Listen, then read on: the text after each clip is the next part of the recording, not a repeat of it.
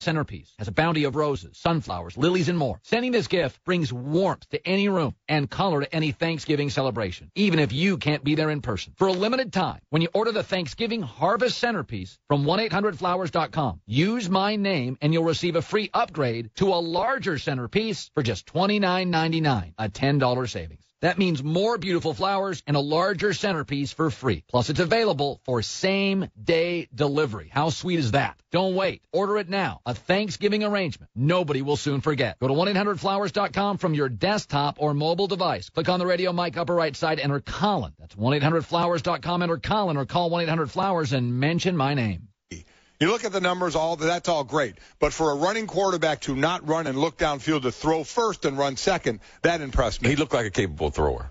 Yeah, absolutely. Yes. His deep ball is really a nice ball. Yes. I know your wide receivers would like that. He looks very good. The 49ers look very good. The Bears look very bad. No Cutler again. They had only 35 yards total offense in the first half. But Cutler's absence doesn't explain their defense getting shredded. So for Chicago, major questions. And here's a note that I got. Keep in mind, this is from the Gnome, actually. The Bears this year have one win against a team that is currently over 500, and that was against the Colts in Andrew Luck's first ever game. Since that time, they've beaten the Jaguars, the Panthers, the Titans, the Rams, the Lions, and the Cowboys, who are currently 500. In their 3 subsequent games against teams that have winning records, they've been outscored 68-23 and are 0-3. Now, obviously, they need Cutler back, but is there some legitimate question about just how good the Bears are in your mind, Chris Carter? Well, their defense has played at an unbelievable level. I mean, they got 7 returns for a touchdown. Like, you're not going to be able to duplicate that. So let's give them credit. We know they're explosive and dangerous in the special teams game. Their question is offensively. And sometimes that offense, it falls asleep. Sometimes they don't look like they have the type of game plan that you would expect from them. And then sometimes they can't run the football. And all the times, the offensive line is just average to bad. So what CC has said is something I've been saying all year. You say sometimes. So what's the word associated with that? Inconsistent. That's what this offense, we saw with what they got. Big receivers, maybe some big playability now. We see that every now and then. And then we see clunkers. But what has been consistent, and CC is right there, and we've talked about it, is that O-line has been bad. They have been bad, and they're getting your quarterback knocked around and knocked out. I've got their schedule here the rest of the way. They've got Minnesota twice in the next 3 weeks. They've got Minnesota home, Seattle home, then at Minnesota, then home Green Bay, then at Arizona, at Detroit. I mean, a very interesting final few weeks for the Chicago Bears in that jam-packed Look at all those NFC. defensive fronts. Look at all those rushers going to be going after the pass. I mean, they're going to have a tough, end of November, December. It's a week-to-week league, and right now the Bears are on the bottom side of that. Okay, I want to go back now to the topic that really got us sort of heated before the end of the hour, and that is Ed Reed getting suspended a game. And there are so many things about this that surprise me. You guys are both, you seem to be really offended by the decision. At minimum, I'm very surprised that of all the people to choose, they're making an example of him. Because unless I'm mistaken, he's not a guy who has a reputation for being a headhunter, none of that stuff. His claim to fame is as a ball hawker. He's the best intercepting safety maybe ever. So I'm surprised, A, they chose him. Now, Cece, you said the people making these decisions are guys who can't understand what's going on a football field. But if I'm not mistaken, it's Ted Cottrell, who was a coach, and Art Shell, who was a player. They've been paid by the league, too. Well, they are. Yeah, they are now. Yeah, they're employed by the NFL. Yeah.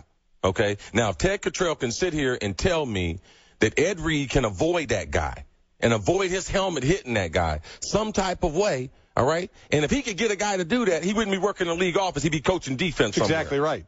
I mean, you can't say at the last split second when the wide receiver changes his pad level and helmet level, the helmets are going to hit.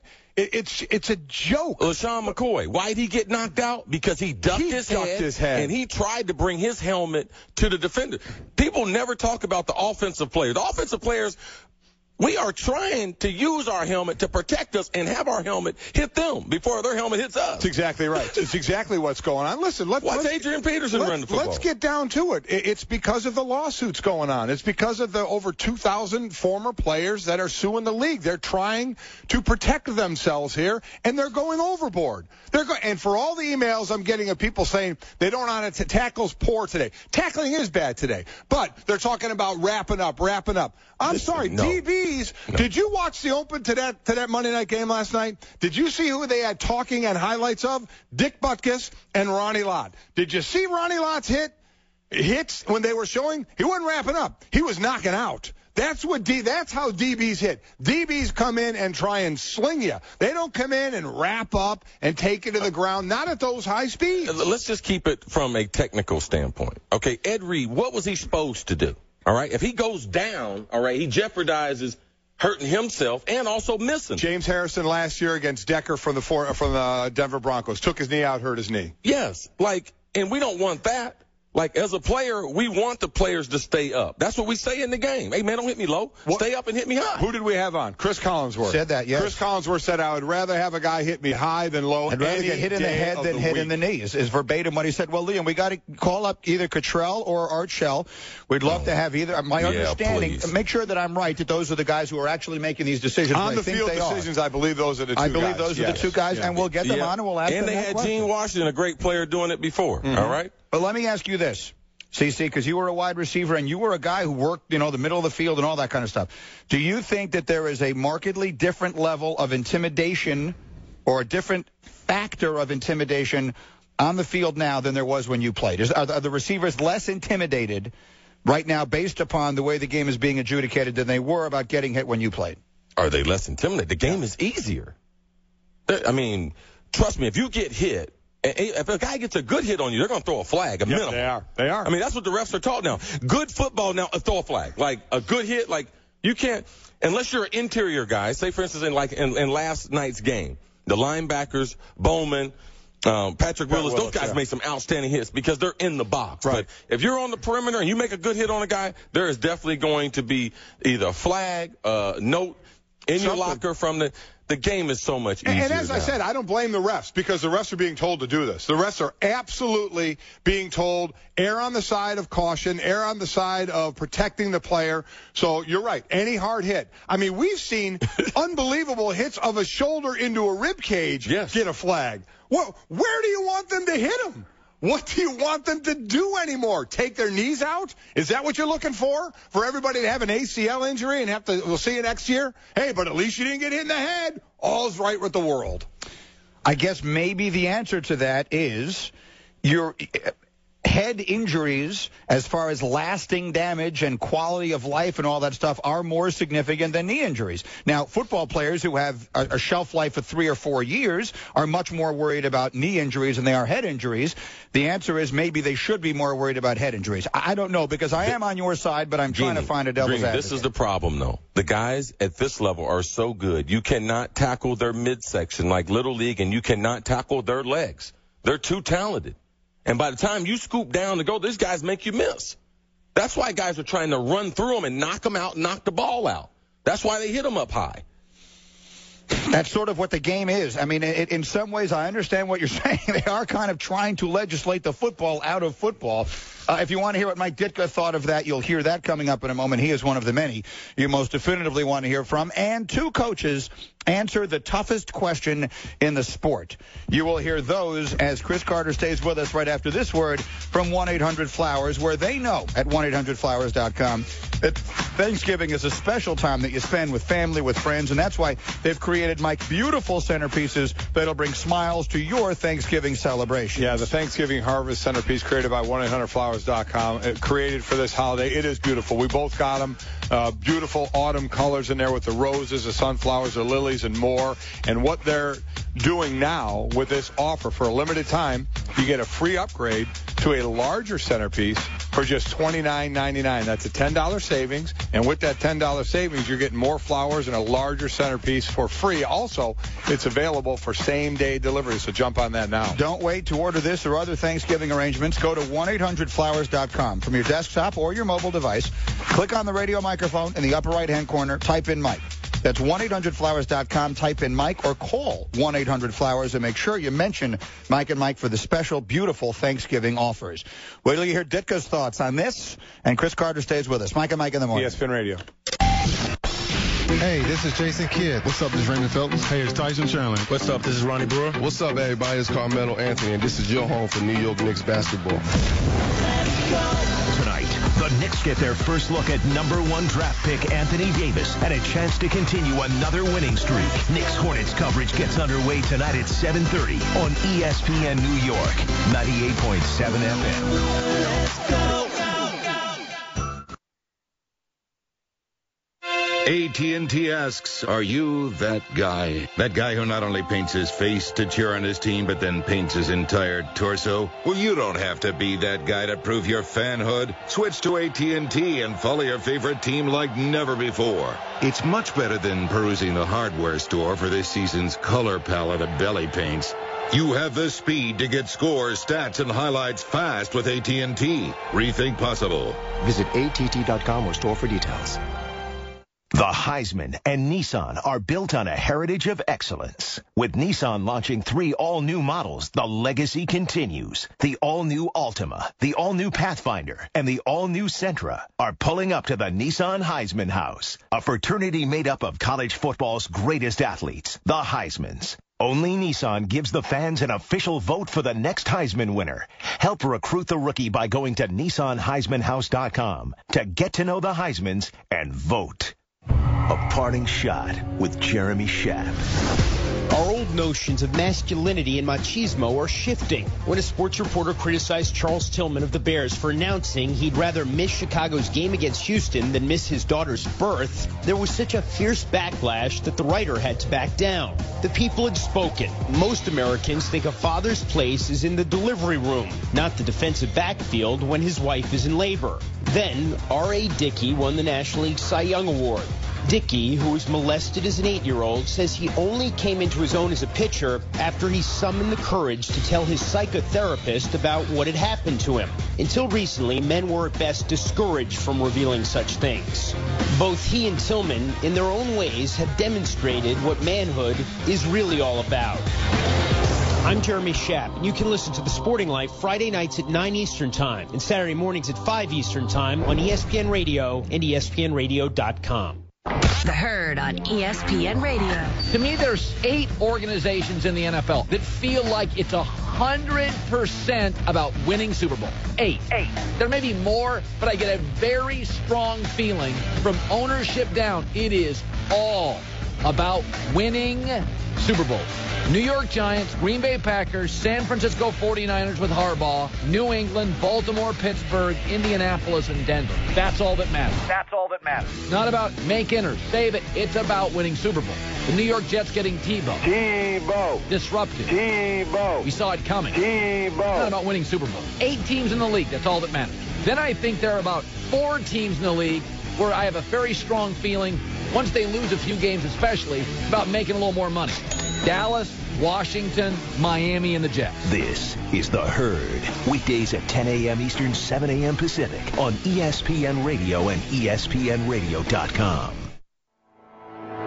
Wow is right, big man, because you hold the future in the palm of your hand. Introducing the revolutionary Black & Decker Gyro Screwdriver. Just grip and twist, and this bad boy's motion sensing technology will drive screws in and reverse them out. Turn your wrist to access variable speeds of awesomeness and get your projects done right the first time. So put a little wow in your weekend. You'll love yourself for it.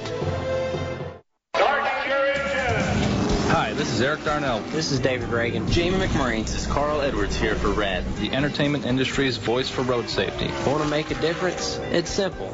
Be responsible. Plan ahead. Designate before you celebrate. Friends don't let friends drive drunk. Drive my car. Yes, I'm gonna be a star. A public service message brought to you by the U.S. Department of Transportation, RAD, the National Association of Broadcasters, and the Ad Council. I'm a champion, realize Shaq's mechanism. Hi, Shaquille O'Neal for RAD. This is not your normal PSA. Don't be stupid. Don't drink and drive. If you're going to go out and have a good time, it's fine. But designate a driver to drive home. Let's stop the madness. Don't drink and drive. A public service announcement brought to you by the U.S. Department of Transportation, RAD, the National Association of Broadcasters, and the Ad Council. I didn't always watch football here at Buffalo Wild Wings. Hey, buddy. Hey, come on in. Is it safe? Yeah, man. Come on, let's watch the game. Careful when I bring out the snacks, though. No sudden movements. Protect the football. Watch every game here. Buffalo Wild Wings. Wings, beers, sports. Celebrate more often by getting to Buffalo Wild Wings for Boneless Thursdays, where the weekend starts early with delicious, specially priced boneless wings all day. Find a location at BuffaloWildWings.com. ESPN New York, 98.7 FM. Magic Johnson didn't agree with the Lakers hiring Mike D'Antoni. And I don't feel Mike D'Antoni is the right coach for the Lakers now, especially when you have Phil Jackson sitting out there who wanted to be the Laker coach. Why does he think Phil is better than Mike? Stick around. Magic Johnson joins Mike and Mike in the morning at 9 o'clock Eastern. We're looking forward to that. He's about 45 minutes away. Right now, CC in the midst of the best hour of our week. Chris Carter talking football with you on ESPN Radio, presented by Progressive Insurance. To wrap up our discussion about Ed Reed getting suspended and the hits and everything else in the NFL, who do you need to hear from? Ditka. The hardest thing to legislate is intent. I mean, his intent is to get the ball carrier on the ground, tackle the ball. Is his intent to hit the ball carrier hard? Yes. Was it to hit him in the head? I doubt it. You don't have time to think about that as a defensive player. His intent is to stop the offensive man, and I think that's probably what he was doing. Now, when you start legislating what he was trying to do and what he did and this and that, you got to be very careful because it's called football, guys. And if you can't legislate hitting out of football, it's part of the game. You can't take football out of football, says Mike Ditka, and I think it's been made fairly clear that both of you agree. Oh, I completely agree. The game has changed, and we both understand it's because of that massive lawsuit going on with head injuries, and I'm sure part of it is they do want to stop, the head injuries down the road, but they're changing the game too much, and I know we've disagreed on this. Green, do you say you're okay with them going overboard a bit to protect the head? And as a former ball player and CC as well, I think it's changing the game too much. And I know CC concentrates on the money, and I agree with that. $400,000 is $400,000. It's a lot of money. But also in the course of a game, a 15-yarder against the defense and how that can change is ridiculous. It's ridiculous. And I'll say it again. I don't blame the refs. They're being told, and it's mandated by the league. They're going to err on the side of I'm throwing the flag because I'm not, as a ref, I'm sure they're saying I'm not going to be held responsible for a hard hit out there, someone getting hurt, and I didn't throw the flag. I'm going to do my job, and I'm going to throw the flag no matter what. And I try not to be insensitive to the former players and people that have struggled with concussions before. I played 16 years in the National Football League. I didn't have a recorded concussion, but not only you protect the players, but you need to protect the game of football. All right? When you suspend a player, you don't make the game safer. You don't make the game safer. You make the kids more confused of what to do. You think Ed Reed woke up the next morning thinking, something, I'm going to miss the next game because I just clobbered a guy. No. He's ready to move on to the next play.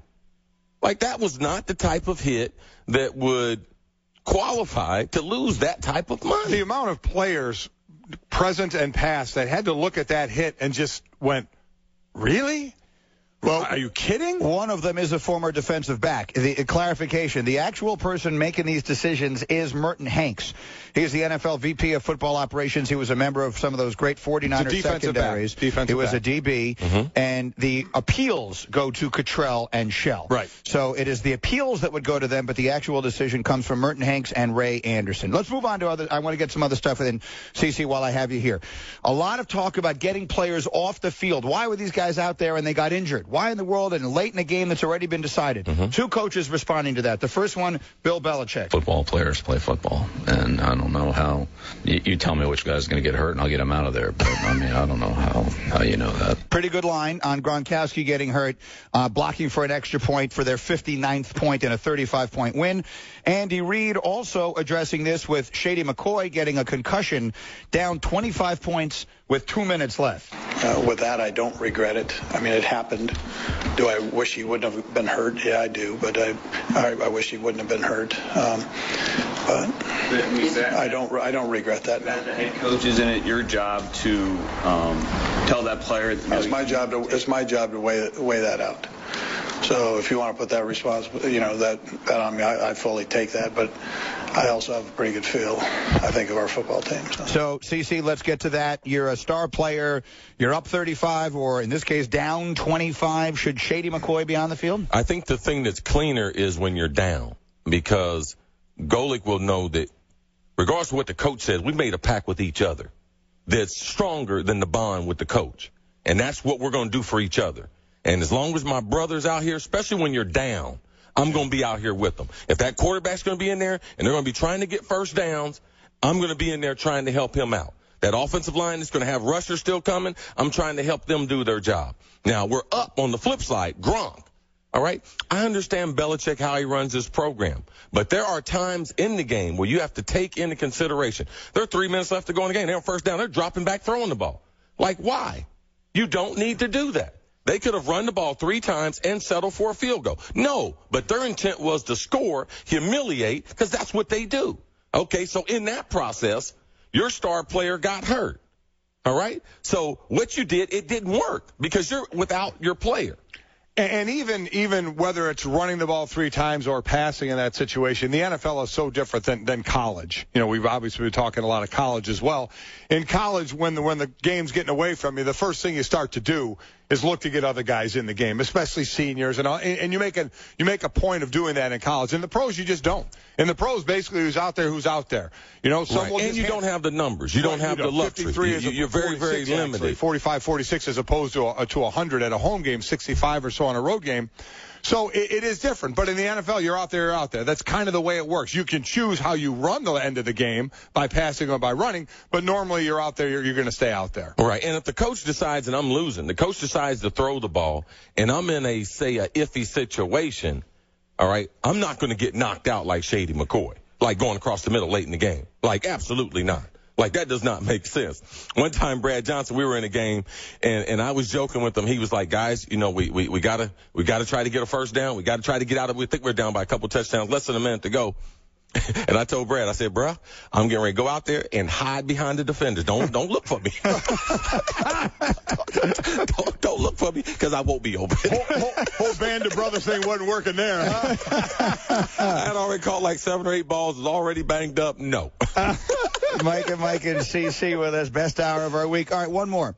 Before this season began, there were 4 very accomplished wide receivers out there. We were wondering where they would all wind up and all that. Chad Johnson, we saw what happened, got a job in Miami, almost immediately got cut. Terrell Owens never got a sniff. Randy Moss is hanging in there in San Francisco doing his thing. And now Plexico Burress, it appears, finally maybe getting a gig. They're going to bring him in Pittsburgh. They're going to get him a physical back where he began his career. He might get a shot there. What do you think he can bring to the Steelers? Well, for one, if you look at the wide receivers for the Steelers, for one, they're banged up, but they're also very, very small.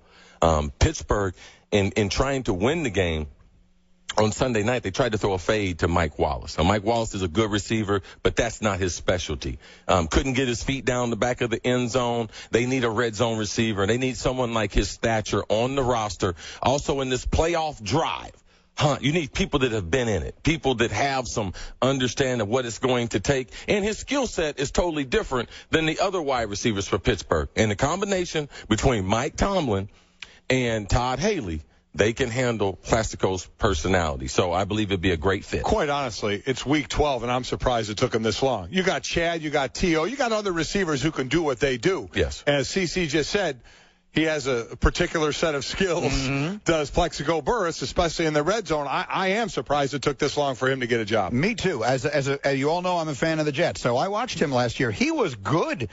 He wasn't ready to do what they were asking him to do, which was to be an every single down, try and be the second best receiver on your team kind of guy. I think he would have had a better shot at being ready for that now in his second year back. Absolutely. But even in the absence of that, he was a great red zone target last year. The Jets have missed him this year. So I agree. I can't believe it's taken this long for someone to try this. All 4 of those guys should have been playing on the NFL roster for a variety of reasons. As you see, Randy has stuck there in San Francisco, made a contribution. I believe Plex will make a contribution in Pittsburgh. It's nice to see. It's nice to see. Chris Carter, it is always the best hour of our week when you are in here. Thank you so much. Without a doubt. Schlereth is somewhere just not happy. Right now, Mark, he doesn't like to hear it, but you know what? He'll be in for just another hour of our week. Wow. Coming up soon, and we look forward to that as well. They're both very good hours. Right. Bronze and silver we don't do. Only gold, Stinky. It is the best hour of a week for Thank you. Chris Carter with us in here on Mike and Mike in the Morning. A very busy day coming up. There are the 2 most dangerous words in sports, and they were invoked last night. You'll hear them in 3 minutes. ESPN New York, 98.7 FM. There are holidays, and then there's Football-a-Day, only from Coors Light. It's the iron-fisted holiday where true-blooded fans tackle Rocky Mountain cold refreshments every game. Because every game is a reason to celebrate. Only from Coors Light, the world's most refreshing beer. Enter the Football-a-Day sweepstakes. Complete rules and your chance to win at CoorsLight.com/Football-a-Day. No purchase necessary. Must be 21. Begins 9/1, ends 11/30. With great beer comes great responsibility. Coors Brewing Company, Golden, Colorado. It's time to get winter ready. Dick's Sporting Goods has more of the best brands to keep you warm as the weather gets colder. The North Face, Columbia, Spyder, Burton, Copen, Marmot, Mountain Hardwear, and more. Dick's has the widest selection in styles and colors in men's, women's, and youth jackets and accessories. And don't forget to grab a new snowboard. Dick's carries the snow equipment you need. Before hitting the slopes, stop into Dick's Sporting Goods today. Every season starts at Dick's. Thank you for calling Discover Card. Okay, your 5% cash back program is a total hole-in-one. You guys are putting on a clinic. What's the new category? Yeah, we're hitting on all cylinders. And only Discover gives you 5% cash back everywhere you shop online. It's like a cash back grand slam. Whoa, time out. 5% on online shopping? Yep. That's a game changer. Bullseye. Everywhere you shop online. That's right in my wheelhouse. Sign me up. Only Discover gives you 5% cash back everywhere you shop online through December. Sign up for 5% at Discover.com or call 1-800-DISCOVER. 5% cash back on up to $1,500 in purchases online and at department stores. Mike and Lowe's want to give you a chance to improve your fantasy team. Visit ESPNradio.com each week to vote which player will earn the most fantasy points. Plus, find out how you could win in the Mike and Mike's Fantasy Team Builder Sweepstakes. One lucky grand prize winner will receive a trip for 4 to their choice of Chicago or L.A. to join the experts next August at an ESPN Fantasy Football Draft Party. Thanks to Lowe's, never stop improving. No purchase necessary. Void where prohibited. Open to legal U.S. residents 21 and older. Sweepstakes ends December 30th. Official rules at ESPNradio.com. Tomorrow, give thanks for a marquee matchup, served up NBA style. Oh, beautiful move! Ain't going all the way to Jordan. Two Western Conference title contenders collide at the high-flying Clips land in raucous Oklahoma City. Which dynamic duo will shine the brightest? In this NBA Wednesday showdown. Clippers Thunder at 7:30 Eastern, presented by State Farm. It all starts with Kia NBA Countdown at 7 tomorrow on ESPN.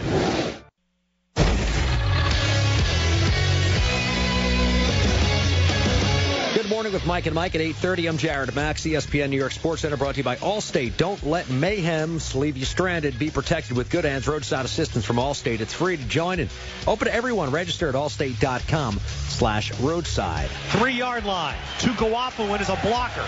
Play fake to Gore. Kaepernick dropping deep. Throws to the end zone. Caught. Touchdown 49ers. Vernon Davis.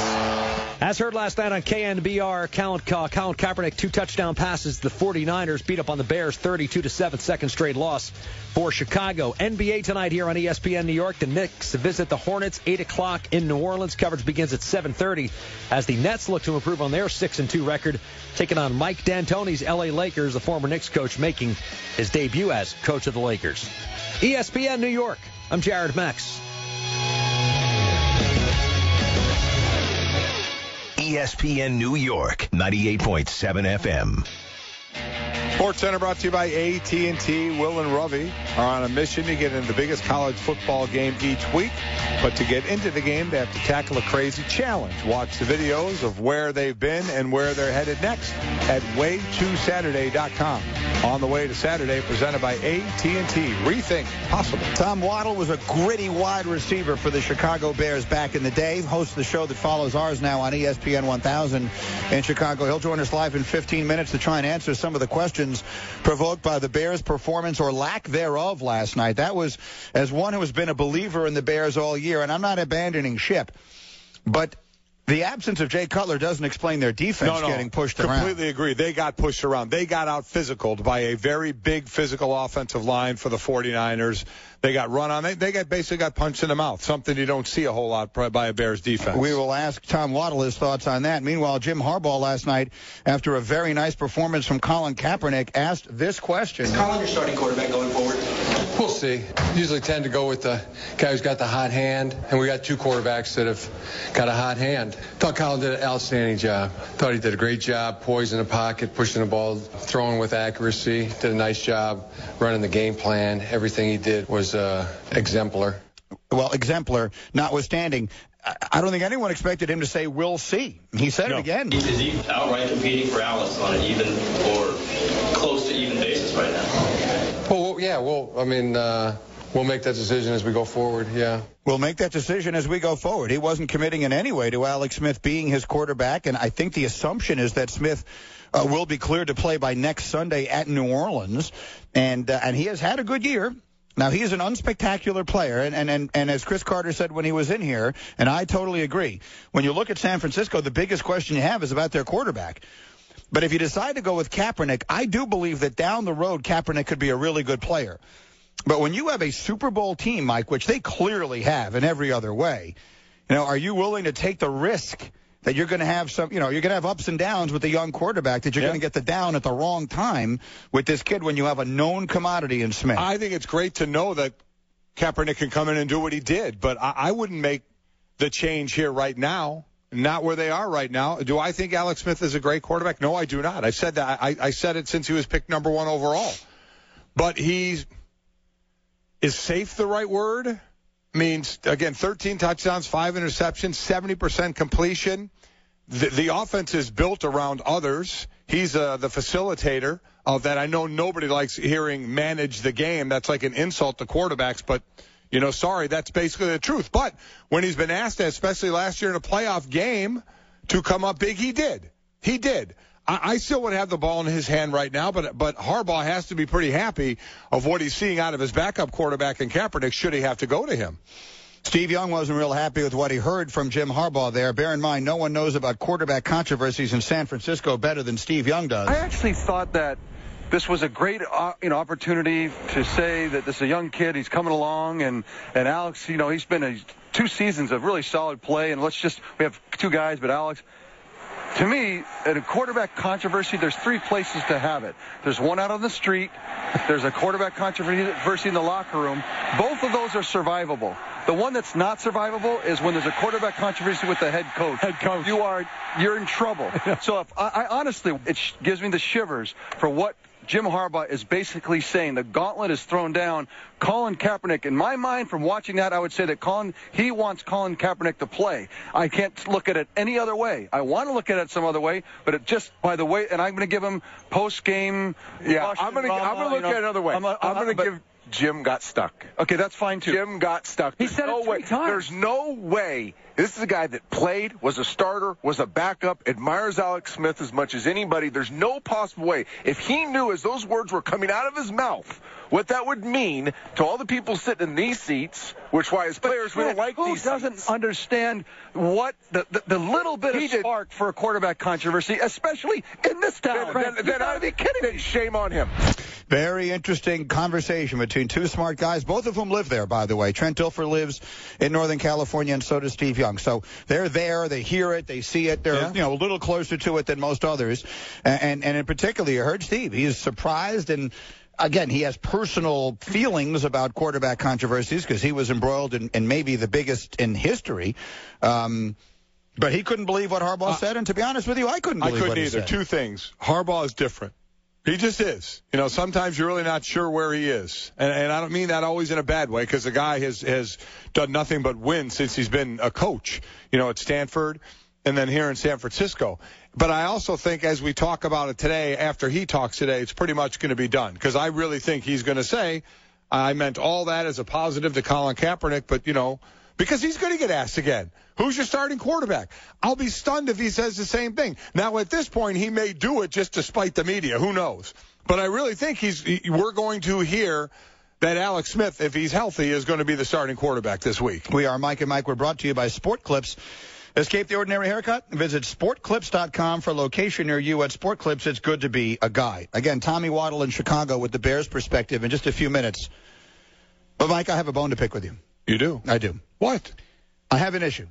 With me? Yeah, and with your wife. With my wife? Now, I am fearful. I know you are, so you better tread lightly here. I know, but I think I will now have the support of everyone when they hear what I have to say. I've been so touched. I've rooted so hard for you this football season and your boys, and it's their last year at Notre Dame, and I know how important this is to all of the family. Appreciate that. We've really enjoyed it, and I know how special this has been for Chris. And there's a but in here somewhere. Oh, yes, there is. Oh, there is. Anyway, we have enjoyed watching all of this, and this morning I was particularly moved by these pictures that your wife tweeted. I recommend one and all, or I did. Go look at these photos. They're at NDMom. Golick's wife on Twitter. She's terrific, at NDMom. Really nice, touching, emotional photos, and I thought, how wonderful this is for you all. It's a great moment. Family. We're enjoying it, so I'm not really sure where it's going. No, I'm going to tell you right now where it's going. I tried to call her during the break. I wanted to call and tell Chris how much I enjoyed. Okay. And she didn't come to the phone. She's not home. She's not home. Okay. She didn't answer the phone. And I got your outgoing message. Oh. Would you like me to share with the world your outgoing message? Would you like me to share? You heard that, huh? I heard it. You know what? Can I just say? No.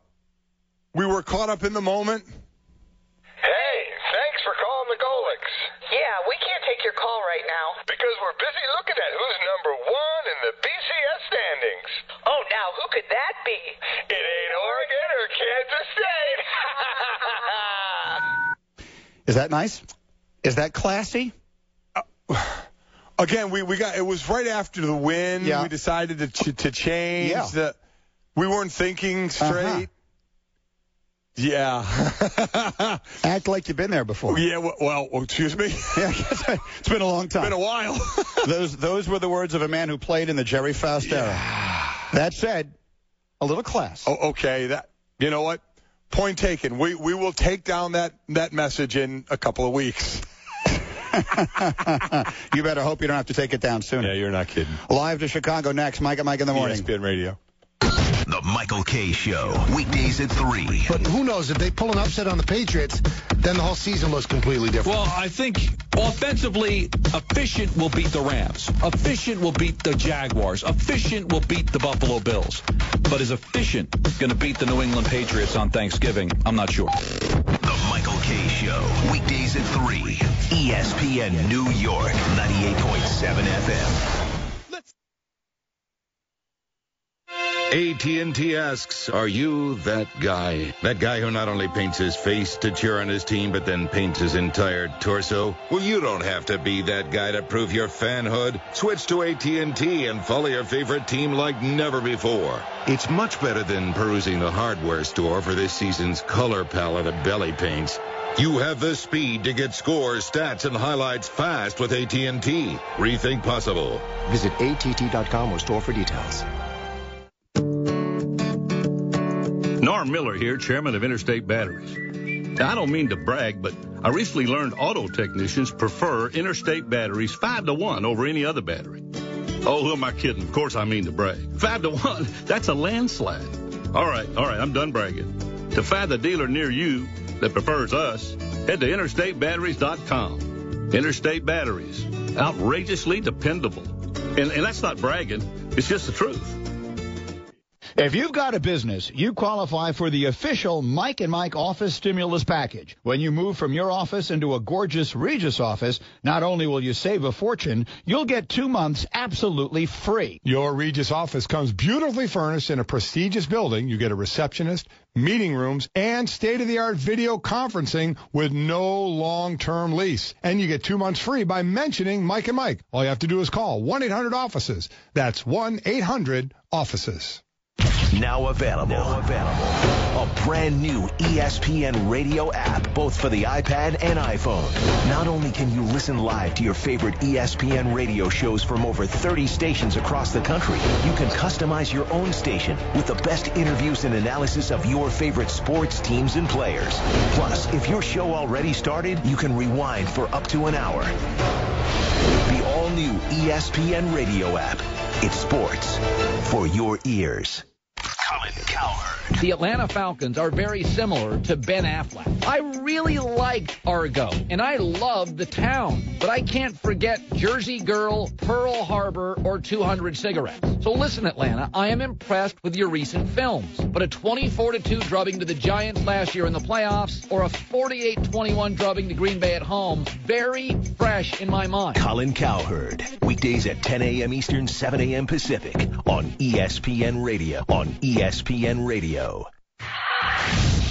Sports news happens fast. The Lakers' search for a new head coach is over, and the team has hired Mike D'Antoni to replace the fired Mike Brown. An incredible fight ensued. The crew for Boyer pinned down Jeff Gordon on the ground. Texas A&M knocks off number 1 Alabama, when 29. The latest scores, updates, or breaking news.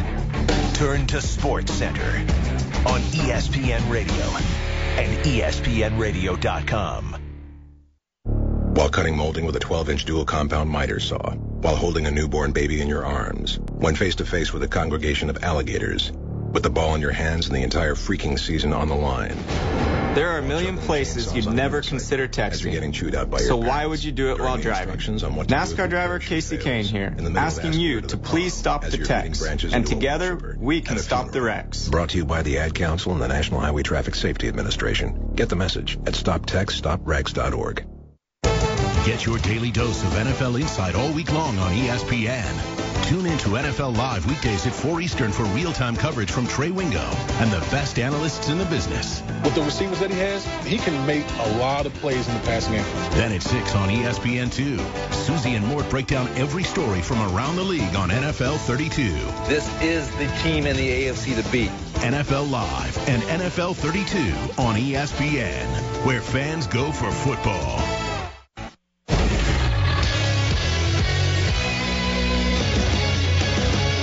Good morning, I'm Jared Max with Mike and Mike. It is 8:44 ESPN New York Sports Center, brought to you by the New York Times. Award season starts with the Gotham Independent Film Awards. Watch live, IFP.org, Monday, November 26th at 7:30 p.m., sponsored by the New York Times and RBC. Tonight, the Knicks taking on the Hornets down in New Orleans as the Knicks look to improve on their 7-1 record. The Nets look to improve on their 6-2 mark.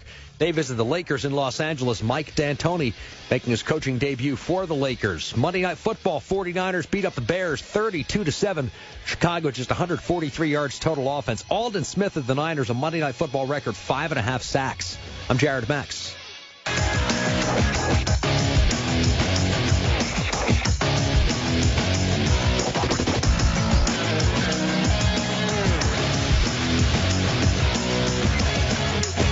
Coming up at 9:15 Eastern, Eric Mangini steps into the studio. We'll ask if the Bears are just plain useless without Cutler. And it's always juicy to talk about a quarterback controversy, and we have one in Frisco. You're not going to want to miss Eric Mangini today with Mike and Mike in the morning. You're also not going to want to miss Magic Johnson, the legend, live in 15 minutes here on ESPN Radio. All our guests on the Subway Fresh Steak Hotline, like Tom Waddle, a legend in his own right. Terrific receiver in his day with the Bears. Now you know him from ESPN 1000 in Chicago and the NFL Network. Tommy with us on Mike and Mike. How are you, Tom?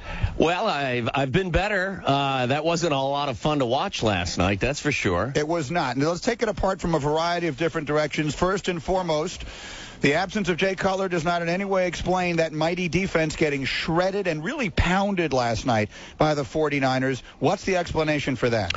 Well, over the course of a 16-game regular season, even a dominant defense is going to have a down day. And what we've talked about here in Chicago for weeks now has been when that moment arrives where the defense isn't at their best, can the offense pick up the slack? And what we saw last night, even with Jason Campbell under center, is that's not possible. Their problems are so deep on their offensive line. I really don't believe it would have mattered a whole lot last night if Jay was able to play. You know, though we say that it was a 7-2 team going in, so they had a 7-2 team with Jay Cutler a quarterback. So do we think that it really wouldn't have been that different with Jay Cutler back there? That line hasn't been changed during the year. No, Mike, and I really don't think you would have seen a different outcome. Their problems up front are well documented, and I think you can make a strong case, sadly enough, that this offensive line is one of the worst in the National Football League. I think you look to Arizona for a group that can't protect their quarterback. They may be the worst in the NFL, but the Bears, with Gabe Carimi struggling and Jamarcus Webb not able to handle the left tackle position, these are problems that aren't going to go away for sure. Mike and Tom Waddle, and now all of a sudden I'm being inundated, Tommy, with all these people throwing all these reasons why the Bears are a paper tiger at me about the strength of schedule they've played. They've beaten up on bad teams. Valid. And even the defense, if they're not forcing the turnovers, they go into every single play looking to make a strip more than making a tackle. And if teams protect the football and they're not able to create those turnovers, are they really such a dominating defense? Well, I still think they're a very good team, but there's no question, Mike, that what they do is based on prying the football away from the opponent. I would tell everyone in Chicago to take a deep breath. Obviously, when they've stepped up in class this year against the Packers and the Texans and now the 49ers, it hasn't gone well. You can only beat the teams that are on your schedule, so no one should make an apology for the 7-1 record. Their issue right now is if you want them to be considered part of the elite group in the NFC, you've got to play better against teams that are in that class. And right now, there is some concern here. There's no question about it. But look at the 49ers. As great as they were last week, they got roughed up at home by the Rams last week, and they got roughed up by the Giants several weeks before. So one game does not a season make, but certainly you can't go ostrich here and put your head in the sand. So what can you do? Week 12, it's not like you can pull Pro Bowlers off the couch anywhere. What do you do? What are some of the changes, if any, that you can make? Mike, I don't know that there are any wholesale changes you can make. I think this offensive line, as it's currently constructed, is beyond repair for 2012.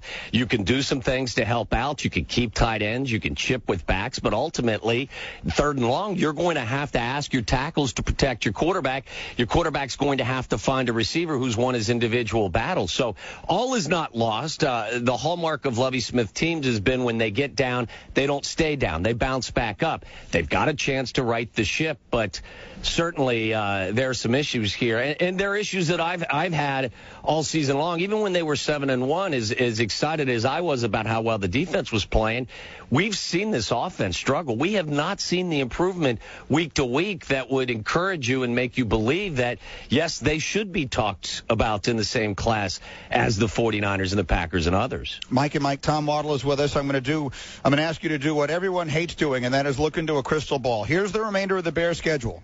They have Minnesota twice in the next 3 weeks. Sandwiched in between is Seattle. They still have Green Bay, home Arizona, and at Detroit. Which is likelier to you at this point, Tommy, that the Bears wind up beating out the Packers to win the division, or that they miss the playoffs entirely? Wow. I don't think they're going to miss the playoffs. So I say it's more likely, and I don't think it's likely that they're going to beat the Packers either, because I strongly believe that the Packers are still the best team in the NFC North. But there are still 11 wins on this schedule. They've got 7. I still believe there's 4 of them out there for them to get and ultimately get into the postseason as a wild card. And as we've seen the last few years, as long as you're healthy and hot as you enter the postseason, you have a chance, and that's all you can ask for. One more thing quickly, because it's been a big topic here this morning with Ed Reed getting suspended for a game. A guy who doesn't really have a reputation as a headhunter, but they say they suspend him for repeated blows to the head. Again, Tommy, you were a receiver who worked the middle of the field. You took a lot of big hits. I was there to see a lot of them. I just wonder your perspective on all this in general, and in particular on Reed getting suspended. Well, first and foremost, Ed Reed's a Hall of Fame player, and I don't believe that Ed Reed's a dirty football player, and I think it's very difficult to discern intent. I don't believe that there has been the intent over the course of Ed's career that he's trying to hurt people. With that said, there has been a very concerted effort coming from the commissioner's office to protect players, and when you become a repeat offender, the rules are the rules. I don't like to see Ed Reed miss a game. I don't like to see Ed Reed find a game check, which is the equivalent of about $500,000. But the rules are the rules, and I'm really not sure that you're going to have a perfect system going forward. I think the most important issue is you have to protect these guys, and if a player like Ed is going to have to sit for a week, sadly, that's the case. All right, Tommy Waddle. Tommy will be speaking with Jay Cutler today. Cutler is scheduled to do his weekly show today, noon Chicago time, with Waddle and Sylvie on ESPN Chicago and ESPNChicago.com. The first time he'll speak since the concussion, so we look forward to that. Thanks, Tommy. You got it, guys. Have a great day. Tommy Waddle on the Subway Fresh Steak Hotline. Get your hands on a Subway steak melt today, like the tender, juicy steak and bacon melt. We should point out that we have contacted the league. We want to clear up just all this conversation about what Chris Carter said about Cottrell and Shell and all the rest of that. Under the collective bargaining agreement, the suspension of Ed Reed may be appealed within 3 business days, and an expedited hearing and decision will take place this week in advance of Sunday's game. The appeals are heard and decided either by Art Shell or Ted Cottrell, who are jointly appointed and compensated by the NFL and by the players. Remember, they work for both. Remember, they're those unique, those new positions they created to adjudicate this kind of stuff, the appeals of on-field player discipline. Right. If you go back to the Saints thing, that's what all that was about. Was it on-field or off-field? Because if it's on-field, then it would go to this. If it's off-field, then it's just Gradell. But again, the initial punishment was by Merton Hanks. He's the one who makes the decision. He makes the suspension or the fines. Right. Then these guys hear the appeals. The appeals, and that's where we are now. So already he was suspended. That was Merton Hanks, who was hired by the league. He works for the league, and now it goes to Art Shell and Ted Cottrell, who are appointed jointly by the league and the NFLPA. And compensated jointly by the two of them. We've spoken to the league. We're going to try and get Ray Anderson on today, who works with Merton Hanks and is one of those making these decisions on the Ed Reed thing. You heard Tommy Waddle with one perspective on it. I know yours is entirely different. I get what they're saying. These are the rules, but it's the interpretation of the rules. It's how quick the game is. Where levels change and sometimes helmets hit. But we've seen penalties get thrown when the shoulder was gone into the rib cage. We've seen flags get thrown. And the league I'm not going to say they're okay with that, but they're erring on the side of caution. And I think they err on it too much. It's a hard physical game. That's the way it is. That's the way it is. But I get there's over 2,500 players suing the NFL over head injuries, and I know a lot of, you can't sit there and say every single one of them. You never know in class action suits. But there are certainly plenty of people who have been affected by hard hits, and some that have made it through cleanly. I last night in the opening of the show, I heard Dick Butkus and Ronnie Lott, speaking. We've had Dick Butkus on the show. They both survived it well. You never know, who is going to get affected by it. And unfortunately, there have been some people affected by it, and I get wanting to protect those people. But you get in my opinion, you can take it only so far, to the point where you're changing the game, and it's changing too much, and it's erring too much on the side of caution. I don't disagree with that. I think that wanting to make the game safer is the right idea. And I'm even going to give them credit as part of that, the very practical, pragmatic concern about lawsuits, et cetera, yes. But I'll also say I think these are good, decent people who also would like to make the game safer if they can. So I'm not going to suggest there are no altruistic motives at all.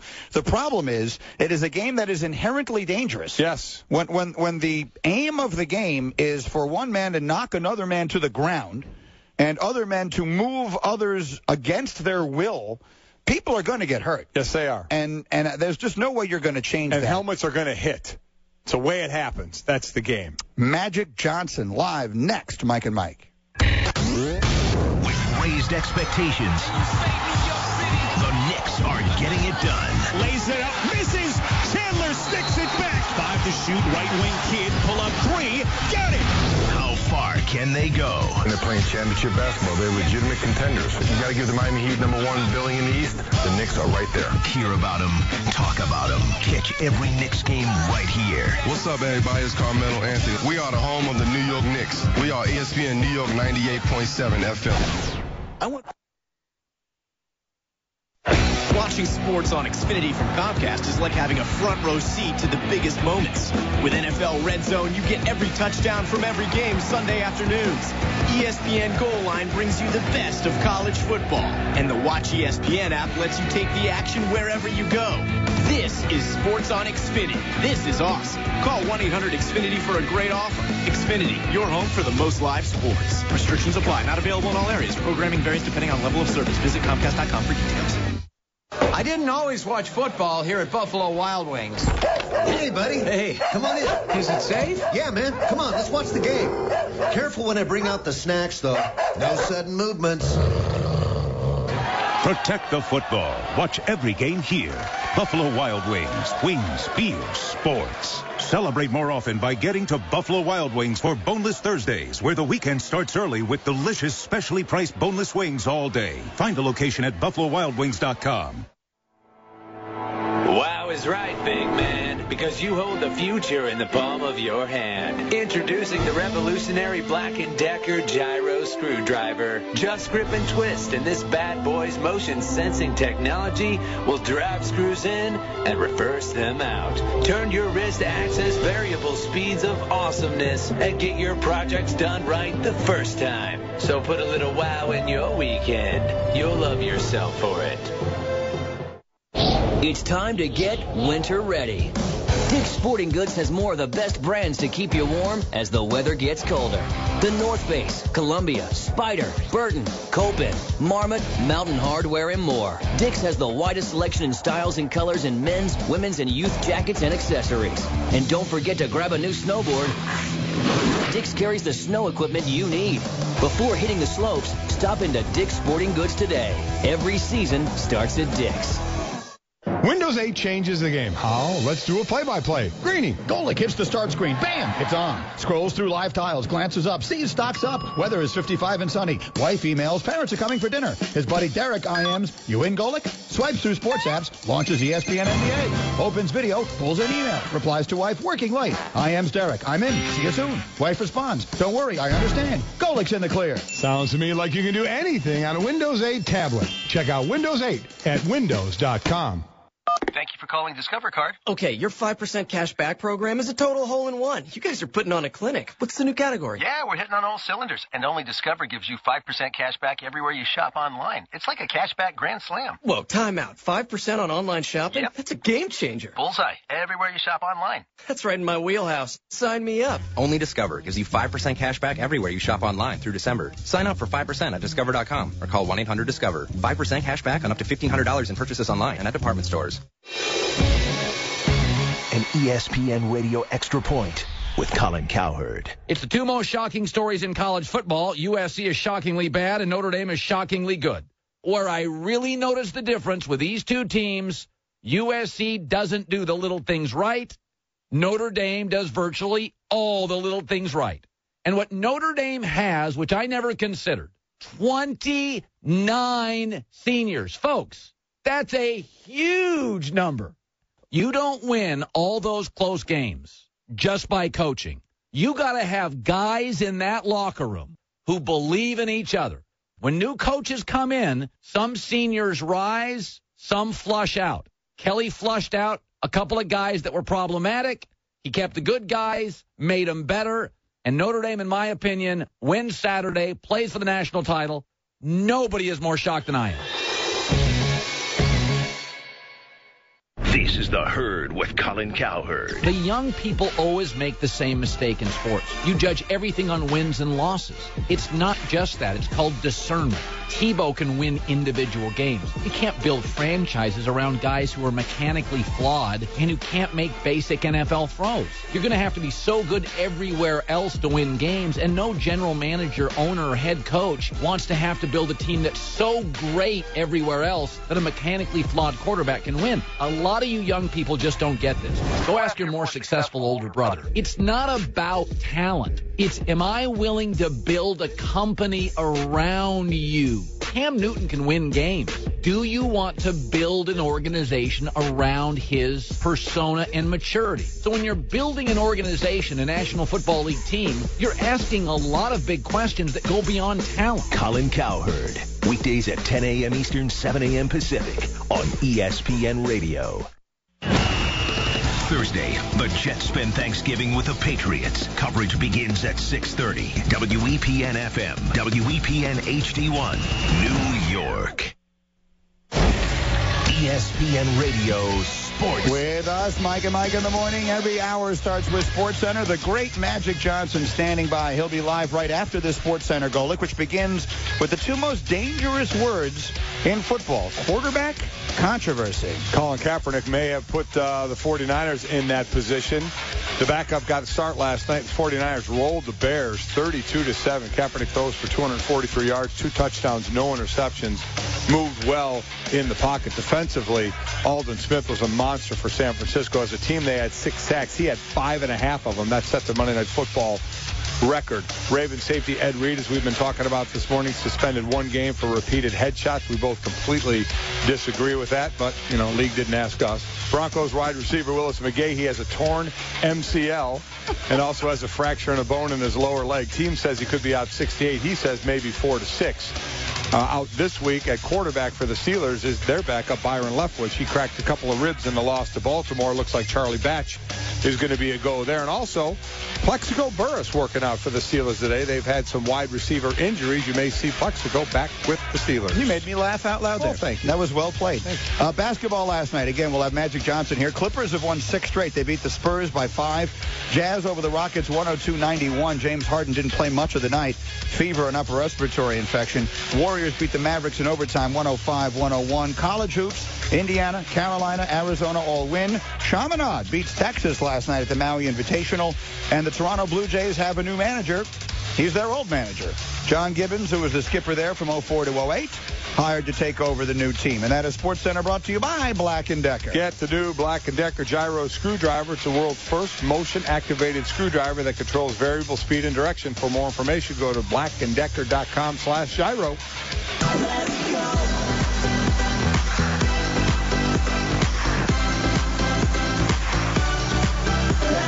All right, Mike and Mike in the morning, ESPN Radio and live on TV on ESPN2, presented by Progressive Insurance. I've just received word that we will have Ray Anderson in a half hour. Ray Anderson's the NFL's Executive VP of Football Operations.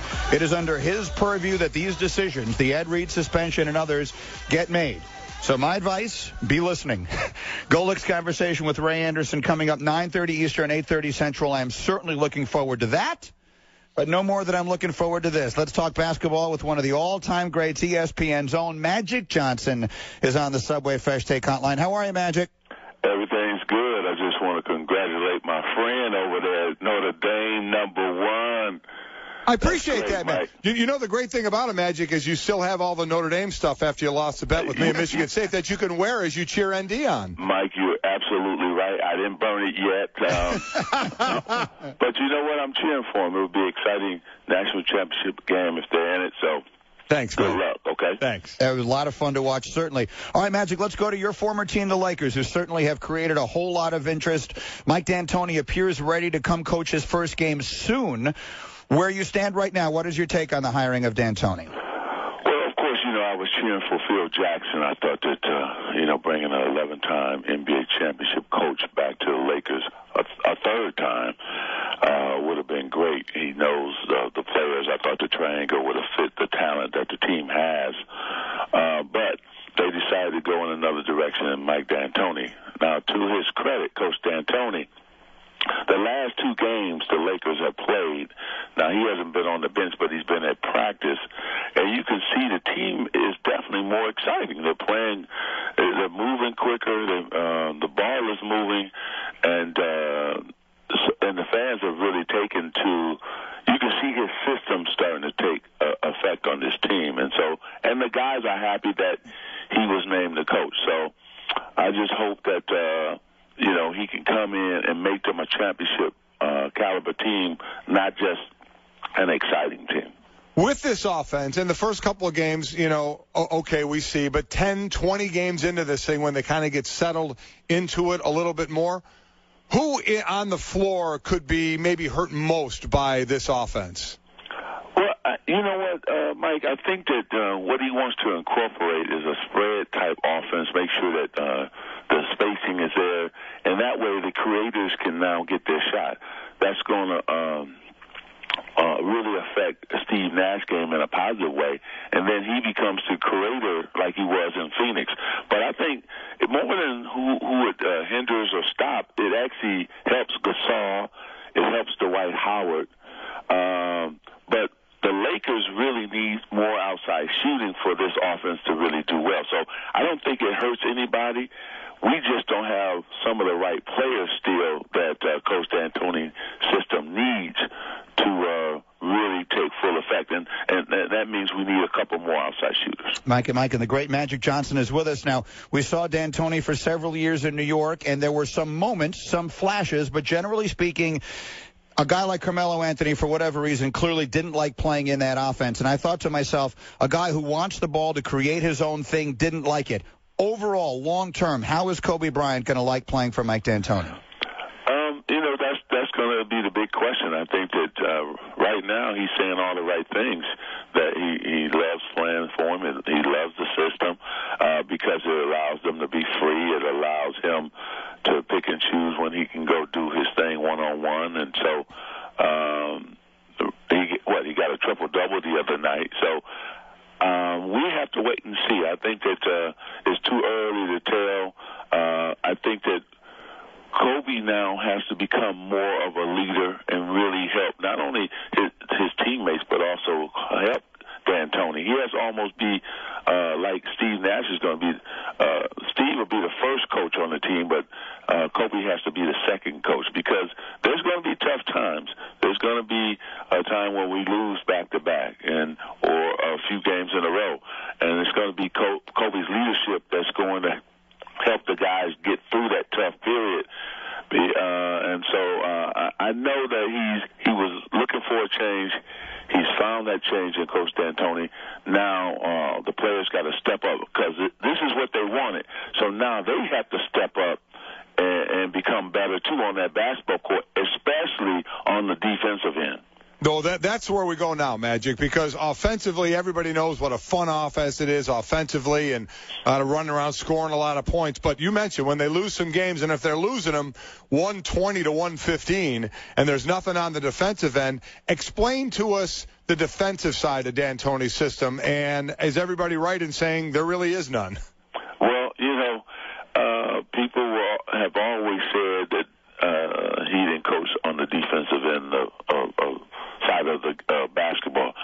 I'm not going to judge him yet. I'm going to wait to see what I see with my own eyes. Yes, I was one of those guys who thought that too. Now, everybody's come out and said, hey, I'm going to be a better defensive coach. This is what he said, Coach D'Antoni. Because now I have a guy like Dwight Howard. I have better defensive players. You have Metta World Peace, who prides himself in being a great defender. So let's give him an opportunity, a chance to see what he can do with some great talent, because he hasn't had this type of talent in Phoenix or in New York. So we're going to see what he definitely is able to accomplish on the defensive end. Particularly with a guy like Dwight Howard there in the middle. Mike and Magic Johnson. So we go around the league a little bit. Clearly it's Miami's league now, and we're figuring out who the biggest challenges to them will be. The New York Knicks have gotten off to a somewhat surprising, excellent start with Mike Woodson. I saw you tweet the other day, right now you think that Woodson is the coach of the year. When you look at the biggest threats to the Heat in the East, are the Knicks a name that come up legitimately in your thought? Oh, there's no question about it, because they have the one thing that you need. You need a lot of perimeter players if you're going to go against the Knicks. And New York has, with Brewer, they traded for Brewer or signed him as a free agent. They brought back Raymond Felton, who is an excellent defender and a tough point guard, and a pass-first point guard. They brought in Jason Kidd, Hall of Famer. What can you say? He can still play great defense, but also he's a great decision maker. This team, Mike, the ball, this is the best passing team I've seen in the Knicks probably since Clyde Frazier. Mm-hmm. They love playing with each other. They pass the ball. They're playing excellent defense. They lead the league in field goal percentage defense. And I think that they when you think about a J.R. Smith, who right right now will be a candidate for Sixth Man of the Year. He's playing under control, coming off the bench, scoring an average, I think, about 16 points a game.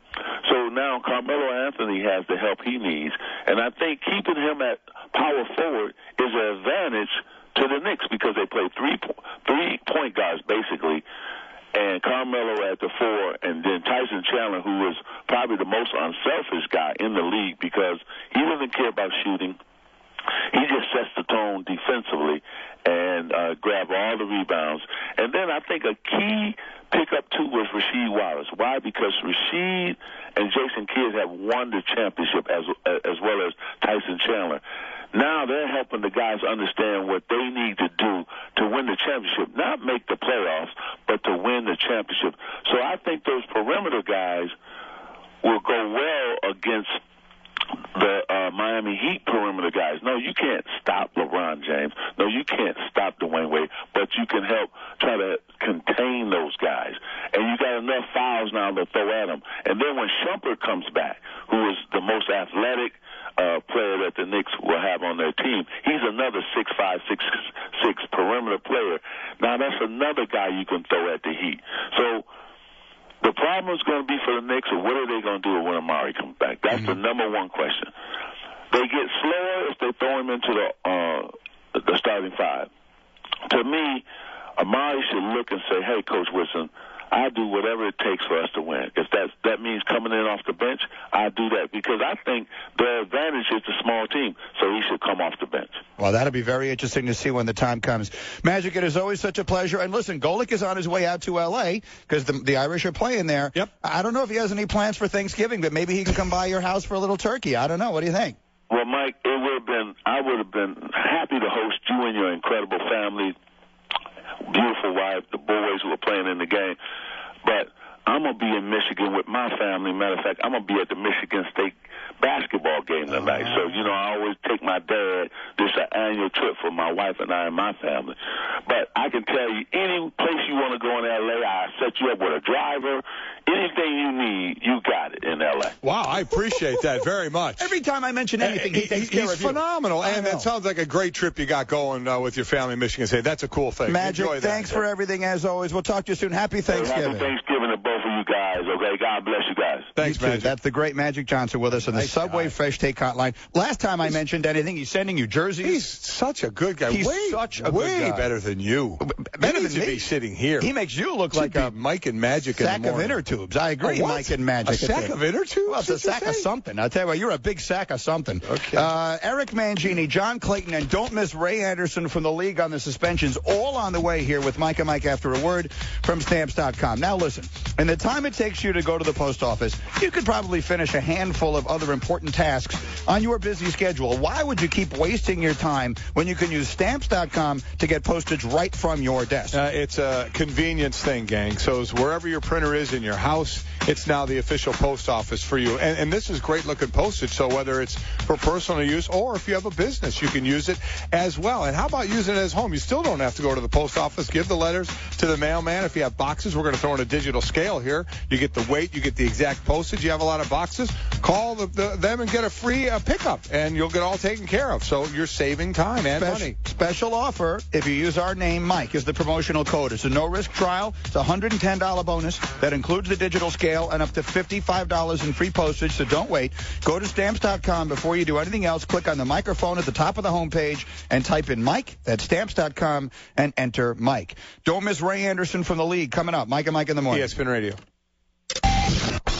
Hey, this is Jason Kidd. What's up? This is Raymond Felton. Hey, it's Tyson Chandler. What's up? This is Ronnie Brewer. What's up, everybody? It's Carmelo Anthony, and this is your home for New York Knicks basketball.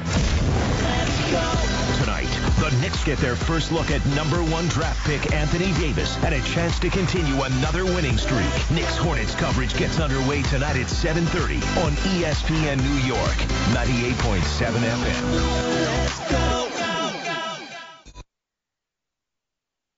One thing I've learned on my journey to help save people money on car insurance is that folks across the country like convenience. And what could be more convenient than visiting Geico.com? We can manage your policy, pay your bill online, just about anything you need. And it's open 24/7. It's kind of like popping into the ultimate convenience store. Except we save people money. And we don't have beef jerky. For a free rate quote, visit Geico.com to see how much you could save. Geico. 15 minutes could save you 15% or more on car insurance. Mike and Lowe's want to give you a chance to improve your fantasy team. Visit ESPNradio.com each week to vote which player will earn the most fantasy points. Plus, find out how you could win in the Mike and Mike's Fantasy Team Builder Sweepstakes. One lucky grand prize winner will receive a trip or 4 to their choice of Chicago or L.A. to join the experts next August at an ESPN Fantasy Football Draft Party. Thanks to Lowe's. Never stop improving. No purchase necessary. Void where prohibited. Open to legal U.S. residents 21 and older. Sweepstakes ends December 30th. Official rules at ESPNradio.com. It's time to get winter ready. Dick's Sporting Goods has more of the best brands to keep you warm as the weather gets colder. The North Face, Columbia, Spider, Burton, Copen, Marmot, Mountain Hardwear, and more. Dick's has the widest selection in styles and colors in men's, women's, and youth jackets and accessories. And don't forget to grab a new snowboard. Dick's carries the snow equipment you need. Before hitting the slopes, stop into Dick's Sporting Goods today. Every season starts at Dick's. The Heisman and Nissan are built on a heritage of excellence. With Nissan launching 3 all-new models, the legacy continues. The all-new Altima, the all-new Pathfinder, and the all-new Sentra are pulling up to the Nissan Heisman House, a fraternity made up of college football's greatest athletes, the Heismans. Only Nissan gives the fans an official vote for the next Heisman winner. Help recruit the rookie by going to NissanHeismanHouse.com to get to know the Heismans and vote.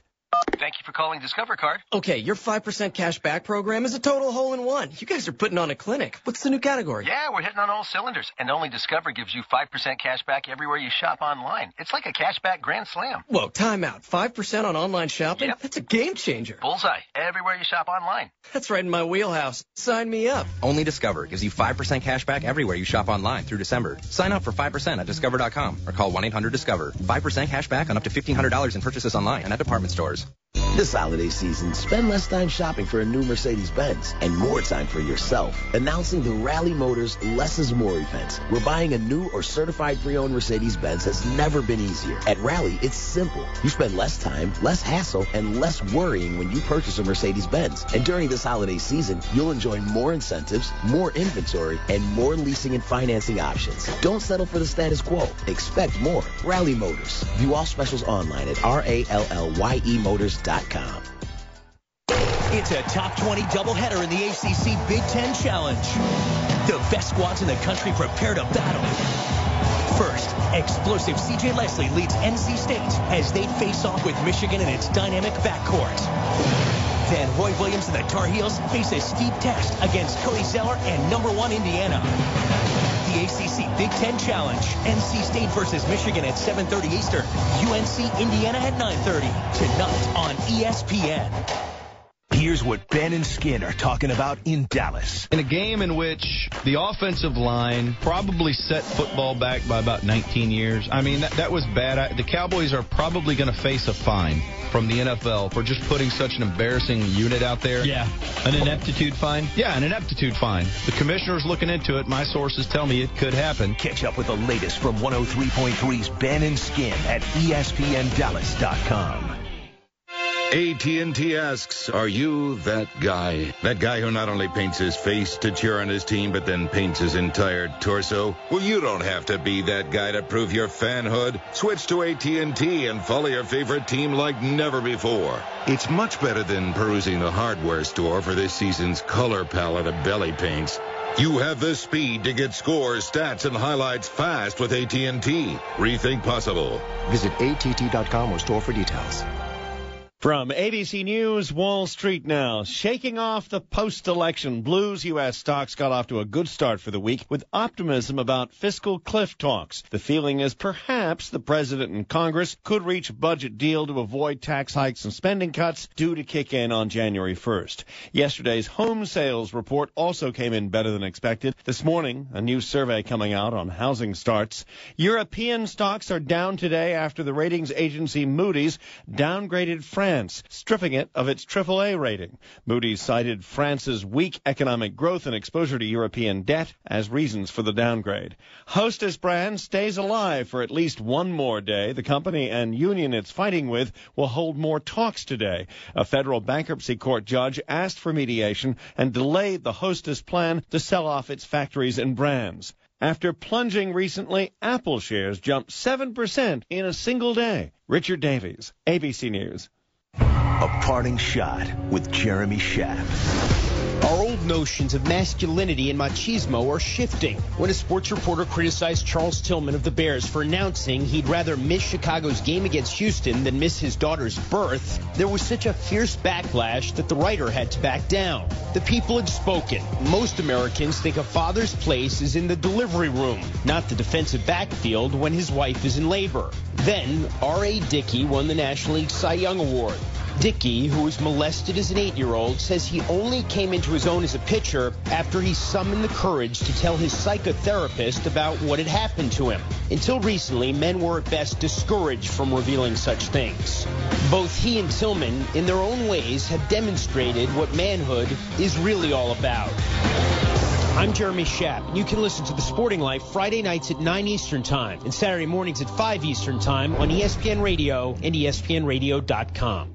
This is The Herd with Colin Cowherd. I think Sham Newton, bust. It's happening. Not there yet. I'm calling it. Not going to work. I'm not buying it, man, and I don't know what it is. If you're a quarterback, you are the eyes and the voice and the head, the CEO of your football team. The only thing I control, sweetheart, is myself. Superman poses down by 28. Just how bad is your judgment? Colin Cowherd. Weekdays at 10 a.m. Eastern, 7 a.m. Pacific on ESPN Radio. This is SEC football. You don't cheer for your team. You live for your team. Passion is worn like a badge of honor. So everyone knows what side you're on. But also because it looks good. The SEC on ESPN collection. Proud to be SEC. Apparel and hats available at Dick's Sporting Goods or online at dicksportinggoods.com. Every season starts at Dick's. Finally, we're about to get heavily into the Ed Reed suspension here. Just from all the people you were talking to around the league yesterday, what were you hearing? Well, here's if you look at it, this is a letter of the law decision. This to me is like the Tuck rule. I mean, you look at the Tuck rule and you say, hey, it's a fumble, and they call it an incompletion. I mean, you look at the Ed Reed hit and you say, well, it wasn't that bad. I mean, it was certainly causing a concussion. That's bad. And it was using his head. And if you didn't have a problem with the penalty, I mean, I did not have a problem that they threw the flag. Where you look at it, though, and this is what I'm sure Ray Anderson's going to get into discussion on, this is the third time in 3 years that he's been fined for a head hit. And understand that Ed Reed has a torn labrum. And he admitted he had a torn labrum when nobody even wanted to know about it because he's not tackling that well this year. And so using his head in that situation is almost like what he has left with that torn labrum. And so you look at the hit itself and you say it's too excessive. It's too much. But the fact that it's the third time, he's already had a $21,000 fine this year with the Deion Branch hit. You can now understand the league's taking the letter of the law and saying, okay, because it's the third hit in 3 years, you now get a 1-year suspension. To me, it's excessive, but I still think the Tuck rule is a fumble. Outstanding. John Clayton, you're the best. Thank you. Clayton with us on the Subway Fresh Take Hotline every Tuesday. Eric Mangini jumps in here in the conversation, and Golick, you're shaking your head. Oh, excessive. That's a joke. That hit was nowhere even near excessive. I can't even believe that word even comes up in that hit. It's a joke. Eric? Yeah, when you look at it, it's really hard for defensive backs. They're going full speed. They've got to tackle in space. And you don't know what level the runner or the receiver is going to be at. And in that hit, you see Sanders, he drops his weight, he changes his level. And what was going to be a legal hit becomes an illegal hit, but it's a reaction in a split second to a guy changing what he does. And it's difficult for defensive backs to do that. Eric Mangini, you were a guy who, before you were a head coach, you were a defensive coach. So how differently, as a consequence of all these rules and everything else, do you think that stuff is being coached right now in the NFL from the way it was, let's say, 10 years ago? Well, it's significant in the way that it's being coached because you can't have the blow-up hits. You can't have those hits that used to send a message to wide receivers not to come through the middle of the field, and everybody's tentative. Everybody's worried about getting fined. And as much as you're coaching it, the players know what's coming. if they do that, and they're trying to adjust too. And what you see is you watch tape, guys are trying to do it the right way. The message has been sent. I agree. People are trying to do it the right way, and it gets to the point where if you keep beating them over the head without telling them, without correcting them and saying, this is how you should do it. Because that's the hardest thing from a coaching perspective is when a guy gets a fine like that and he's going in with a legal intent and the right pad level, and then he gets fined. What do you tell him? What's the coaching point? Go that much lower? You get into an area where you don't have a good answer for the player. Do you want them to take their knee out now? Is that what we want? Guys to get carted off the field because you took their knee out? I look at we keep showing the 3 hits that Reed got fined for, which led to the suspension. Yeah. And you go back to the one on Deion Branch, which was earlier this year. Deion Branch made the catch and actually started falling down. So his level is coming down lower, and Ed Reed is just coming straight ahead. In that split second, and I'm going to ask Ray Anderson, what do you want them to do? What do you want them to do when the pad level is changing? Can I ask the one question that has to be asked in this, Eric, and we're going to bring Ray Anderson in a minute? I understand the frustration. Is the game safer now because of these changes? Well, any time that you can take away blows to the head, and you have seen less – and guys are trying hard to stay in the letter of the law, yes, it's safer. But you get to a point where you've got to give the player some sort of answer if you're going to penalize them for making a mistake. And as a coach, that's what you always want to do. If you're going to criticize a guy, then you better give him a way to fix it. Otherwise, it's just counterintuitive and counterproductive. I kept thinking most of it was launching and leading with your head, but it's so not that anymore. It's so many more things. We're getting into some murky water. Well, the man who makes these decisions for the NFL is Ray Anderson, the NFL's Executive Vice President of Football Operations. He will join us live in 3 minutes. Eric Mangini stays here. You should, too. We're on Mike and Mike. ESPN New York, 98.7 FM. You want to... Norm Miller here, chairman of Interstate Batteries. Now, I don't mean to brag, but I recently learned auto technicians prefer Interstate Batteries 5-to-1 over any other battery. Oh, who am I kidding? Of course I mean to brag. 5-to-1, that's a landslide. All right, I'm done bragging. To find the dealer near you that prefers us, head to interstatebatteries.com. Interstate Batteries, outrageously dependable. And that's not bragging, it's just the truth. Tomorrow, give thanks for a marquee matchup, served up NBA style. Oh, beautiful move! Ain't going all the way to Jordan. 2 Western Conference title contenders collide at the high-flying Cliffs land in raucous Oklahoma City. Which dynamic duo will shine the brightest? In this NBA Wednesday showdown. Clippers Thunder at 7:30 Eastern, presented by State Farm. It all starts with Kia NBA Countdown at 7 tomorrow on ESPN. College football on ESPN Radio and ESPNradio.com. The storyline is simple. If Notre Dame knocks off USC, they are heading to the national championship. Fires over the middle towards the goal line. Touchdown! For USC, they'd like nothing more than to provide the Irish with their first defeat. Number 1 Notre Dame at the USC Trojans. Saturday at 7 Eastern on ESPN Radio. This is The Herd with Colin Cowherd. Everybody loves Alex Smith. Everybody hates Mark Sanchez. But they're essentially the same quarterback. The truth is their careers are inverted. Sanchez got to AFC championships early, has struggled late.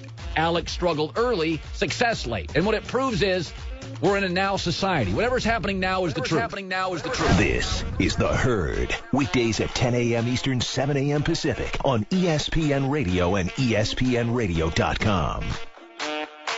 The traditional light bulb, a groundbreaking invention in 1879. It's time we switch to longer-lasting Energy Star light bulbs. They're more efficient than the old bulbs, like a text message is more efficient than a carrier pigeon. And they cut down on our energy costs. Because in our own groundbreaking age, we deserve a light bulb that saves us some cash. Saving energy saves you money. Learn more at EnergySavers.gov. Brought to you by the U.S. Department of Energy and the Ad Council. Hey, Dad. Yeah. You remember that ball game we went to a couple years ago? Sure. And how you didn't have enough cash for 2 hot dogs, so you walked with me on your shoulders until we found an ATM? And then when we got back to our seats, we never saw the hot dog guy again. Well, I don't remember all that. Yeah, that was an awesome game. You never know which moments will be the ones they'll remember forever. So take time to be a dad today. Learn more at 1-877-4DAD-411 or visit fatherhood.gov. Brought to you by the U.S. Department of Health and Human Services and the Ad Council. Good morning with Mike and Mike. It's 9:30. I'm Jared Max. ESPN New York Sports Center brought to you by Johnny Walker. Put your skills to the test. Log on to ESPNNewYork.com right now. Play New York Rankin presented by Johnny Walker. No purchase necessary. Void where prohibited. Must be 21 and over. Campbell stepping toward the line to change a call. Now steps back into the shotgun. Takes the snap. Campbell looking left, pumps, pulls the ball down, wrapped up and sacked. And that's coverage. Alden Smith and Justin Smith are there. First of 5.5 sacks, a Monday Night Football record by Alden Smith of the 49ers. Play-by-play KNBR. Niners knocked off the Bears with ease, 32-7. Chicago's lost 2 in a row. The Knicks take on the Hornets tonight in New Orleans. Coverage 7:30 right here on ESPN New York. Knicks looking to work on that 7-1 record. The Nets looking to improve to 7-2. They take on the Lakers, coached by Mike D'Antoni for the first time tonight, going up against Dwight Howard. ESPN New York. I'm Jared Max. Mike and Mike in the morning on our Sports Center, brought to you by 1-800-Flowers. Deliver smiles to any Thanksgiving celebration this year. Send the beautiful Thanksgiving harvest centerpiece from 1-800-Flowers.com today for just $29.99. Get a free upgrade. For this special offer, go to 1-800-Flowers.com today. Click on the radio microphone, type in our name, Mike, or call 1-800-Flowers. And if you do call, make sure you mention Mike and Mike for the special offers. Coach of our team is Eric Mangini. He stays in our studio, and we're very pleased to welcome to the program right now the NFL's Executive Vice President of Football Operations, Ray Anderson. He joins us on the Subway Fresh Take Hotline. This is a day after Ravens safety Ed Reed was suspended 1 game by the league for repeated violations of the rules prohibiting hits to the head and neck area of defensive players. Ray, welcome back to Mike and Mike. How are you this morning? Doing fine, guys. Good morning to you. Good morning, Ray. And first off, listen, we know the multiple fines and we know the suspension. All that's out there. I guess I would start with the first thing of when I watched that hit, I couldn't give it a second thought. And then I saw the flag come in, and now I see the suspension.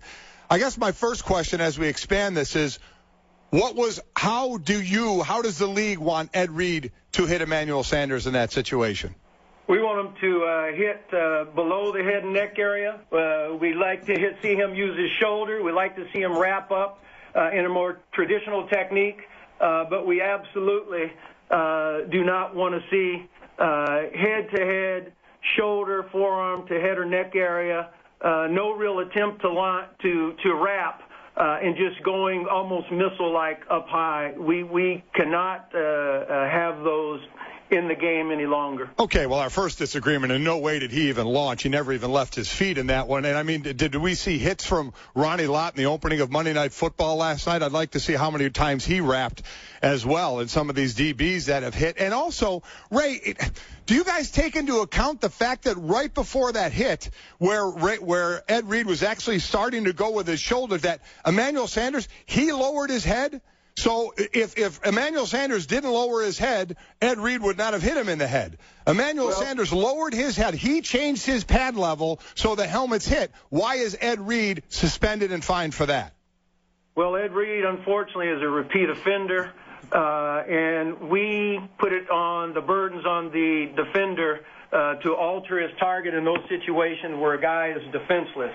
Let me just say this. Here's the bottom line for us. Mm-hmm. Hits to the head and neck area potentially are life-altering as well as career-altering. We believe that. We have enough to show us that. So illegal hits to the head and neck area are our biggest concern, and we are absolutely intent on getting those out of the game, and we can't defer any longer to fines as the primary deterrent. They are not effective, and particularly when we get a repeat offender, and Ed, unfortunately, is a repeat offender, so that it doesn't have to be a blow-up hit, particularly with a repeat offender. If it's in the head or neck area, it is going to be severely evaluated and disciplined. We do not have a choice, given the environment, given what we know, to give the benefit of the doubt. Change is hard, Mike. Change is difficult. That Ronnie Lott, that was some time ago. We didn't have the knowledge and the data we have now. And it's not coincidental that one of the co-chairmen of our player safety advisory panel, who is one of the guys who was part of that championship football video that the media is going to see this week, is in fact Ronnie Lott, who will say unequivocally his style of play is the old way. It has to go. If we're going to protect our guys going forward, particularly against repeat offenders, we need to be aggressive. These head and neck area hits are out of the game. Hey, Ray, it's Eric Mangini. Quick question for you. When you said he didn't try to wrap up, if he had tried to wrap up, would that have changed things? Would he have not been suspended, even if there was head-to-head contact at that point? No, the rule says that if you make head-to-head contact, even if you're trying to wrap up, you are subject to discipline. But give us an effort to lower the target and at least try to wrap up, Coach. That's what we're asking players to do in terms of altering their techniques. We've got to get these head-to-head hits and the techniques that promote head-to-head hits out of the game. And, you know, our judicial system in the U.S. Treats aggravated offenses, frankly, more sternly than they treat lesser offenses. And we view hits to the head and neck area as aggravated offenses against other players. And so we will review and evaluate those hits for discipline with the highest level of scrutiny. And it is very clear to us now that the biggest deterrent is sitting a guy down, because fines have not been effective. Mike, we have the NFL's Executive Vice President of Football Operations, Ray Anderson, with us. I still will never get past the point of you saying it's on the defender. I'm sorry, in a split-second decision to when an offensive player changes his pad level and you're penalizing the defensive player makes zero sense to me. On that, though, what now, Ray? What if these players, defensive players, start taking the wide receivers out at the knee and everybody's blowing out an ACL? Is that going to be acceptable by the league? Because that's what you're forcing them to do. Well, we have this discussion at the competition committee, Mike, all the time. And Jeff Fisher, who is a member, who is a defensive guy, we have had this discussion. It is a tough, difficult discussion. And we think there is a understanding between players who have respect for each other that you're not going to take a guy's knee out. What we are insisting on is lowering the target. Go chest to waist in those situations. But as I said before, we've had to make the tough determination based on feedback we have now, and frankly based on medicals, that hits to the head and neck area are life-altering, not just career-altering. They are life-altering. So if we have to make a decision, we have made the decision that it is more important to protect against illegal hits to the head and neck than other parts of the body. And people may disagree with that, but that's where we are right now as we try to change the culture of head and neck area of play. So, Ray, on the coaching video, if the defender is aiming for the waist of the defender or for the running back, and the running back changes his level at that point, and now there's helmet-to-helmet contact, is that now okay if the initial aiming point was where you said it should be? Well, you have to make sure you're talking about a player in a defenseless position. Say a receiver. Yeah, if you're a receiver still in a compromised position, we look at every case on its own facts and circumstances. So we look and we sit down and evaluate from the moment of the snap to the contact what happened. And certainly there are circumstances where it is clear that the guy has altered his path. He is way low, and there is really no reasonable opportunity for the defender to get low enough or alter his path. We look at those. In those circumstances, we're not looking at strict liability. But if there is a reasonable evaluation that they could have altered, they could have changed, then the burden's on the defender. Well, I mean, from what I saw, the defender wasn't going to hit him in the head until the offensive player changed his pad level. That's something we're just going to agree to disagree on. How much from the league side of it going into this mandate now is coming off the fact that over 2,500 former players are suing the NFL for head injuries? Well, we've had this emphasis since 2010, Mike, as you know, because we came on and we talked about it. Right. And one of the things we said is that, you know, we don't want to go the suspension route, but if we have to, that's always been an option. And so in cases where we view hits as being repeated violations, flagrant, gratuitous, avoidable, unnecessary, then we're going to take a much tougher view of exercising our option to suspend. We have got to get the message through. Times have changed, Mike. This isn't when you and Ronnie Lott played. We know a lot more. We've seen a lot more guys be revealed as compromised later in their life. We've got an obligation to confront that and do something proactive about it. And it would be naive and frankly dishonest to say that the concussion environment and the challenges that we see some of our former players having has not had an effect on us, because we want to prevent that going forward as best we possibly can. And I probably said this to you guys before, but I lived through the Darryl Stingley thing because I worked with the company that represented Darryl. And that is the last thing any of us want to ever see again. And so if we're going to go against these head and neck area hits, we're going to be aggressive about it, unapologetic about it, because it has changed. Times have changed. That's what we are doing. That's what we're obligated to do. And everybody should be on notice. Suspension is on the table because apparently fines have not been effective. Ray Anderson is with us, NFL's Executive VP of Football Operations. I have two more for you somewhat quickly, Ray.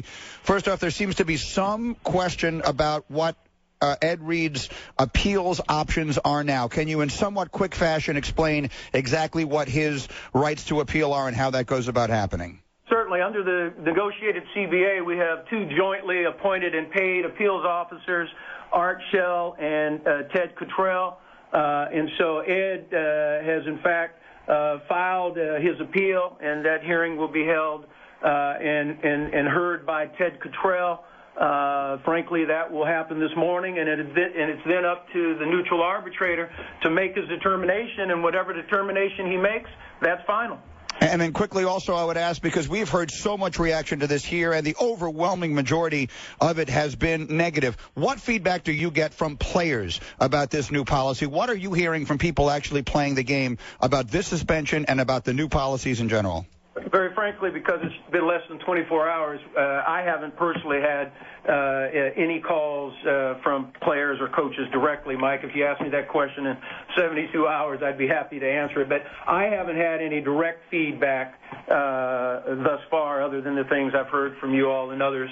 But we understand that change is difficult, and we've got a responsibility to change at least the culture that would condone or make any rationale for these types of hits in the game any longer. Ray, we appreciate your time this morning. We will agree to completely disagree on whether you think the change is good or not, but we do appreciate you coming on. But if there's any good news, Ray, he yelled at you a lot less than he usually yells at me, so I think that's probably a good sign. I was being professional. Hey, golly, you know I don't take it personally, man. I know. It's all good, Ray. Ray, thanks. Thank you very much. We appreciate the time. That's Ray Anderson, the NFL's Executive VP of Football Operations. We'll take a short break. We'll come back with all the reaction in a moment. Mike and Mike in the morning. ESPN Radio. Coming up on the next edition of The Herd. The Jets win, coupled with the wild card leaders both losing, puts the Jets, as we predicted, in a position where they just need to win most of their remaining games. They still have a shot. 7-1 Knicks. The Nets. We'll talk about that. The Herd at 10, ESPN New York 98.7 FM. 36. There are holidays, and then there's Footballiday, only from Coors Light. It's the iron-fisted holiday where true-blooded fans tackle Rocky Mountain cold refreshments every game. Because every game is a reason to celebrate. Only from Coors Light, the world's most refreshing beer. Enter the Footballiday sweepstakes. Complete rules and your chance to win at CoorsLight.com/Footballiday. No purchase necessary. Must be 21. Begins 9/1, ends 11/30. With great beer comes great responsibility. Coors Brewing Company, Golden, Colorado. I didn't always watch football here at Buffalo Wild Wings. Hey, buddy. Hey, come on in. Is it safe? Yeah, man. Come on, let's watch the game. Careful when I bring out the snacks, though. No sudden movements. Protect the football. Watch every game here. Buffalo Wild Wings. Wings, beer, sports. Celebrate more often by getting to Buffalo Wild Wings for Boneless Thursdays, where the weekend starts early with delicious, specially priced boneless wings all day. Find a location at BuffaloWildWings.com. Wow. Now is right, big man, because you hold the future in the palm of your hand. Introducing the revolutionary Black & Decker Gyro Screwdriver. Just grip and twist, and this bad boy's motion sensing technology will drive screws in and reverse them out. Turn your wrist to access variable speeds of awesomeness and get your projects done right the first time. So put a little wow in your weekend. You'll love yourself for it. It's time to get winter ready. Dick's Sporting Goods has more of the best brands to keep you warm as the weather gets colder. The North Face, Columbia, Spyder, Burton, Copen, Marmot, Mountain Hardwear, and more. Dick's has the widest selection in styles and colors in men's, women's, and youth jackets and accessories. And don't forget to grab a new snowboard. Dick's carries the snow equipment you need. Before hitting the slopes, stop into Dick's Sporting Goods today. Every season starts at Dick's. Thank you for calling Discover Card. Okay, your 5% cash back program is a total hole-in-one. You guys are putting on a clinic. What's the new category? Yeah, we're hitting on all cylinders. And only Discover gives you 5% cash back everywhere you shop online. It's like a cash back grand slam. Whoa, time out. 5% on online shopping? Yep. That's a game changer. Bullseye. Everywhere you shop online. That's right in my wheelhouse. Sign me up. Only Discover gives you 5% cash back everywhere you shop online through December. Sign up for 5% at Discover.com or call 1-800-DISCOVER. 5% cash back on up to $1,500 in purchases online and at department stores. AT&T asks, are you that guy? That guy who not only paints his face to cheer on his team, but then paints his entire torso? Well, you don't have to be that guy to prove your fanhood. Switch to AT&T and follow your favorite team like never before. It's much better than perusing the hardware store for this season's color palette of belly paints. You have the speed to get scores, stats, and highlights fast with AT&T. Rethink possible. Visit att.com or store for details. Windows 8 changes the game. How? Let's do a play-by-play. Greeny. Golick hits the start screen. Bam! It's on. Scrolls through live tiles. Glances up. Sees stocks up. Weather is 55 and sunny. Wife emails. Parents are coming for dinner. His buddy Derek IMs. You in, Golick? Swipes through sports apps. Launches ESPN NBA. Opens video. Pulls in email. Replies to wife. Working late. IMs Derek. I'm in. See you soon. Wife responds. Don't worry. I understand. Golick's in the clear. Sounds to me like you can do anything on a Windows 8 tablet. Check out Windows 8 at windows.com. Don't miss the action on AuctionTime.com, where every Wednesday is auction day. AuctionTime.com features farm and construction equipment, trucks, trailers, and parts auctions ending every Wednesday. To bid on a machine, register for free on the AuctionTime.com website or from anywhere using an iPhone or an Android with the free AuctionTime.com apps. Auction Time charges no buyer's fees and has no hidden reserves. Save time and money for your operation and visit AuctionTime.com today. If you've got a business, you qualify for the official Mike and Mike office stimulus package. When you move from your office into a gorgeous Regis office, not only will you save a fortune, you'll get 2 months absolutely free. Your Regis office comes beautifully furnished in a prestigious building. You get a receptionist, meeting rooms, and state-of-the-art video conferencing with no long-term lease. And you get 2 months free by mentioning Mike and Mike. All you have to do is call 1-800-OFFICES. That's 1-800-OFFICES. ESPN New York, 98.7 FM.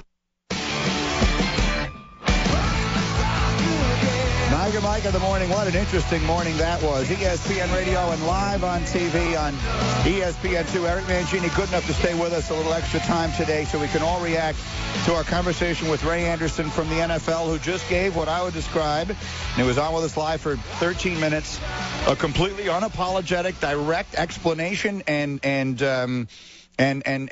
defense, if one is necessary, of the NFL's policy. Yeah. They're not apologizing for it. No, they're what not. It is you or anyone thinks of it. And I get that. That's fine. But again, as I said to him, we can agree to disagree because what he's asking of players, and Coach will chime on in this too, is darn near impossible. To say it's incumbent on the defensive player to react to the change of pad level in a split second is ridiculous. If that Emmanuel Sanders doesn't change his pad level, Ed Reed hits him in the shoulder and doesn't hit him in the head, but he changes it at the last second. Again, I get hits to the head where let's be honest. We've seen some of Harrison, said James Harrison, where he's lit the top of his head and he's launched. We've seen other players do it as well. I get you want to get rid of that. Completely understand that. And you've seen that, and you can tell when somebody does that. When I saw the hit on Ed Reed, when I first saw the flag come out, I thought, oh, there's no way they're calling that on Ed. And then the flag was on him and he gets suspended. I said, wait a minute, what are we asking defensive players to do? And the news that we had this morning, Ray Anderson telling us just moments ago here on Mike and Mike that Ed Reed's his appeals hearing will be taking place this morning with Ted Cottrell making a decision that will be final. Eric, your reaction? There's no argument that we all want the game to be safer. Everybody wants that, and that's the goal. But I want to see the examples of where a guy is going to the right strike zone, the strike zone changes, there's helmet-to-helmet contact, and they didn't find him, because that's one of the things Ray said. He said, we take each case into consideration. So I'd like to see some of those examples where a guy did go to the right place, the ball carrier's level changed, there was helmet-to-helmet contact, and the guy wasn't fined. Let's take a look at those so then we can coach the players for what they're looking for. And the downside of this, but I get it in their protection mode, is we've seen, how many hits have we seen, especially Ray Clark, and one guy from the Browns, I can't remember who it was. Ryan Clark, I'm sorry, a guy from the Browns. And there have been others where you see the defensive guy use his shoulder and hit in the midsection and still get a penalty. Still get a flag But those won't get fined. No, but I don't care. I'm still to the point. That's costing a defense 15 yards. Yeah. Ryan Clark did it one time in an end zone that gave the other team first down on the 1-yard line. Those are game changers. Yep. So it's all part of the package. We want to stop the head injuries, so we're going to find these guys, maybe suspend them, but it gets down to we're seeing good hits on players, and they're still being flagged for them. If the explanation, Eric Mangini, is it is so important, and I'm paraphrasing basically what Ray Anderson said. It is so important and such a priority for us at the National Football League's office to take these headshots out of the game that we understand we're breaking a few eggs along the way, that we are at times asking defensive players to do things that might not be possible, that a few times there might be an unfair flag thrown here or there, but that is worth it in the aim of making the game safer. That is essentially what they're telling you. Is that acceptable? And nobody disagrees that we want to make the game safer, but you've got to be able to give the players an answer. Everybody wants to do the right thing, and you've seen a movement in the NFL for guys to avoid these hits, but you've got to give them an answer for how to do it the right way. And when you start suspending people and fining people for situations that really aren't correctable, or you don't give them a way to correct it, I think at that point, guys sit back and say, what do we do? What am I doing right now? I believe what they've done has been good in the fact we are seeing less launching. We are seeing less missiles out there of guys actually leaving their feet and leading with their head. And I do think that is a good thing. And maybe right now, they say you got to break a few eggs to make scrambled eggs. Right. I see where they're going, but now that as Coach said, there has to be a little more of a line here. It seems like whenever the head touches the head, or any part of the body touches the head of a receiver who's just catching a ball or a quarterback, boom, a flag's getting thrown. And that's what they're telling you. That's the rule. And my point is that is way too hard to ask defensive players to have them being responsible for the change of levels of an offensive player in a split second. And it's unfair when you are aiming to the right point. You're at the correct point. You're in the strike zone.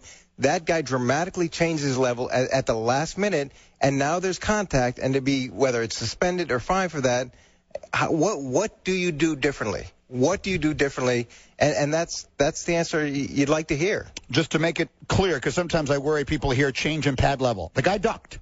That's essentially what we're talking about. The guy, you're a defensive player. You're coming in at you're going to hit a guy in the chest. Your hip. He ducks, and now all of a sudden, instead of hitting him in the chest, you're hitting him right in the face mask. Right. And that's unavoidable. And I think what the league is telling you is those will still get a penalty. Yes. But we won't fine those guys if it is clear looking at the tape that was the intent. But can we see some examples of that where a guy did that and he wasn't fined?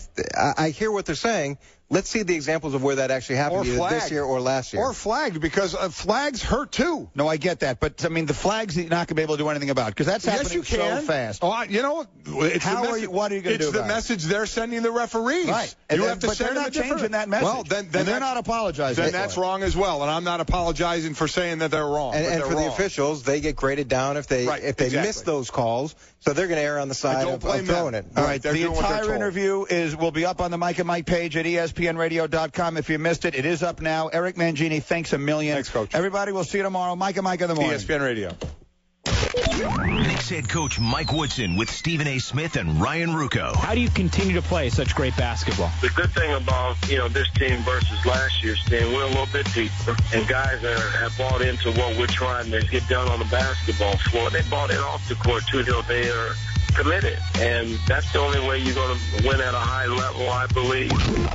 Knicks coach Mike Woodson, every week all season long with Stephen A. and Ryan Rucco on ESPN New York, 98.7 FM. Mike and Lowe's want to give you a chance to improve your fantasy team. Visit ESPNradio.com each week to vote which player will earn the most fantasy points. Plus, find out how you could win in the Mike and Mike's Fantasy Team Builder Sweepstakes. One lucky grand prize winner will receive a trip for 4 to their choice of Chicago or L.A. to join the experts next August at an ESPN Fantasy Football Draft Party. Thanks to Lowe's, never stop improving. No purchase necessary. Void where prohibited. Open to legal U.S. residents 21 and older. Sweepstakes ends December 30th. Official rules at ESPNradio.com. An ESPN Radio Extra Point with Colin Cowherd. It's the two most shocking stories in college football. USC is shockingly bad and Notre Dame is shockingly good. Where I really notice the difference with these two teams, USC doesn't do the little things right. Notre Dame does virtually all the little things right. And what Notre Dame has, which I never considered, 29 seniors. Folks, that's a huge number. You don't win all those close games just by coaching.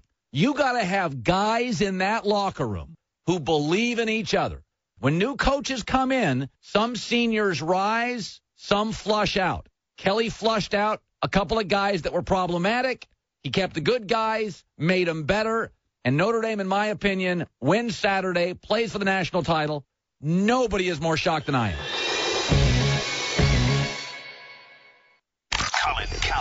Warren Moon comes on our show all the time. And I like Warren, but I think he's off his rocker.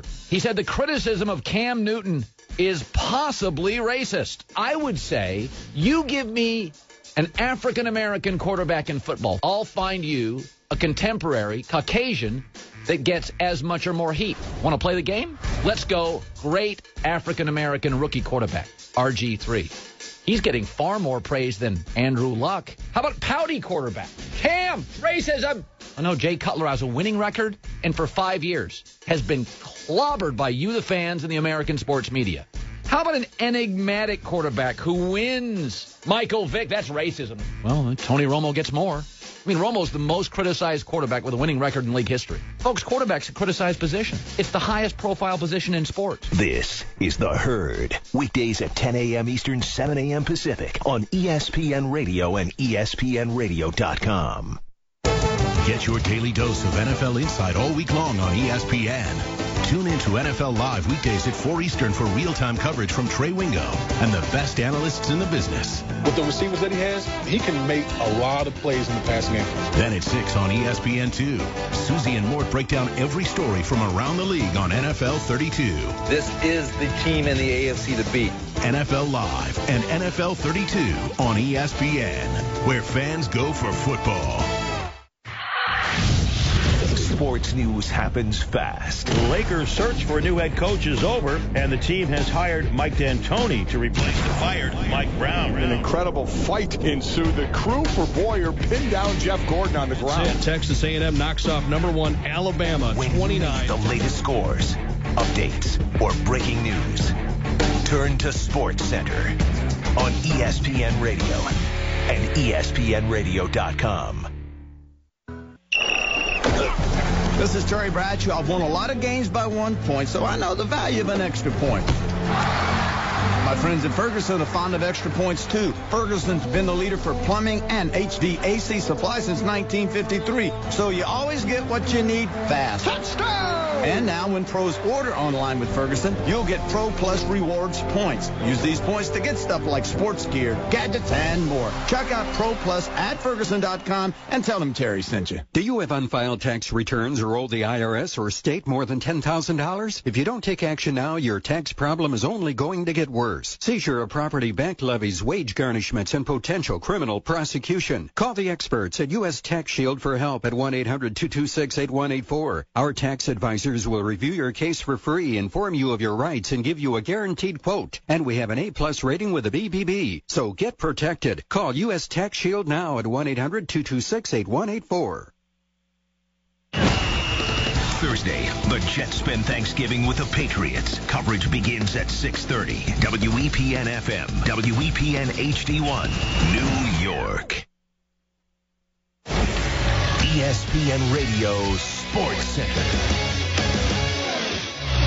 I'm Christine Lisi. The Blue Jays have dominated baseball's headlines the last week. The blockbuster trade with Miami, the signing of free agent Melky Cabrera, and now they've got the man to lead their new-look roster. Former manager John Gibbons introduced today as Toronto's new skipper. They've invested a lot in this ball club, especially these last couple of weeks and what they put together. So it's really important that they get the right guy, and to go out on a limb and bring back an individual who was here a few years ago is a big thing for him. After backup Colin Kaepernick's outstanding performance on Monday Night Football, is there a quarterback controversy looming in San Francisco? Kaepernick, in place of the injured Alex Smith, threw for 243 yards and 2 touchdowns in the 32-7 win over the Bears. Afterwards, Niners coach Jim Harbaugh hinted at a possible change, said they'd go with the hot hand next Sunday against the Saints. Steelers are dealing with injuries at quarterback and receiver. They likely start third-stringer Charlie Batch this week because Byron Leftwich has 2 fractured ribs. They'll work out QBs Mike Kafka and Brian Hoyer today. Free agent receiver Plaxico Burress in for a workout as well. Wrangler 5-star premium denim jeans are made with a unique U-shaped construction. They don't cut into you like jeans with a V pattern. Room where you need it. Comfort where it counts. Wrangler. Real comfortable jeans.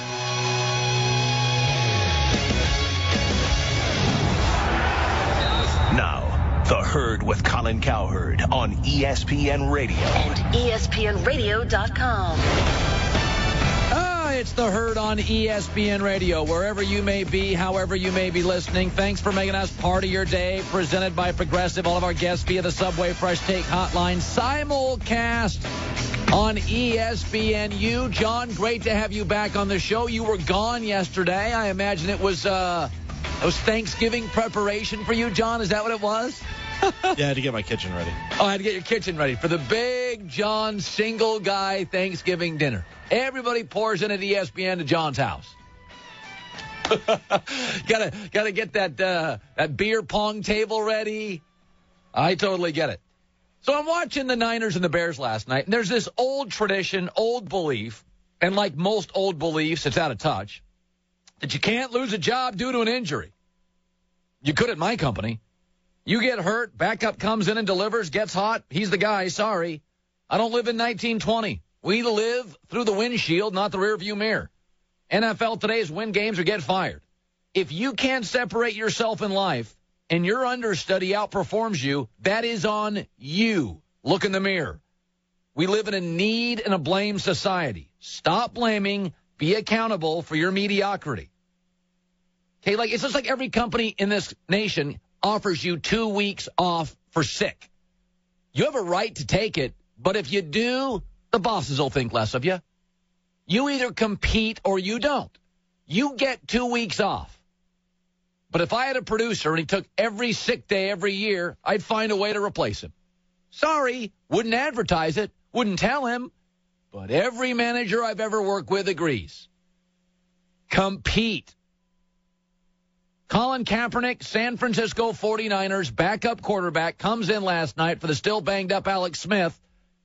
Don't kid yourself. Kaepernick's the future, much higher ceiling. And if you're a 49er fan and you're loyal, you believe in the old 1920, can't replace a guy that he's sick. How'd Tom Brady get his job? The guy got hurt. Ask yourself this as a Niners fan. Big Ben, Brady, Aaron Rodgers, Eli, Peyton.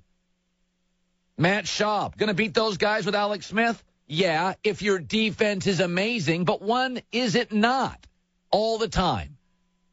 I mean, St. Louis just gouged your defense. Minnesota did it. Your defense isn't great every week. I always said this about Tebow when he was winning close games.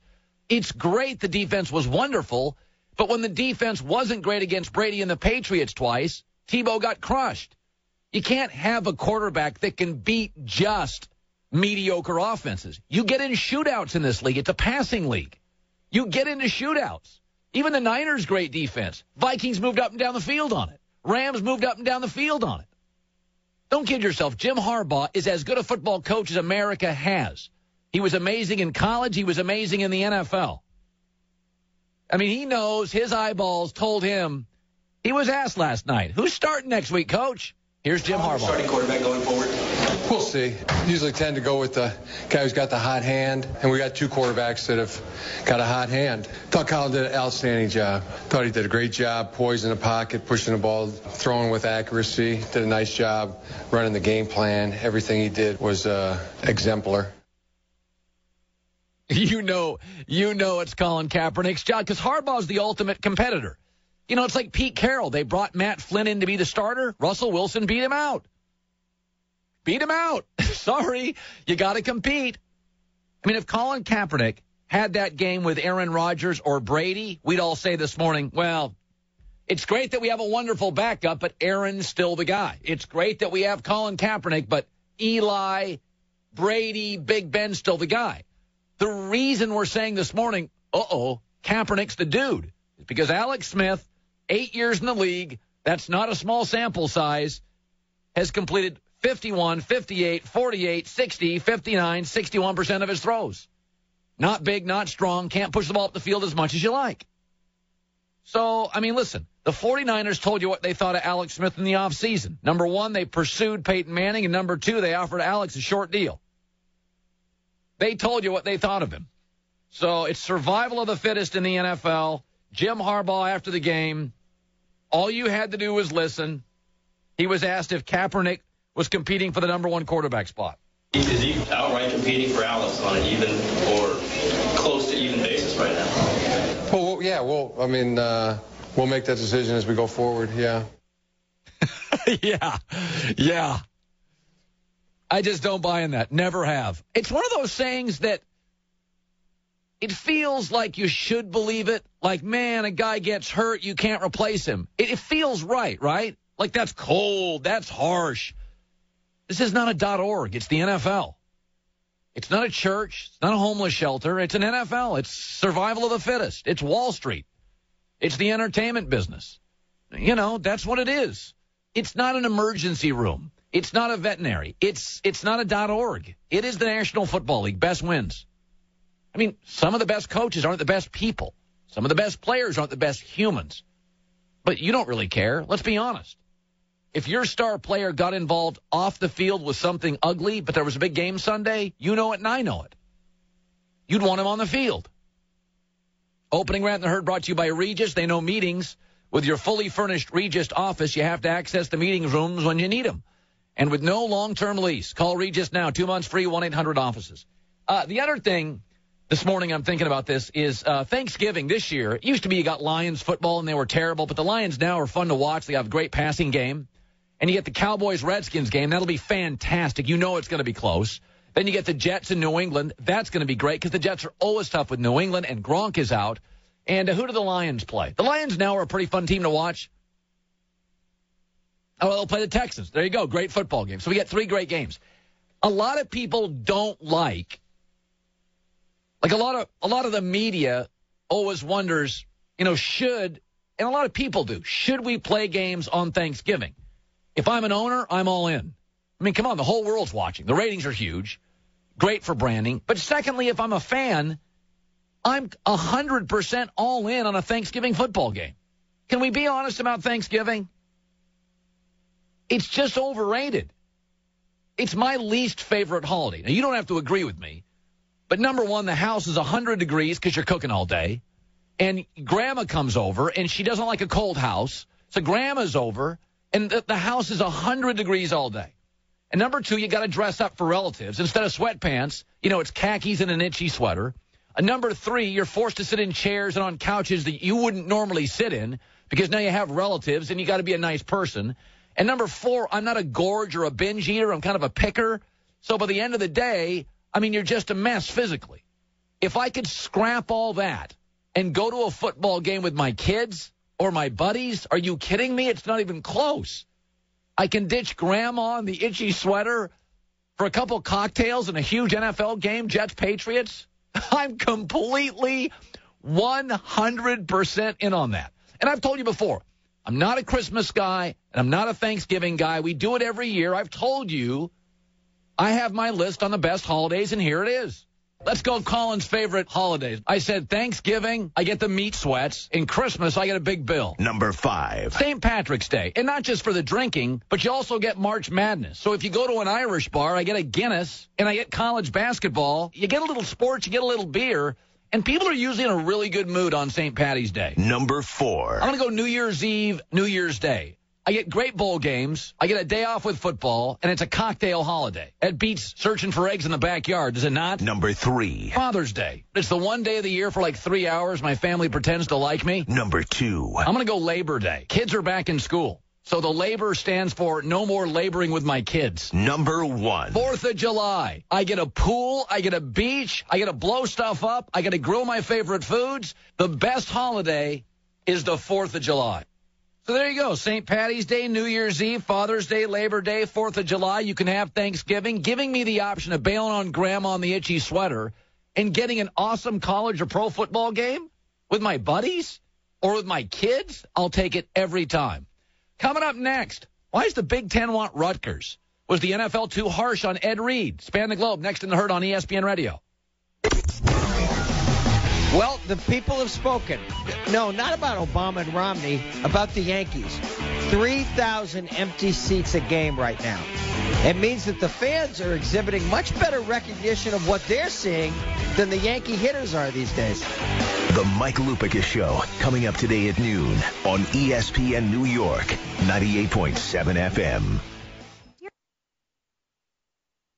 Leslie French was hunkered down for a fight. I was just at the dealership looking for a car. Lured in by the enemy. No, it was pretty cordial, but I did need a car loan fast. There was no time. I called Navy Federal Credit Union. A really nice guy approved me for a loan on the spot. Great rate, too. Victory was hers. Well, a convertible was mine. 4 million members, 4 million stories. From every military branch, DOD, and their families. NavyFederal.org. Federally insured by NCUA. NBA versus college is always a great debate this time of the year. There's no debating where you go to grab the seat you want when you want to go to a basketball game. Just head on over to StubHub, where you can find the best basketball tickets for you, whether you prefer the pros or the fresh talent and rivalries of the college court. Even better, you can get rewarded on every eligible purchase when you sign up for StubHub Fan Rewards before you buy. Yet another reason millions of fans use StubHub for their basketball tickets every month. StubHub! Clipping coupons. Standing in line at 4 a.m. Buying 5 to get 1 free. Maybe it's me, but I don't think it should be that hard to save money, which is why we made Geico.com so easy. Just a few clicks and you could be saving hundreds of dollars on your car insurance. And when you switch to Geico, you can do practically everything online. Report a claim, update your policy, even pay your bill. Click, bam, boom. Visit Geico.com today. Click, bam, boom. I'm rather fond of that one. It's time to get winter ready.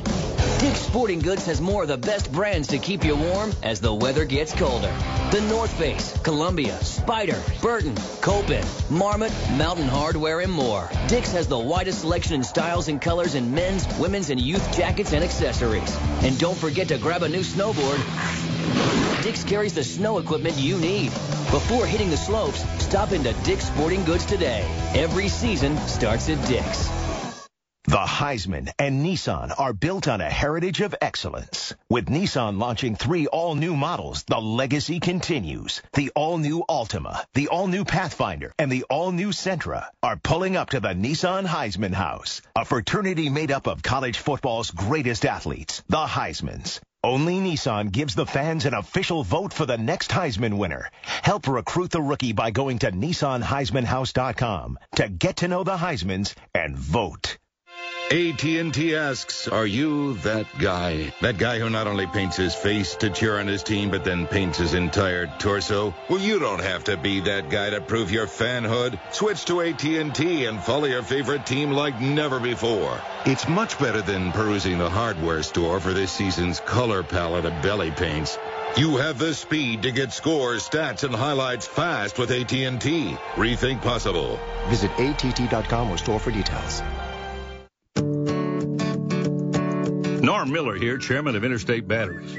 Now, I don't mean to brag, but I recently learned auto technicians prefer Interstate Batteries 5-to-1 over any other battery.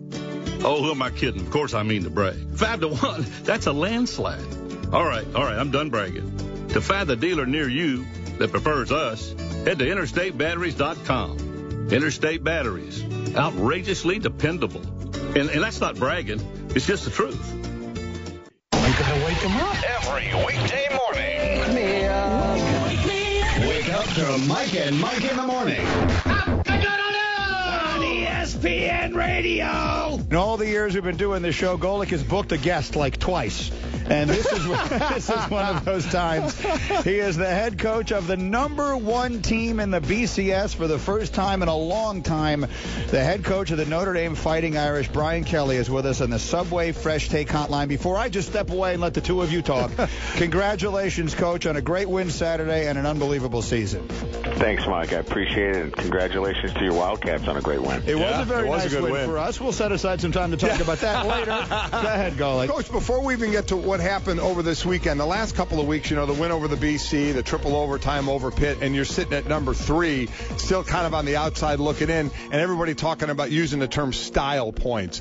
How did you or did you talk with the team about that? You know these kids, they all read the blogs and see everything out there. How did you deal with that part of it? Well, I just told them that we haven't gone that route all year. It's been just about finding ways to win and, playing hard for 4 quarters. So for me to change my approach would be, as you know, disingenuous to our kids because it would be a mixed message. So I've never talked about anything about just finding ways to win football games because, as we all know, it's really difficult to win week in and week out. So then you get this, but even just to mention, because it was in a lot of places, just a note on Senior Day. It was at a lot of different schools, and before we get to where you are now, just a thought on, saying goodbye to some players that you've now spent a few years with.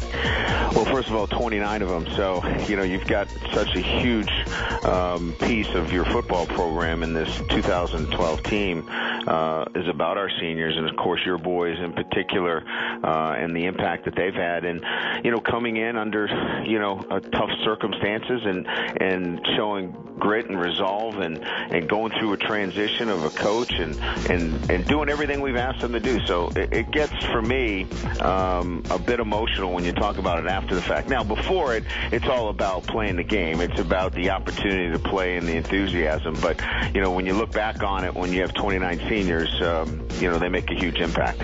And then tell us about what you did that night as a couple of other games were on, Kansas State and Oregon.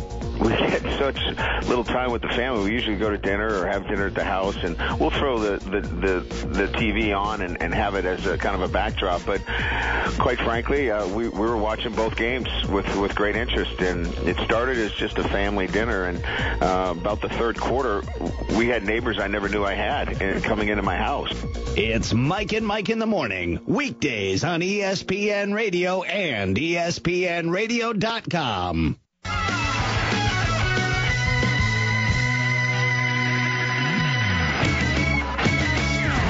ESPN Radio is presented by Progressive Insurance. Subway featured $5 footlong of November is the spicy Italian Subway Eat Fresh. Nothing against Alex Smith. I've always said he's Mark Sanchez with an inverted career. When you give him a great running game and a good defense and the games are low scoring, Alex Smith can win a lot of games. Mark Sanchez got to back-to-back AFC championships. But then once Mark Sanchez lost his running game and his great defense, Mark Sanchez's career looks like a bust. Well, that's what Alex Smith's career looked like for 5 years. Alex can make plays. Smart kid, good feet. But if you're talking about look at Cam Newton, look at Big Ben, look at Kaepernick, look at Peyton Manning, look at Flacco. These are big, strong guys who push the ball down the field. Even Aaron Rodgers is smaller at 6'2", but has a cannon for an arm. Matt Stafford, cannon.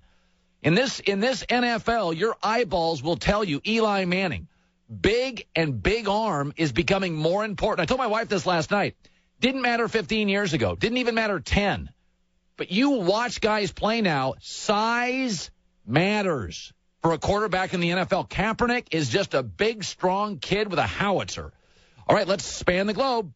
We do it every day at this time. We call it our daily sports page. Spanning the globe to bring you the constant variety of sports. Spanning the globe. San Francisco. Well, the Niners look good, and Kaepernick was amazing. Made all sorts of throws, short, dump-offs, over the middle, and deep. Mike Sando, ESPN NFC West blogger. I mean, you watch that game, Mike, and it's like we got ourselves a quarterback controversy. How do I not think that? Well, with the team owner of the 49ers, John York, being a chair of that concussion committee, I think they need to maybe, give Alex Smith a little extra time just for his own interest and make sure, there's got to be a way to do this, you don't have to declare Alex Smith's career over, but can you really deny? The sense I got in that locker room was, no one was tempering this down. Everybody was kind of embracing it. They know what they saw. They know what you saw, and you kind of got to roll with it, don't you? Well, and here's the thing. Kaepernick has been given time now to learn the system.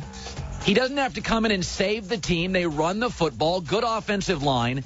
I mean, I would argue that this is not a, Tannehill, here at your team, take over. The kid's been pretty well prepped, has he not?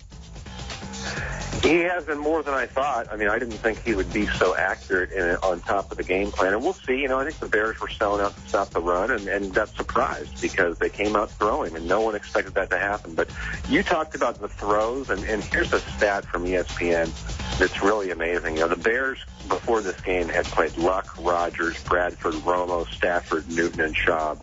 They had allowed 3 touchdowns, picked off 11 passes on throws outside the yard line numbers, those perimeter throws that are hard to make. Kaepernick goes, I believe, 9 for 15, 119 yards and 2 touchdowns on those. That's what stood out to me.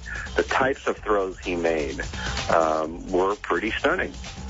Yeah, no, I agree. Mike Sando, who does a great job, NFC West blogger, now a fascinating division with 4 teams that can play. Thanks, Mike.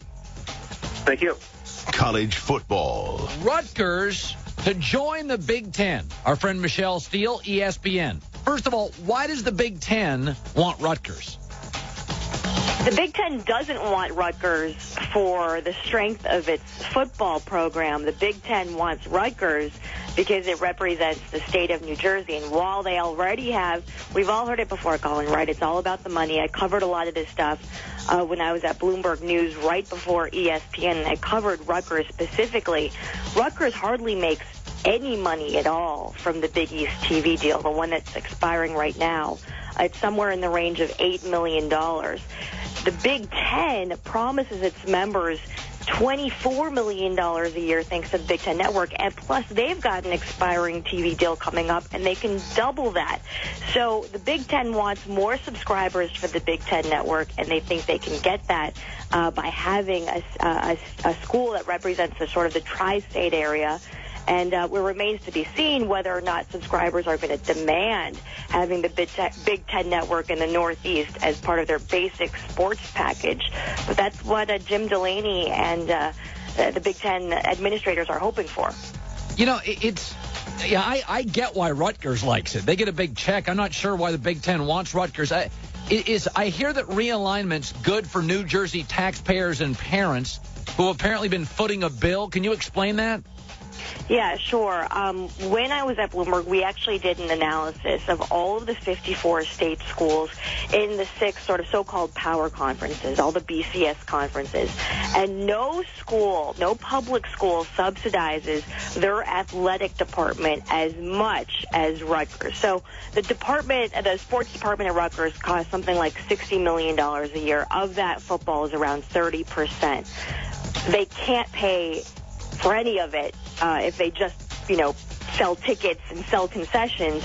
And with the TV deal, the university, and in other words, taxpayers and students cough up, get this, Colin, almost half of that $60 million budget. So we're not dealing with a Texas or Ohio State, and those programs pay for themselves. Almost half of the budget at Rutgers is from taxpayers and tuition. And if you just do some pretty simple long division, the total works out to almost $1,000 per student. That's triple any other school of those 54 state schools and those 6 power conferences. Makes sense now. Michelle Steele, ESPN. Thanks for the update and the number crunching.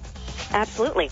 Philadelphia. Andy Reid says quitting would be a cop-out. Harry Mays, 97.5, The Fanatic. All right, Harry, has he lost the locker room?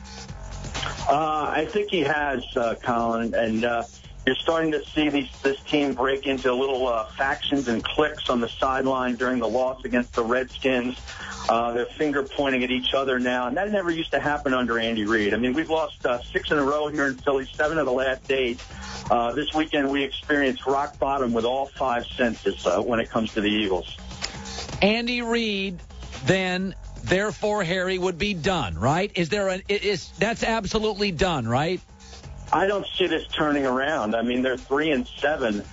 They would literally have to, win their last 6 games to have any sort of shot at making the playoffs. And Jeffrey Lurie, the owner, laid the law down earlier this year, back in January, saying that 8-8 would no longer be good enough. And his track record with departed coaches doesn't say that he would fire him before the end of the season. I mean, Rich Kotite lost his last 7 in a row to finish out in 1994 at 7-9. And then in 1998, Ray Rhodes was permitted to finish a 3-13 campaign. So the track record says he'll go through the end of the season. But unless this thing just takes an absolute about-face starting on Monday night against Carolina, I do not see Reid surviving at all. Harry Mays, 97.5, The Fanatic in Philly. Good stuff, Harry. Thanks. Anytime, Colin. That was Spanning the Globe. To bring you the constant variety of sport. The Herd on ESPN Radio. By the way, Ed Reed suspended for a game by the NFL. Too many hits above the shoulders. Is the league too harsh? Sports Nation poll, pretty much 50-50. Half say yes, half say no. Mike and Mike had Ray Anderson, the VP of Football Operations, on today. I think they're going to, I'll give you a bite from that. They're going to drop the hammer here. I don't know why you would ever be critical of the NFL defending players' physical health. I don't get fans who don't understand. Look at teams using backup quarterbacks. You want that? You ever watched NFL games with backups? It's awful. Coming up next, we all need to change. This is the Mike Lupica Show. And it is quite clear off of this small sampling, and again, we can only take so much out of what we've seen so far, that the most important addition to this team is Jason Kidd, and then the next most important addition is Raymond Felton. The Mike Lupica Show, weekdays at noon, ESPN New York, 98.7 FM. I didn't always watch football here at Buffalo Wild Wings. Hey, buddy. Hey. Come on in. Is it safe? Yeah, man. Come on, let's watch the game. Careful when I bring out the snacks, though. No sudden movements. Protect the football. Watch every game here. Buffalo Wild Wings. Wings, beer, sports. Celebrate more often by getting to Buffalo Wild Wings for Boneless Thursdays, where the weekend starts early with delicious, specially priced boneless wings all day. Find a location at BuffaloWildWings.com. Wow is right, big man, because you hold the future in the palm of your hand. Introducing the revolutionary Black & Decker Gyro Screwdriver. Just grip and twist, and this bad boy's motion sensing technology will drive screws in and reverse them out. Turn your wrist to access variable speeds of awesomeness and get your projects done right the first time. So put a little wow in your weekend. You'll love yourself for it.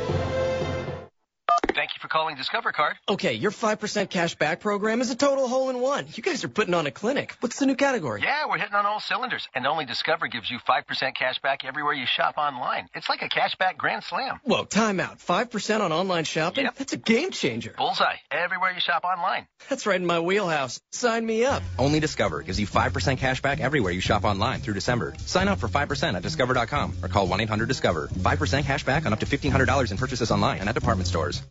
It's a top 20 doubleheader in the ACC Big Ten Challenge.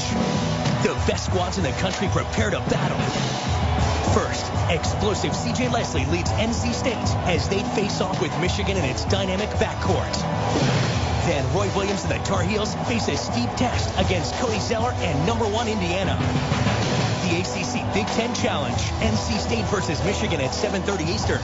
UNC Indiana at 9:30. Tonight on ESPN. Tomorrow, give thanks for a marquee matchup, served up NBA style. Oh, beautiful move. Ain't going all the way to Jordan. Two Western Conference title contenders collide at the high-flying Cliffs land in raucous Oklahoma City. Which dynamic duo will shine the brightest in this NBA Wednesday showdown? Clippers Thunder at 7:30 Eastern, presented by State Farm. It all starts with Kia NBA Countdown at 7 tomorrow on ESPN. From ABC News, Wall Street Now, Hewlett-Packard says it's taking an $8.8 billion charge because of a lie. The big company announcing a big quarterly loss. Its share price is down sharply this morning. HP says a British company called Autonomy that it bought for $10 billion last year lied about its finances. The revelation is another blow for HP, which is struggling with falling PC sales. Stock futures mixed this morning after a big gain yesterday. The S&P 500 index was up about 2%. European stocks down today after a credit downgrade for France. The move by Moody's raises this question: could France be the next problem nation in the European debt crisis? A small gain for housing starts in October compared with September. The U.S. building rate is now at the strongest in more than 4 years. A federal bankruptcy court judge delayed plans by Hostess Brands to liquidate the company, and one of its biggest unions now in talks. Richard Davies, ABC News.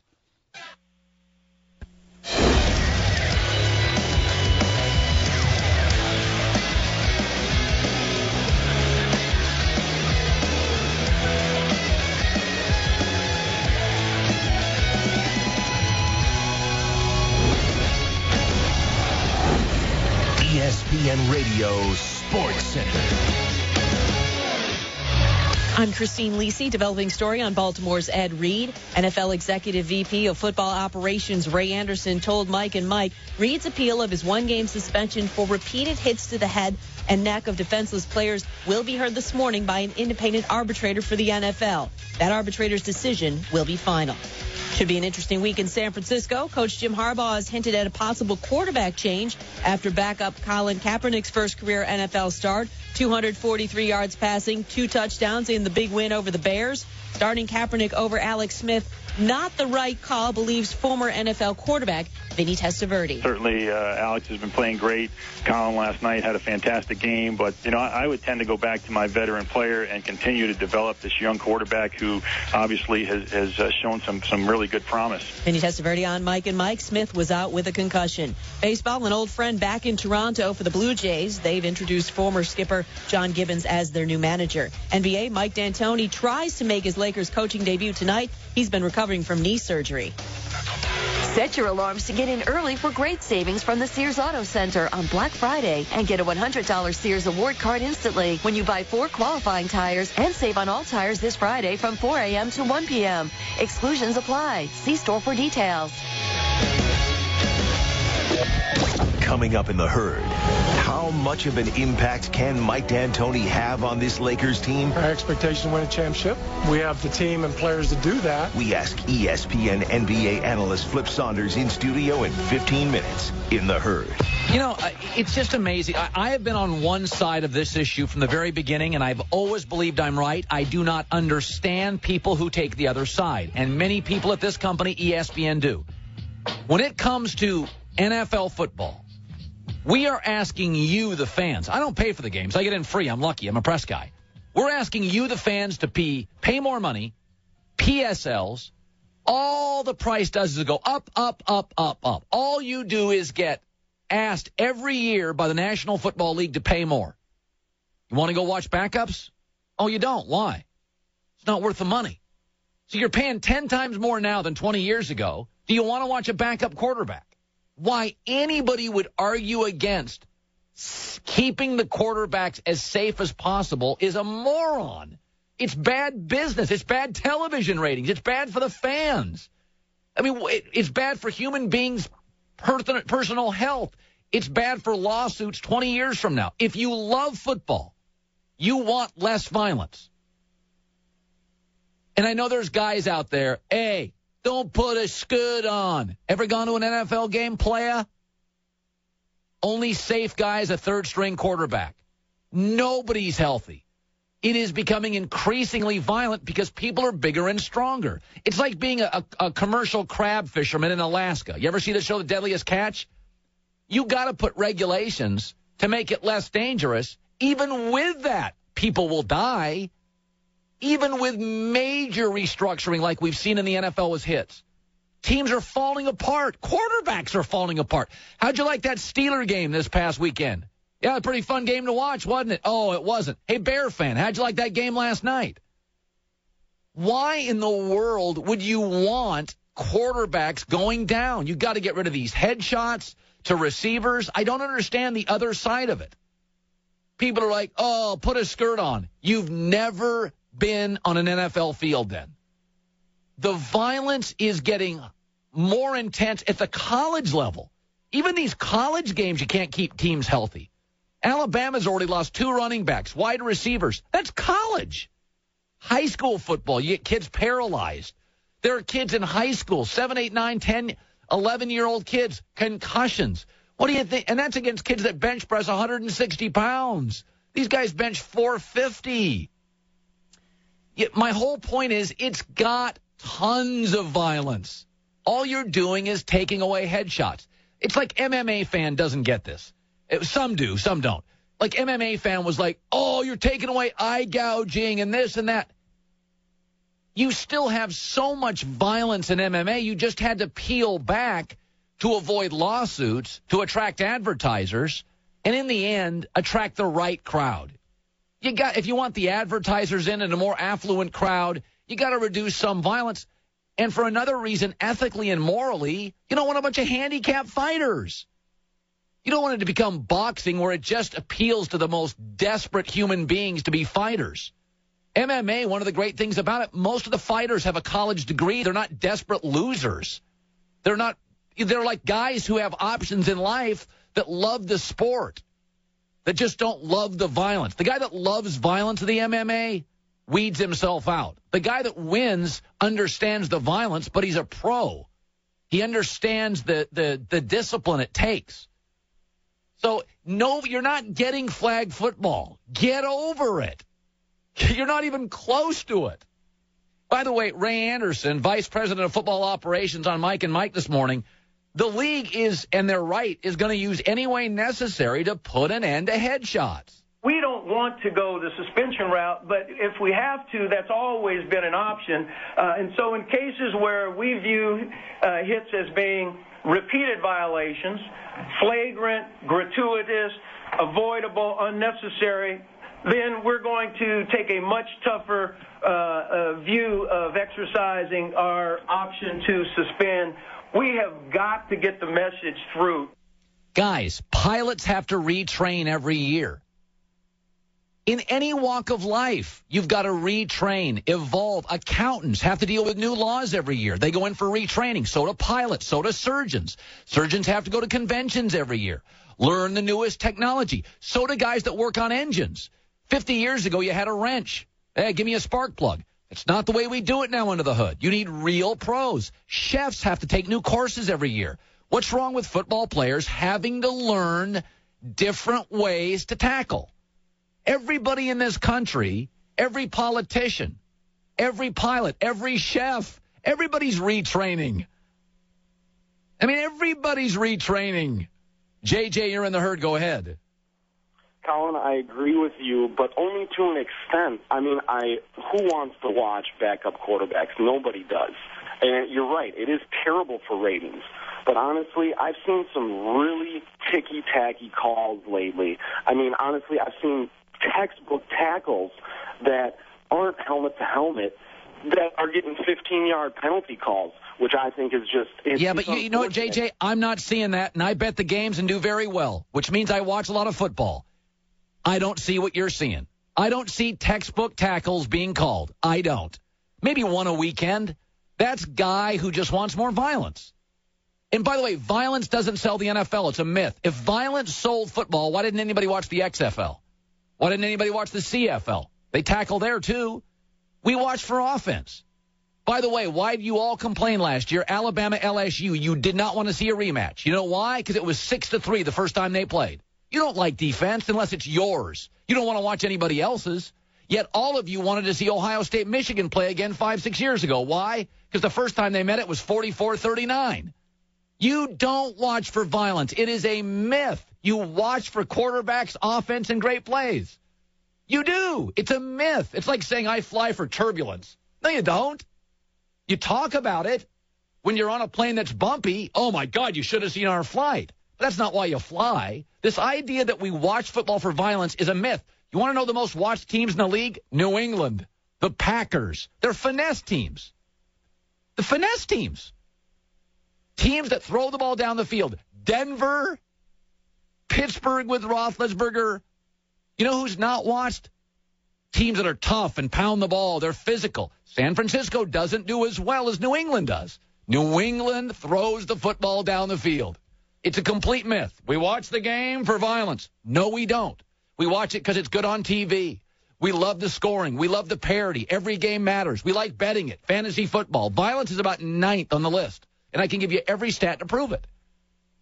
If we just watched violence, just violence, why isn't MMA 10 times bigger than the NFL? Why isn't hockey bigger? Why isn't boxing bigger? I mean, if violence is all we watch for, boxing would be the biggest sport in the world. It would be. MMA would be second, NFL third, hockey fourth. Nobody watches hockey. It's incredibly violent. Nobody watches it. You watch baseball, where if you throw near a guy's head, people are outraged. I mean, literally in baseball, if you throw near a guy's head, throw him out of the sport. You watch the World Series, you don't watch the Stanley Cup final. There's all sorts of violence in that league. Coming up, a myth in the NBA is being exposed. That's next. Everybody in business has to deal with emailing a file that's too big to attach, sending confidential files without a secure way to do it, needing to access a document while on the go. I got an answer for all three. Share File by Citrix. It's the all-in-one business solution for sending, sharing, and receiving files of almost any kind. ShareFile was designed for all you guys and gals in business, and it can be customized to meet your company's specific needs. ShareFile allows you to access files from any computer or any mobile device, even a smartphone. Millions of pros rely on ShareFile every day. Try it today. Sign up for a special offer, a full 30-day free trial. Go to sharefile.com, click on the radio mic, and enter my name, Colin. C-O-L-I-N, sharefile.com, and type in my name, Colin. With raised expectations, the Knicks are getting it done. Lays it up, misses. Chandler sticks it back. 5 to shoot, right wing kid, pull up 3, got it. How far can they go? They're playing championship basketball. They're legitimate contenders. You got to give the Miami Heat #1 billing in the East. The Knicks are right there. Hear about them, talk about them. Catch every Knicks game right here. What's up, everybody? It's Carmelo Anthony. We are the home of the New York Knicks. We are ESPN New York 98.7 FM. It's time to get winter ready. Dick's Sporting Goods has more of the best brands to keep you warm as the weather gets colder. The North Face, Columbia, Spyder, Burton, Copen, Marmot, Mountain Hardwear, and more. Dick's has the widest selection in styles and colors in men's, women's, and youth jackets and accessories. And don't forget to grab a new snowboard. Dick's carries the snow equipment you need. Before hitting the slopes, stop into Dick's Sporting Goods today. Every season starts at Dick's. AT&T asks, are you that guy? That guy who not only paints his face to cheer on his team, but then paints his entire torso? Well, you don't have to be that guy to prove your fanhood. Switch to AT&T and follow your favorite team like never before. It's much better than perusing the hardware store for this season's color palette of belly paints. You have the speed to get scores, stats, and highlights fast with AT&T. Rethink possible. Visit att.com or store for details. Mike and Lowe's want to give you a chance to improve your fantasy team. Visit ESPNradio.com each week to vote which player will earn the most fantasy points. Plus, find out how you could win in the Mike and Mike's Fantasy Team Builder Sweepstakes. One lucky grand prize winner will receive a trip for 4 to their choice of Chicago or L.A. to join the experts next August at an ESPN Fantasy Football Draft Party. Thanks to Lowe's, never stop improving. No purchase necessary. Void where prohibited. Open to legal U.S. residents 21 and older. Sweepstakes ends December 30th. Official rules at ESPNradio.com. Windows 8 changes the game. How? Let's do a play-by-play. Greeny, Golick hits the start screen. Bam! It's on. Scrolls through live tiles, glances up, sees stocks up. Weather is 55 and sunny. Wife emails, parents are coming for dinner. His buddy Derek IMs, you in, Golick? Swipes through sports apps, launches ESPN NBA. Opens video, pulls in email. Replies to wife, working late. IMs Derek, I'm in. See you soon. Wife responds, don't worry, I understand. Golick's in the clear. Sounds to me like you can do anything on a Windows 8 tablet. Check out Windows 8 at windows.com. College football on ESPN Radio and ESPNradio.com. The storyline is simple. If Notre Dame knocks off USC, they are heading to the national championship. Fires over the middle towards the goal line. Touchdown! For USC, they'd like nothing more than to provide the Irish with their first defeat. Number 1 Notre Dame at the USC Trojans. Saturday at 7 Eastern on ESPN Radio. A parting shot with Jeremy Schaap. Our old notions of masculinity and machismo are shifting. When a sports reporter criticized Charles Tillman of the Bears for announcing he'd rather miss Chicago's game against Houston than miss his daughter's birth, there was such a fierce backlash that the writer had to back down. The people had spoken. Most Americans think a father's place is in the delivery room, not the defensive backfield when his wife is in labor. Then, R.A. Dickey won the National League Cy Young Award. Dickey, who was molested as an 8-year-old, says he only came into his own as a pitcher after he summoned the courage to tell his psychotherapist about what had happened to him. Until recently, men were at best discouraged from revealing such things. Both he and Tillman, in their own ways, have demonstrated what manhood is really all about. I'm Jeremy Schaap, and you can listen to The Sporting Life Friday nights at 9 Eastern Time and Saturday mornings at 5 Eastern Time on ESPN Radio and ESPNradio.com. Mike and Mike discuss the possible end of the Andy Reid era in Philly. For the Philadelphia Eagles, this has been an incredibly successful era. You know, Andy Reid has been down there a really long time. Andy Reid has been the coach of the Eagles longer than we've been doing this show. We've been together forever. And it's been one of those constants in the sport, and I think for all intents and purposes it came to an end last night. They'll play out the rest of their season, and whatever happens will happen, whether Nick Foles becomes the quarterback or not, and whether they win a game or two here or there. But I think the only way that this thing was going to continue was if they put together a really big year. And their last chance of doing that was last night. And it didn't happen, and it didn't ever really look like it had any conceivable chance of happening. So I think in reality, Mike, the Andy Reid era in Philadelphia came to an end last night in New Orleans. It's heading there. I'm certainly not going to say it's completely over at this point. If you look at it, they're one game out of the last spot. It's Mike and Mike in the morning, weekdays on ESPN Radio and ESPNradio.com. ESPN New York, 98.7 FM.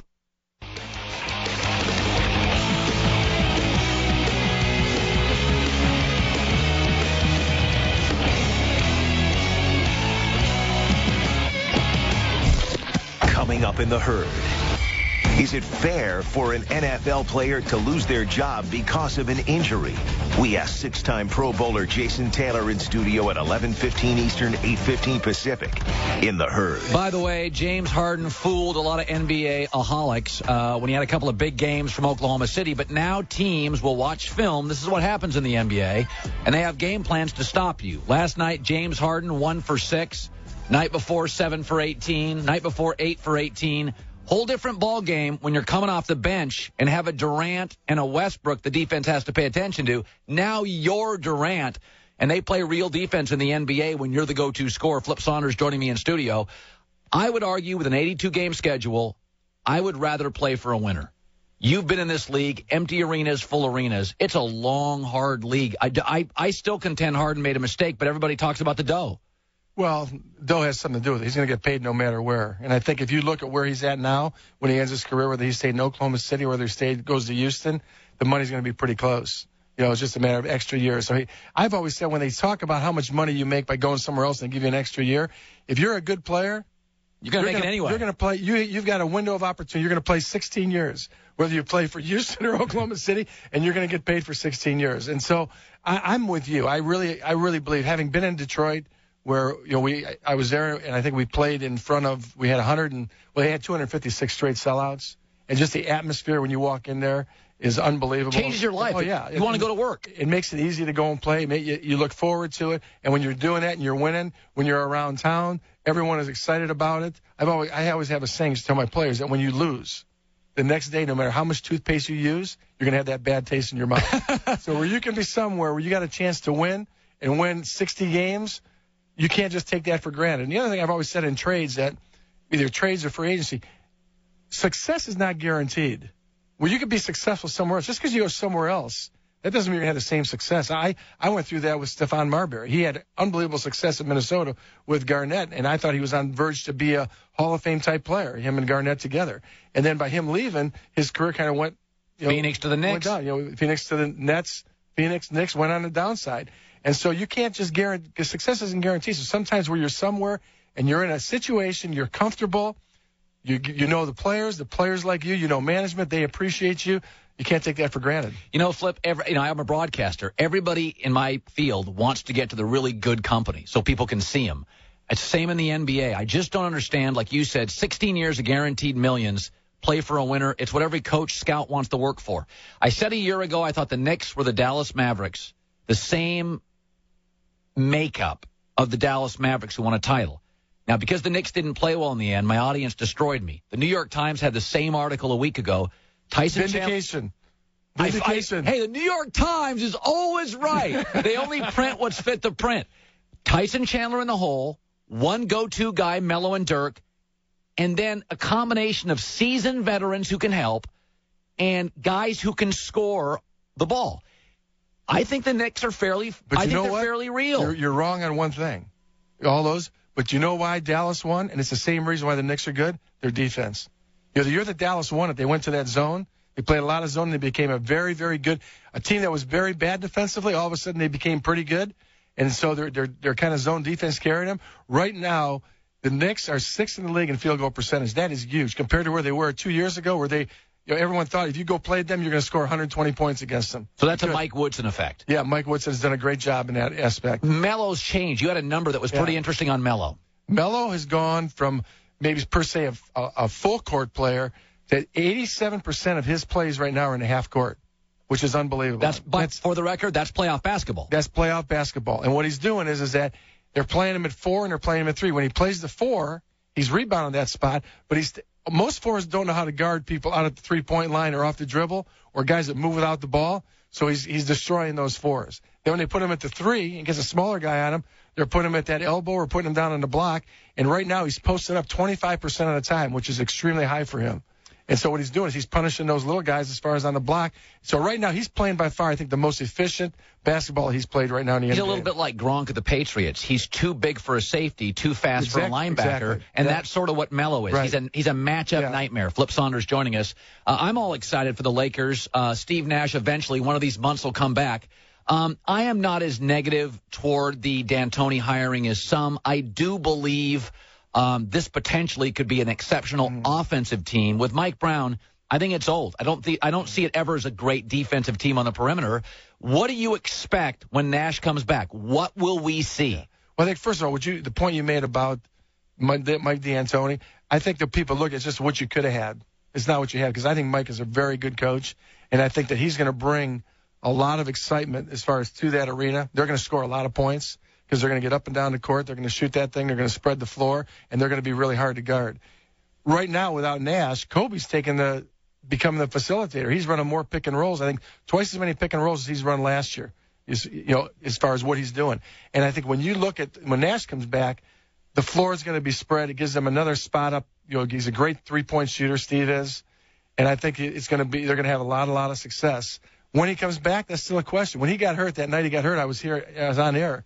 And they were talking about should there be panic in L.A. land. I said, not panic for how they're playing, panic for Steve Nash. Because how he got hurt, I said, that's not an ankle or a knee. That's something to do with either his leg or, as far as something had to do with his calf muscle. Of course, a week later they said he had as far as a fracture, as far as in his leg. So we'll see how he comes back. And that's always a situation with older guys as far as injuries, how you come back as far as injuries. But I think there's no question. I believe Steve Nash had a very good year last year in Phoenix. Unnoticed because how the team played. So I think he's still going to have an impact. And when they come back, they're going to really put a lot of pressure on teams to guard them. Yep. I mean, he can still hit a J. Yep. Still an elite distributor. By the way, my staff is getting on me, and they're saying, Colin, you're being hard on James Harden. He was sick last night. That's why he was. Yeah, by the way, I was in Phoenix. LeBron James was sick Saturday night against the Suns. How did he do? 41 minutes, 8 for 20, 7 rebounds, 3 assists, 2 steals. And by the way, I had stomach cramps. Hey, let's not put those two guys in the same sentence. You can't do that. You can't put LeBron and Harden in the same. Now, here's one thing. I don't think Harden is bad as he's played here recently, and he's not as good as he played the first week. Is he an A or a B? He's a B plus or an A minus. You know what I mean? He's not.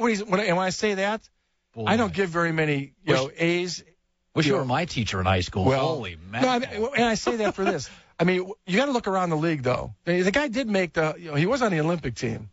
Well, there was a lot of injuries. I know that, but I'm still saying he's one of the top 20 players in our league. Okay, he's 20. Because maybe you might be right, but what I'm saying is that he's one of the top 20 players because what he can do, he can get a shot off. Here's the one thing, and I tweeted this last week. LeBron James was the first guy that guarded him to make him go right in the game when they beat Houston. He forced him to his right, took one dribble right, and missed a contested 3. Yeah.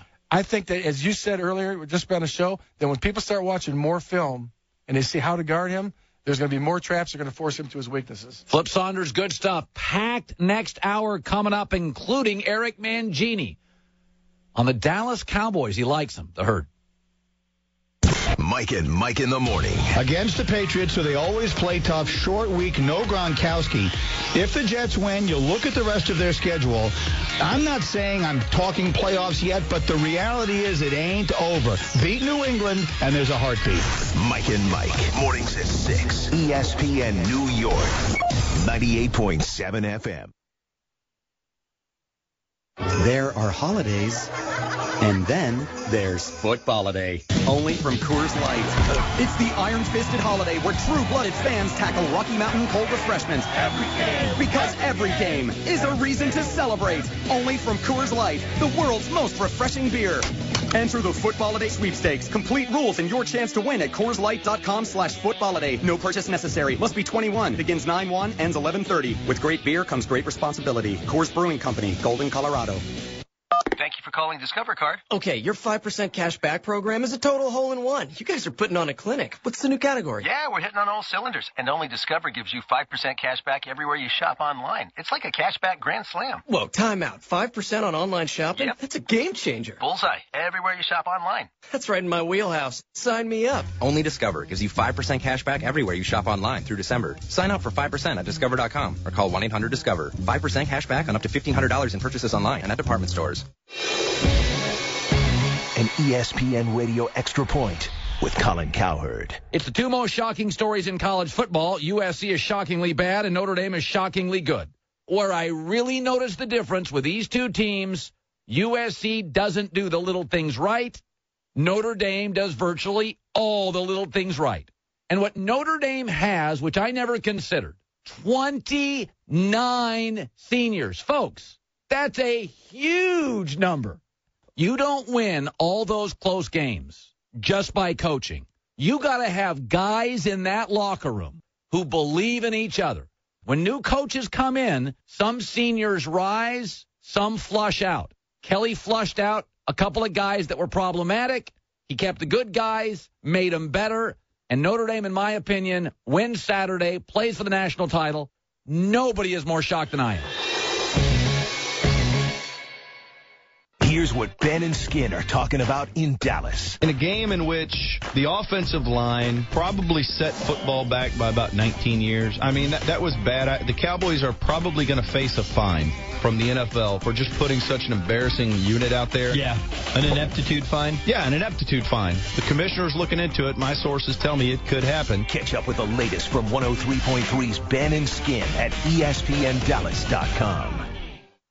Mike and Mike discuss the love and hate of Golik's Fighting Irish. Notre Dame's accomplishments have been artificially inflated by the greater public. Right. They have had lesser teams that have gotten into bowls they didn't deserve to be in based upon the fact that they have this big national following. They have been treated as though they quote-unquote matter at times when they didn't. Now, stunningly, it is actually working 180 degrees the other way. Did Notre Dame do any of that? Did Notre Dame invite themselves to a BCS bowl? Well, did they rank themselves? I got one email of one guy that says, I can't get over the fact they signed the TV deal with NBC. I'll always hate him for that.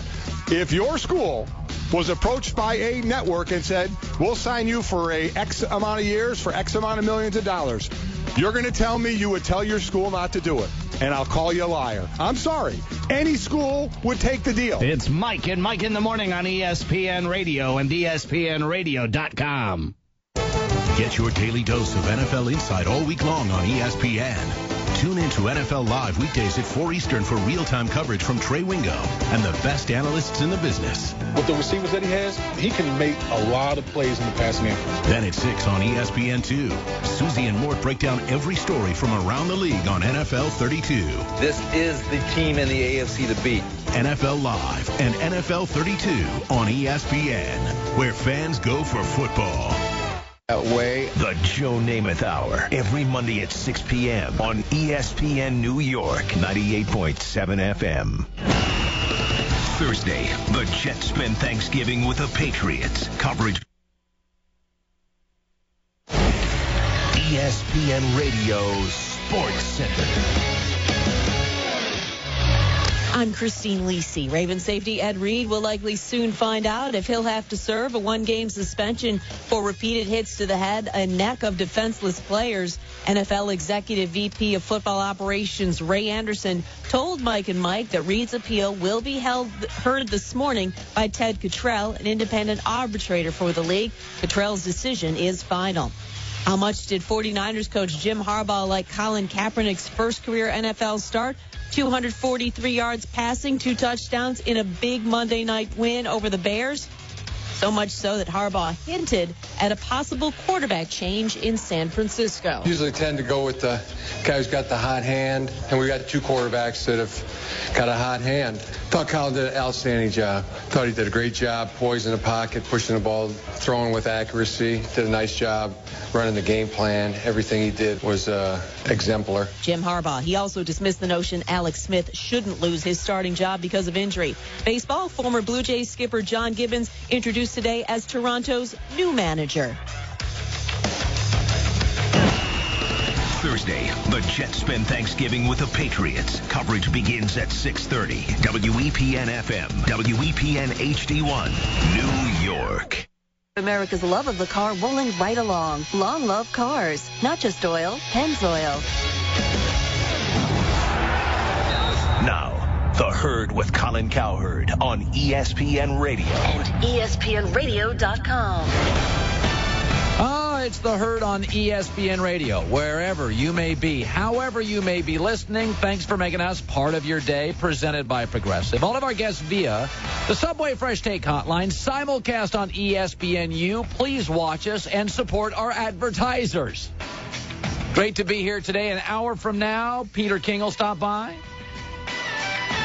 Got Eric Mangini talking Dallas Cowboys later this hour. Jason Taylor in 15 minutes.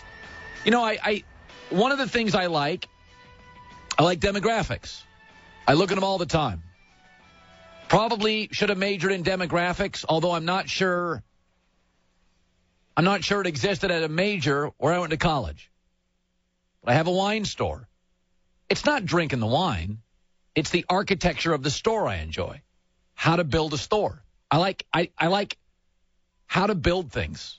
A radio show, a house. I like real estate. I like the architecture of stuff, building stuff. And I like watching, like 49ers head coach Jim Harbaugh. It's been amazing to watch his career. He takes over a football program 99% of you have never heard of. In the Pioneer Football League, the San Diego Toreros. They're an invisible program. 12 months later, they're 11-1. He wins 22 of his last 24 games for an unheard of bad program. Then he goes to Stanford, where they're 1-11. 4 years later, they're 12-1.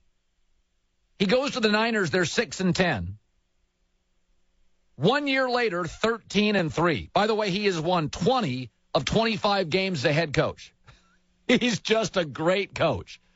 He is just an absolutely great coach. I think he's the best coach in America. I think he's the best football coach overall in America. I think Nick Saban's the best college coach, and I think Belichick's the best NFL coach with the best NFL knowledge. But Harbaugh has won in college when you only get 17 hours, and in the NFL when you get unlimited hours. He's won in college when you recruit, and the NFL where you draft. He's won in college with academic restrictions, Stanford. He's won in the NFL with quarterback limitations, Alex Smith. And last night, now it gets interesting. Colin Kaepernick, who he drafted, went out last night and just blew everybody away. And you look around this league, and you look at the good teams, and they are great at quarterback. New York Giants, Green Bay, Atlanta, New England Patriots. And Alex Smith is nobody's great. He can be very good, but he's limited. And then all of a sudden, Kaepernick last night goes out, drop-offs, bubble screen, over the middle, deep throws, a cannon. He's big, he's fast, he's strong. By the way, Jim Harbaugh was asked after last night, so Alex Smith is still a little banged up. Any chance you go with Colin again on Sunday? The decision to start Colin a health issue of Alex, or was Colin going to be your starter? Again, not a big mystery here. Just felt that Alex still had some symptoms on Sunday. We're going to make the decision to go with Colin. Yeah. He's got some symptoms. We're gonna go with Colin. Listen, he is one of these guys, Harbaugh, that you just have to trust him. Jason Garrett of Dallas, no history of success. I think he's good. I can't trust him. With Harbaugh, he wins everywhere. I told the staff this morning, we were joking about this. It's amazing how few coaches you absolutely believe when they make a decision. I would say Ken Wisenhunt, Mike Smith, Atlanta, John Harbaugh, Lovie Smith, John Fox, Belichick, Peyton, Coughlin, Andy Reid, Jeff Fisher, Jim Harbaugh, Mike Tomlin. That's it. Everybody else I have questions. With Harbaugh, if he decides to go with Kaepernick, he decided last year not to give Alex Smith a long-term deal. That told me Alex Smith is okay. Always thought it, but that told me believe in Harbaugh. By the way, some of you will say, how can you say Harbaugh is better than Belichick? Remember, Belichick is a college coach. No guarantee he'd succeed. NCAA regulations, recruiting and boosters. He's not a salesman. He's not conciliatory. He'd be the scientist who tries to teach home ec or PE. His brilliance would be lost on those he's teaching. In the end, Belichick College is not a great fit. He'd hate boosters. He wouldn't want to recruit. And the NCAA limits how long you can coach. Belichick's genius is that he is unbelievable in details, which take time. The other story today is, Ed Reed gets suspended for a game by the NFL. They don't like his repeated hits above the shoulders. And, a lot of fans come in and say, Colin, you can't limit violence. I watch the NFL because of violence. No, you don't. The top jersey sales go to some of the least violent players. Tebow, Rodgers, Drew Brees, Peyton Manning. You don't buy the jerseys of the violent guys. You buy the most athletic guys. Calvin Johnson, not the guy hitting him. People say they eat because they're hungry. No, they don't. You eat because you're bored. That's why 75% of America is overweight. You're not hungry, you're bored. People say they watch football because of the violence. No, you don't. You watch because of the quarterbacks, the scoring, and the great athleticism. A lot of companies say they want to be charitable. Truth is, it's a huge tax write-off. People say a lot of things. I love kids. No, you don't. You love your kids. You don't love the neighbor's kids. They're brats. You love your kids. I'm with you on that. But, this idea that, hey, we watch for violence. It is not. We don't even watch for defense. It's a complete myth. I always joke with Peter King about that. You love your defense. You wouldn't watch anybody else's. If I told you today, every guy listening to my show, the Cowboys play the Redskins, it's going to be 6-3 or it's going to be 26-23. Which game would you choose? We like offense. We buy tickets for offense. We all want the best quarterback. That's why they're so excited in Indianapolis. They're excited because of Andrew Luck, not because of their linebackers. When you get RG3 in Washington It changes your whole league, your whole team, your whole culture, your whole franchise. Ray Anderson's the vice president of football operations on Mike and Mike this morning, and he said in terms of Ed Reed, and I watched the tackle, he said, listen, fines just aren't working. Ed Reed, unfortunately, is a repeat offender, and we put it on the burdens on the defender to alter his target in those situations where a guy is defenseless. Let me just say this. Here's the bottom line for us. Hits to the head and neck area potentially are life-altering as well as career-altering. We believe that. We have enough to show us that. So illegal hits to the head and neck area are our biggest concern, and we are absolutely intent on getting those out of the game, and we can't defer any longer to fines as the primary deterrent. They are not effective. It's not effective to fine guys when they make $38,000 a day. It's not effective, so you got to do other things. You got to take them out of games. It's not effective. I've just never understood guy who argues this point. Chris, you're in the herd on ESPN Radio. Yeah, Colin, listen, I disagree with you in a sense. Let me tell you what I think here. It's a contradictory league. Yeah, we all want excitement, and you all want offense, and you don't want anybody to get hurt. But yet they want this, and they kick off, they throw it up 5 or 10 yards, and you're never going to get excitement on a kickoff return hardly anymore. Yeah, you do. Put flags on the quarterback. Well, time out. You're wrong. The kickoff is still awesome. Oh, give me a break. It's still great. It's going back in the end zone. No, it's not. The numbers tell you that's not true. All right. Okay, say you're right. Say you do. I am right. Statistically, I am right. Half that time, though, Colin, doesn't want a flag for somebody holding it, brings it back. You can't. No, it doesn't. You're making up stories to win the argument. Statistically, you're just a guy who wants to be right. Every statistic proves you're not. The kickoff is still a great part of football. In holding violence, what are you talking about? How many times this year have we seen incredible kickoff returns in huge games? And all you guys that say it's turning into flag football, how many NFL players you know? I know about 50. They're all mangled. Yet it's flag football. How many players you hang out with? I hang out with all sorts of them. I travel with them. They're here in the office. They're here in the lunchroom. They're here in the bathroom. I have lunch with 2 of them regularly. The game is so violent, you have to cut it back. This idea, the NFL came out with kickoffs, and they tried to make kickoffs irrelevant. Now what happens? Players just take them out of the end zone. They do. And the numbers don't lie. I still contend the kickoff is fantastic. I worried about it, but I was wrong. People still bring it out of the end zone. Stop trying to be right. Look at the numbers. You don't buy jerseys of defensive players. You don't like watching backups. Jason Taylor in studio. Oh, I'm sure he played flag football. I just heard he played flag football for a living. I'll ask him how violent the league is to give us an example. It's the Herd on ESPN Radio. Well, the people have spoken. No, not about Obama and Romney, about the Yankees. 3,000 empty seats a game right now. It means that the fans are exhibiting much better recognition of what they're seeing than the Yankee hitters are these days. The Mike Lupica Show, coming up today at noon on ESPN New York, 98.7 FM.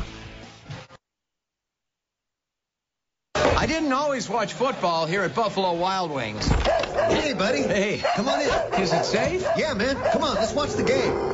Careful when I bring out the snacks, though. No sudden movements. Protect the football. Watch every game here.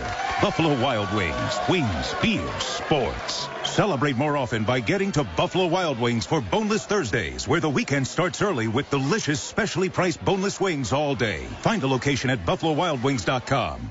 Hi, it's Colin. 1-800-Flowers.com knows that Thanksgiving is a special time to spend with family and friends. That's why they've created beautiful centerpieces that bring smiles to your Thanksgiving celebration. They're amazing. 1-800-Flowers.com Thanksgiving Harvest Centerpiece was created just for this holiday. It's a handcrafted autumn centerpiece. Has a bounty of roses, sunflowers, lilies, and more. Sending this gift brings warmth to any room and color to any Thanksgiving celebration, even if you can't be there in person. For a limited time, when you order the Thanksgiving Harvest Centerpiece from from 1-800-Flowers.com. Use my name and you'll receive a free upgrade to a larger centerpiece for just $29.99, a $10 savings. That means more beautiful flowers and a larger centerpiece for free. Plus, it's available for same-day delivery. How sweet is that? Don't wait. Order it now. A Thanksgiving arrangement nobody will soon forget. Go to 1-800-Flowers.com from your desktop or mobile device. Click on the radio mic upper right side, enter Colin. That's 1-800-Flowers.com, enter Colin, or call 1-800-Flowers and mention my name.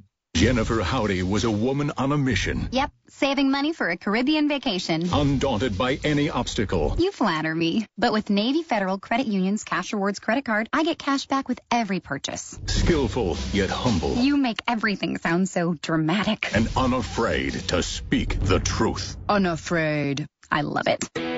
4 million members, 4 million stories. From every military branch, DOD, and their families. NavyFederal.org. Federally insured by NCUA. It's time to get winter ready. Dick's Sporting Goods has more of the best brands to keep you warm as the weather gets colder. The North Face, Columbia, Spyder, Burton, Copen, Marmot, Mountain Hardwear, and more. Dick's has the widest selection in styles and colors in men's, women's, and youth jackets and accessories. And don't forget to grab a new snowboard. Dick's carries the snow equipment you need.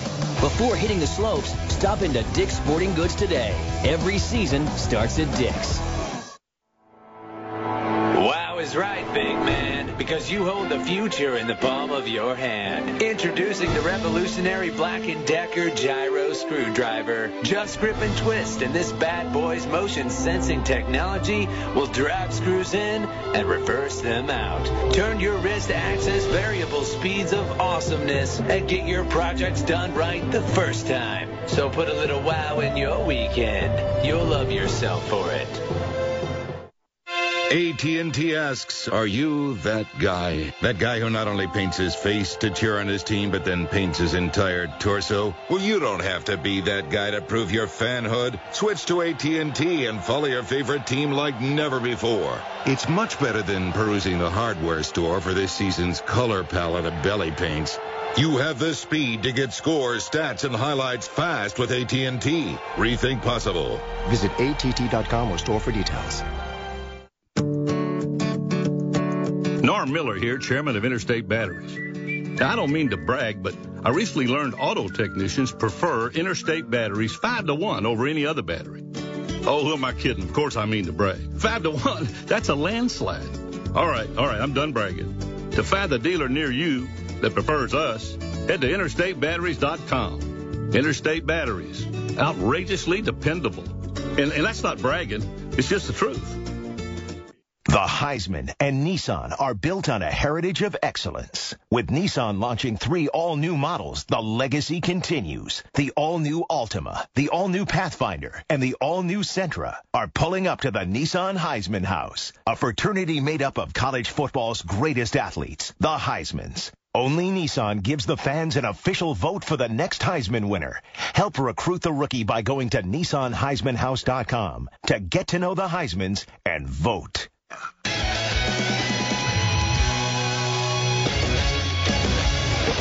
Coming up in the herd, what's the biggest surprise of the Cowboys' 5-5 season? Find out from ESPN NFL analyst Eric Mangini in studio at 11:45 Eastern, 8:45 Pacific. In the herd.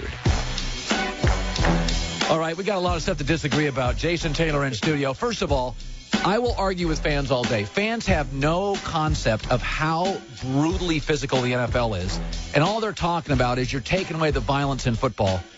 I'm 6'2", 185, work out every day. I could not last 2 plays. If you took a trucker, a big guy, 6'4", 235, pretty big guy, NFL, a series, he'd be on workers' comp for 6 months. He would. Big guy would absorb some hits. Give him a nice 9-10 play drive, he's done. For a month? How big are you at your big? When you played in the league, what were you? 245, 250. And then you benched what? Oh, I don't know. Not 385. 385 squat. I mean, you're a world-class athlete, like on Monday. Like I got hit by a train, and then an airplane fell on me. That's kind of how it is.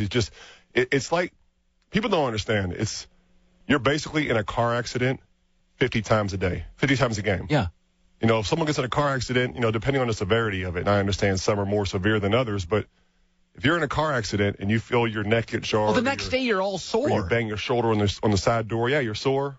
Well, that's every day in the NFL. Every day. It still is. I still wake up sore. I have to stretch to get out of bed.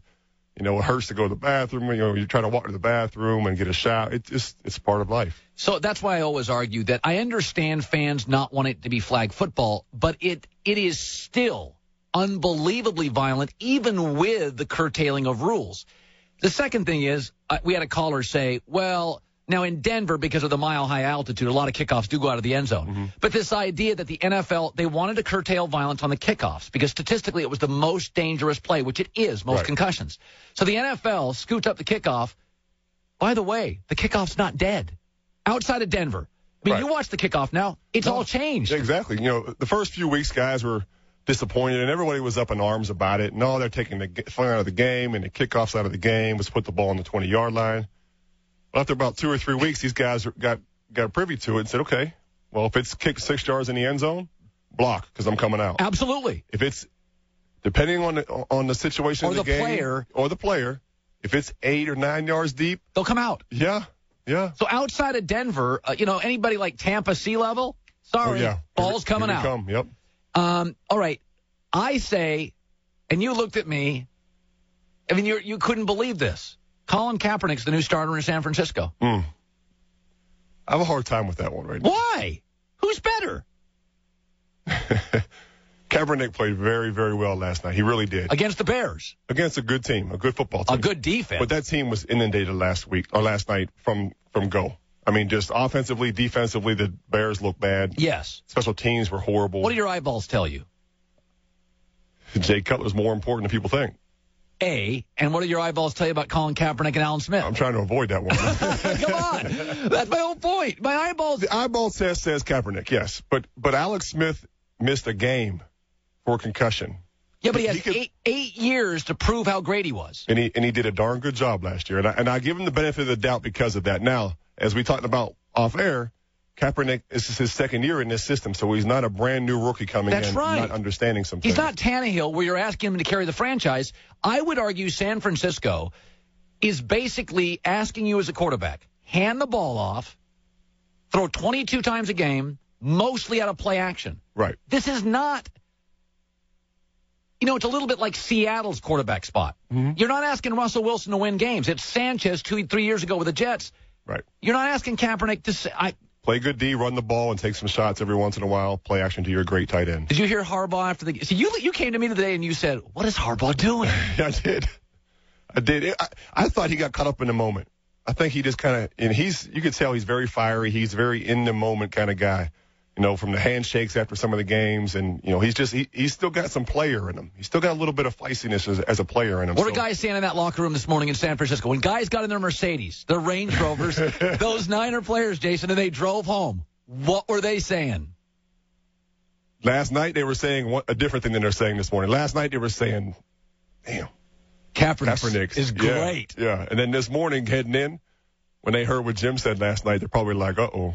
Now what? Now, will it divide the locker room? I don't think it'll divide the locker room. Because they're both good dudes, right? Yeah, they're both, and I think they're both well-liked. And Alex has kind of turned his career around a little bit and gained some goodwill in that locker room. So I don't think it'll divide the locker room. It'll be interesting. And the problem for the Niners now is they can't move on to next week and start stacking up wins and getting ready for the playoffs. Now they have to address this. This elephant's in the room now. What's the quarterback controversy and Harbaugh. And it wasn't, one or two players saying something or people just kind of speculating, will there be a controversy or will Kaepernick get a chance to start? The head coach came out and said, we'll have to see where we go. He didn't say this is Alex's job to lose. It wasn't real subtle to me. No, it wasn't. It was very, very blatant. Yeah. So here we go with the Thanksgiving. Did you ever play a Thanksgiving game? I did. As a fan, I don't like Thanksgiving. My house is hot. I have to wear an itchy sweater. If I can get my kids to a stadium, I hate Thanksgiving. It's my least favorite holiday. I'm a picker, not a gorger, binge eater, so I don't like all the Thanksgiving stuff. What do players think about it? I think most players enjoy it. I always enjoyed it. You liked it? Yeah, I do. Why? Everybody's watching. It's a holiday. It's special. Growing up, I watched football on Thanksgiving. You watch the Cowboys and the Lions. They were always on. And then Friday's college football. Right. So it started the football weekend off early, and it was Thanksgiving. It's what it's about. Sit down, eat, get fat, watch TV, watch football. So as a player, whenever I became a professional player, I always wanted to play in one. And I had a chance to go to Dallas and play in my first one. So it was the Dallas Cowboys playing there. We kicked their butts up and down the field. So I've loved it ever since. Yeah. A lot of people, I'm not a big fan of Thursday games. I don't think, again, if safety's the key, I don't think players feel great until about Thursday afternoon. I don't know if we should be playing Thursday games. I do think Thanksgiving is special, but I've been doing this for years, and on the same side of this is if we love football, that means we love the players. And if we love the players and care about the players, and we do, Aaron Rodgers, Brady, everybody, why don't we want them healthier? I think it's one of those things like everybody's like, yeah, violence. Why would I want my star player to get hurt? You don't. It's controlled violence. It's not just controlled violence. Controlled violence. But, the Thursday game, while it's more difficult to prepare for and it kind of puts you behind the 8 ball, it also gives you another bye week on the backside. Herd hierarchy, my top 10 next in the herd. In just 2 days, the Jets can alter the course of their season. Is there reason to believe in the Jets? Stephen A. and Ryan Rucco discuss it at 1 on ESPN New York 98.7 FM. Thank you for calling Discover Card. Okay, your 5% cash back program is a total hole-in-one. You guys are putting on a clinic. What's the new category? Yeah, we're hitting on all cylinders. And only Discover gives you 5% cash back everywhere you shop online. It's like a cash back grand slam. Whoa, time out. 5% on online shopping? Yep. That's a game changer. Bullseye. Everywhere you shop online. That's right in my wheelhouse. Sign me up. Only Discover gives you 5% cash back everywhere you shop online through December. Sign up for 5% at discover.com or call 1-800-DISCOVER. 5% cash back on up to $1,500 in purchases online and at department stores. Mike and Lowe's want to give you a chance to improve your fantasy team. Visit ESPNradio.com each week to vote which player will earn the most fantasy points. Plus, find out how you could win in the Mike and Mike's Fantasy Team Builder Sweepstakes. One lucky grand prize winner will receive a trip or 4 to their choice of Chicago or L.A. to join the experts next August at an ESPN Fantasy Football Draft Party. Thanks to Lowe's, never stop improving. No purchase necessary. Void where prohibited. Open to legal U.S. residents 21 and older. Sweepstakes ends December 30th. Official rules at ESPNradio.com. Don't miss the action on AuctionTime.com, where every Wednesday is auction day. AuctionTime.com features farm and construction equipment, trucks, trailers, and parts auctions ending every Wednesday. To bid on a machine, register for free on the AuctionTime.com website or from anywhere using an iPhone or an Android with the free AuctionTime.com apps. AuctionTime charges no buyer's fees and has no hidden reserves. Save time and money for your operation and visit AuctionTime.com today. Tomorrow, give thanks for a marquee matchup, served up NBA style. Oh, beautiful move! Ain't going all the way to Jordan. Two Western Conference title contenders collide at the high-flying Cliffs land in raucous Oklahoma City. Which dynamic duo will shine the brightest in this NBA Wednesday showdown? Clippers Thunder at 7:30 Eastern, presented by State Farm. It all starts with Kia NBA Countdown at 7 tomorrow on ESPN. It's Mike and Mike and the commissioner of the NFL, Roger Goodell. You've made so many changes. You've done so many things to try and make the game safer, some of which have led to my partner here yelling and screaming that you're going too far. And yet, in a given week, you see quarterbacks Cutler and Smith and Vick and Roethlisberger going down. How do you gauge success with regard to player safety? Well, Mike, I think the big thing is, what we see is progress. The changes that we're making are effective, but we're not declaring victory. There's still work to be done. We still have to make changes in our game, whether it's rules or equipment, but the awareness has never been higher. What we saw this past weekend, as unfortunate as it is having those injuries, they represented progress because those players left the game. They did not return to play. They're getting the proper care. Just maybe a few years ago, that wouldn't have even occurred. And I think that's what we're focusing on. How do we continue to make progress in this area? And there's no simple answer to a complex problem. It's Mike and Mike in the morning, weekdays on ESPN Radio and ESPNradio.com. All right, I've gone through all the tracks. Just move through the beats. Do your thing. All right, everyone, let's hear it for West High's own Brooke Turner, a.k.a. DJ Hook. Scratching at my first school dance takes confidence. So we're getting into college. I've got what it takes. So do you. Visit knowhowtogo.org to learn what you should be doing right now to prepare for college. Start taking the steps at knowhowtogo.org. Brought to you by the American Council on Education, Lumina Foundation, and the Ad Council. Hi, this is Eric Darnell. This is David Reagan. Jamie McMurray. This is Carl Edwards here for RAD, the entertainment industry's voice for road safety. Want to make a difference? It's simple. Be responsible. Plan ahead. Designate before you celebrate. Friends don't let friends drive drunk. Drive my car. Yes, I'm gonna be a star. A public service message brought to you by the U.S. Department of Transportation, RAD, the National Association of Broadcasters, and the Ad Council. I'm a champion, real-life Shaq's mechanism. Yeah, yeah, yeah, yeah, yeah, yeah, yeah, yeah. Hi, Shaquille O'Neal for RAD. This is not your normal PSA. Don't be stupid. Don't drink and drive. If you're going to go out and have a good time, it's fine. But designate a driver to drive home. Let's stop the madness. Don't drink and drive. A public service announcement brought to you by the U.S. Department of Transportation, RAD, the National Association of Broadcasters, and the Ad Council. Everybody loves breakfast at IHOP. Now get ready for 4 great new dinners you're really going to love. Like IHOP's pork loin with cinnamon apples and lingonberries. How about tender strips of pepper steak on rice? Grilled salmon sauced with lemon dill. Or lemon chicken fettuccine alfredo. Each dinner is served with super salad, and they start at just $8.99. And for dessert, try our new dulce de leche crepes. IHOP, everything you love about breakfast. For a limited time at participating restaurants. ESPN Radio Sports Center. I'm Christine Lisi. Ravens safety Ed Reed's appeal of his suspension will be heard today by an independent arbitrator for the NFL. That's what League Executive VP Ray Anderson told Mike and Mike. Arbitrator Ted Cottrell's decision will be final. Reed was suspended a game for repeated hits to the head and neck of defenseless players. Impressive first ever NFL start for 49ers backup quarterback Colin Kaepernick. 243 yards, 2 touchdowns. It opened plenty of eyes, including those of his coach. Jim Harbaugh hinted of a possible quarterback change, said the Niners would go with the hot hand against the Saints. Not a surprise if Harbaugh opts for Kaepernick over Alex Smith, according to ESPN's Chris Carter. He also inquired about Peyton Manning. You wonder why? Because when you look at the 49ers roster, the only question mark on that roster is the quarterback. Mm-hmm. Okay? Chris Carter on Mike and Mike. Smith sidelined last night with a concussion. Baseball, Blue Jays introduced former manager John Gibbons as their new skipper. NBA, Mike D'Antoni will try and make his Lakers coaching debut tonight against the Nets. He's been recovering from recent knee surgery. Protect the football. Watch every game at Buffalo Wild Wings. Go to protectthefootball.com to find the location nearest you. Because at Buffalo Wild Wings, it's football the way it should be. Buffalo Wild Wings. Wings, beer, sports.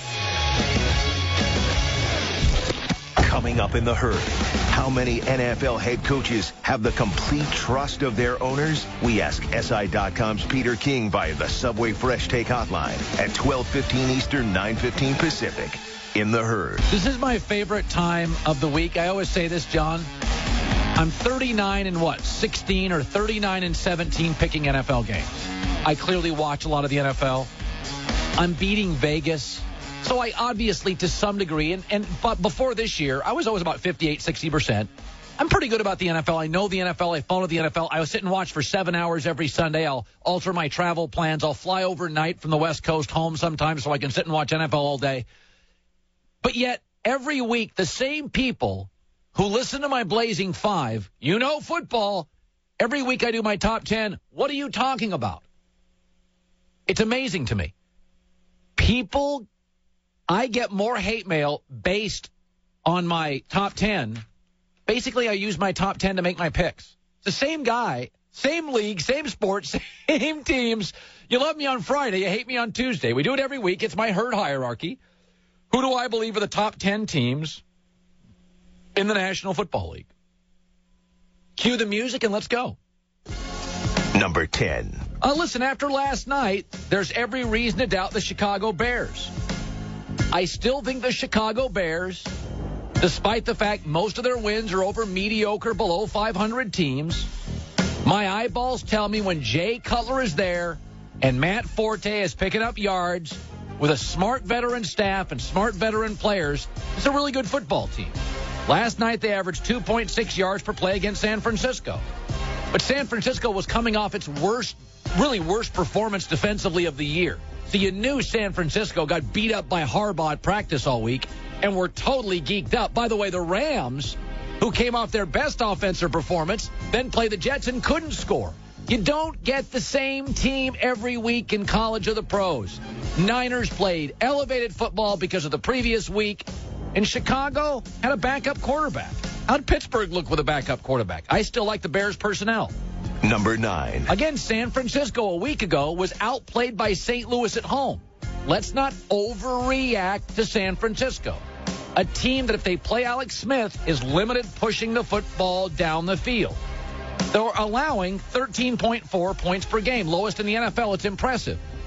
But Russell Wilson, John Skelton are quarterbacks in this league. San Francisco has been pushed around by St. Louis and Minnesota this year. They were great last night coming off a bad performance.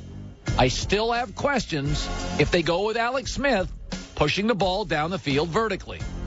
Number 8. Listen, Baltimore won its 12th straight against the divisional opponent. But a lot of those wins, be honest here, against Cincinnati and Cleveland. I like Baltimore, but they lost their best corner. Haloti Ngata has been hurt. And defensively, New England gashed them for 30 points. In the end, I believe their defense will cost them. And in the AFC, you're giving me Brady, Big Ben, Manning, and Flacco. He finished 4th. I'm a little low on Baltimore. Number 7. I've been a little low on Green Bay. Now, Aaron's got 17 TDs and 2 picks during his 5-game winning streak. But, I mean, they struggle with Jacksonville. They looked ugly against Arizona. They trailed Detroit most of the week. I still feel they're a finesse team. Now, that's not the be-all, end-all. New England's mostly a finesse team. But if I don't see an improvement of the running game as we get into cold weather, I think they're going to be too dependent on Aaron Rodgers. Number 6. Atlanta. I've been begrudging respect to Atlanta all year long. Now, they won their 9th straight home game, and that's the longest home streak they've had since the mid to late 90s. Here's what I love, Matt Ryan. Here's what I don't.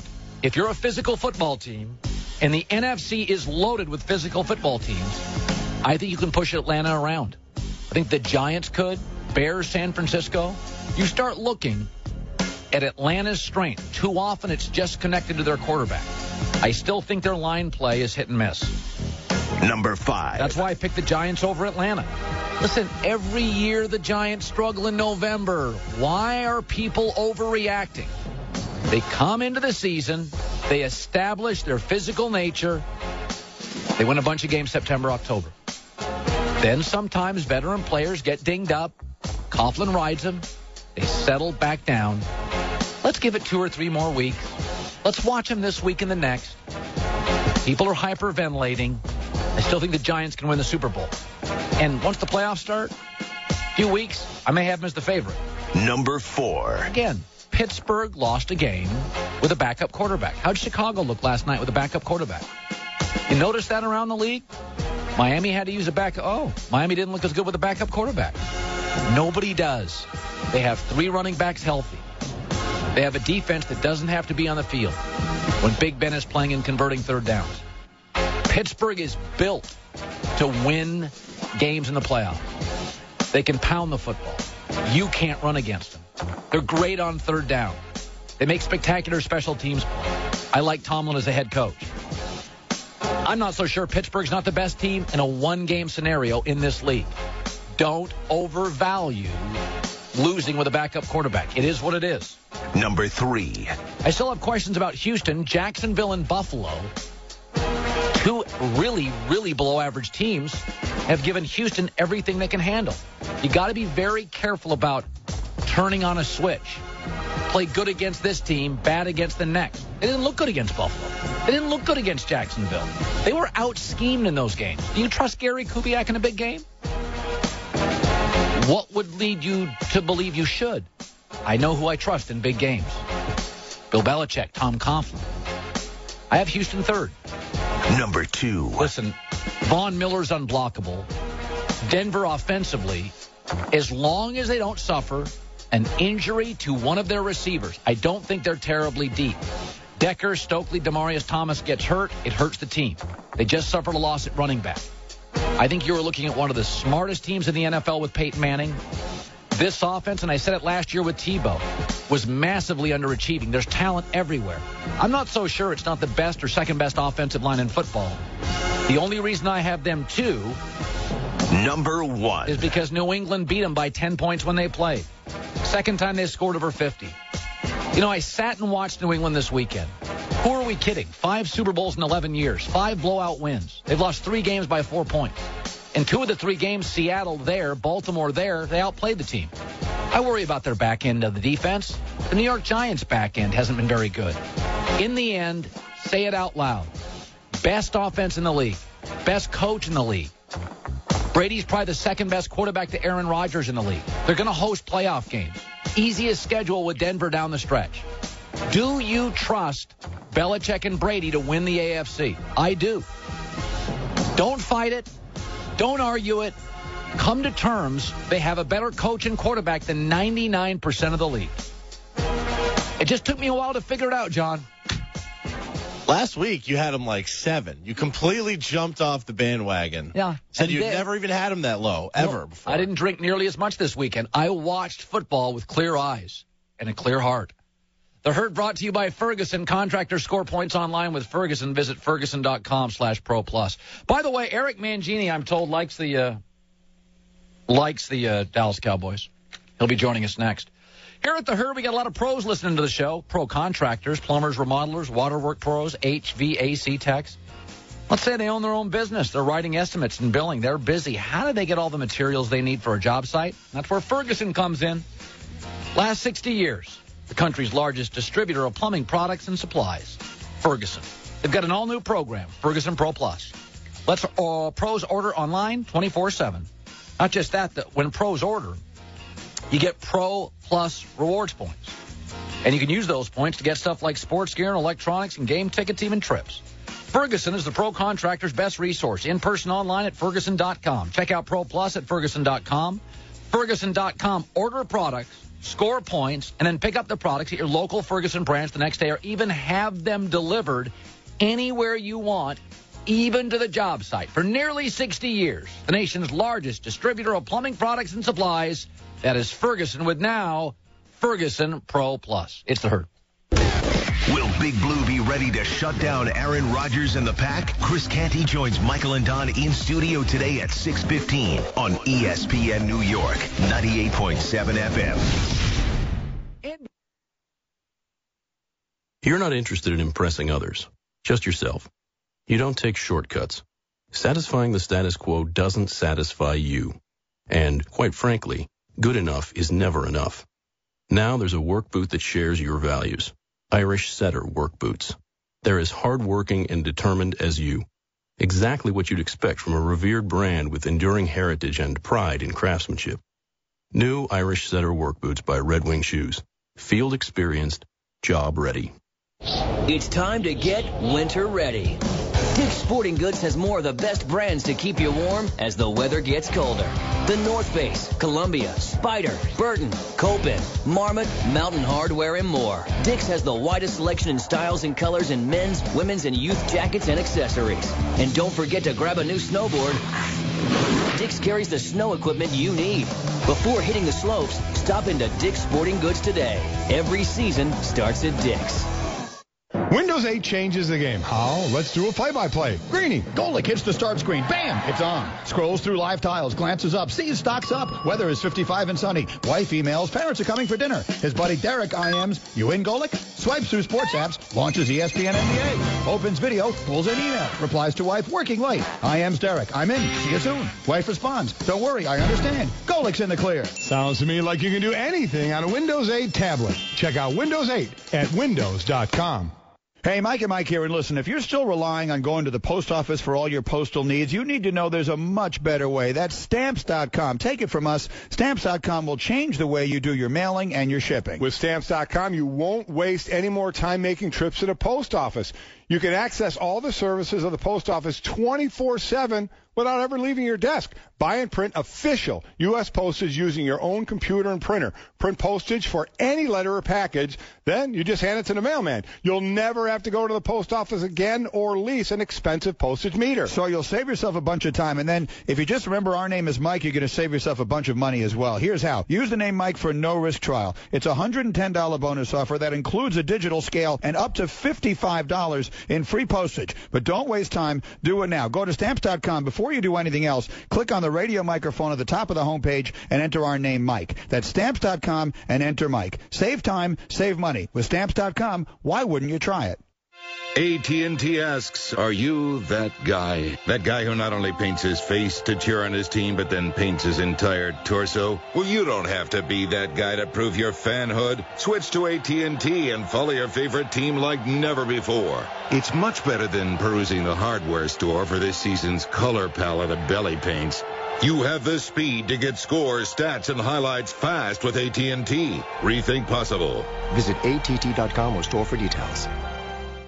Thank you for calling Discover Card. Okay, your 5% cash back program is a total hole-in-one. You guys are putting on a clinic. What's the new category? Yeah, we're hitting on all cylinders. And only Discover gives you 5% cash back everywhere you shop online. It's like a cashback grand slam. Whoa, time out. 5% on online shopping? Yep. That's a game changer. Bullseye. Everywhere you shop online. That's right in my wheelhouse. Sign me up. Only Discover gives you 5% cash back everywhere you shop online through December. Sign up for 5% at Discover.com or call 1-800-DISCOVER. 5% cash back on up to $1,500 in purchases online and at department stores.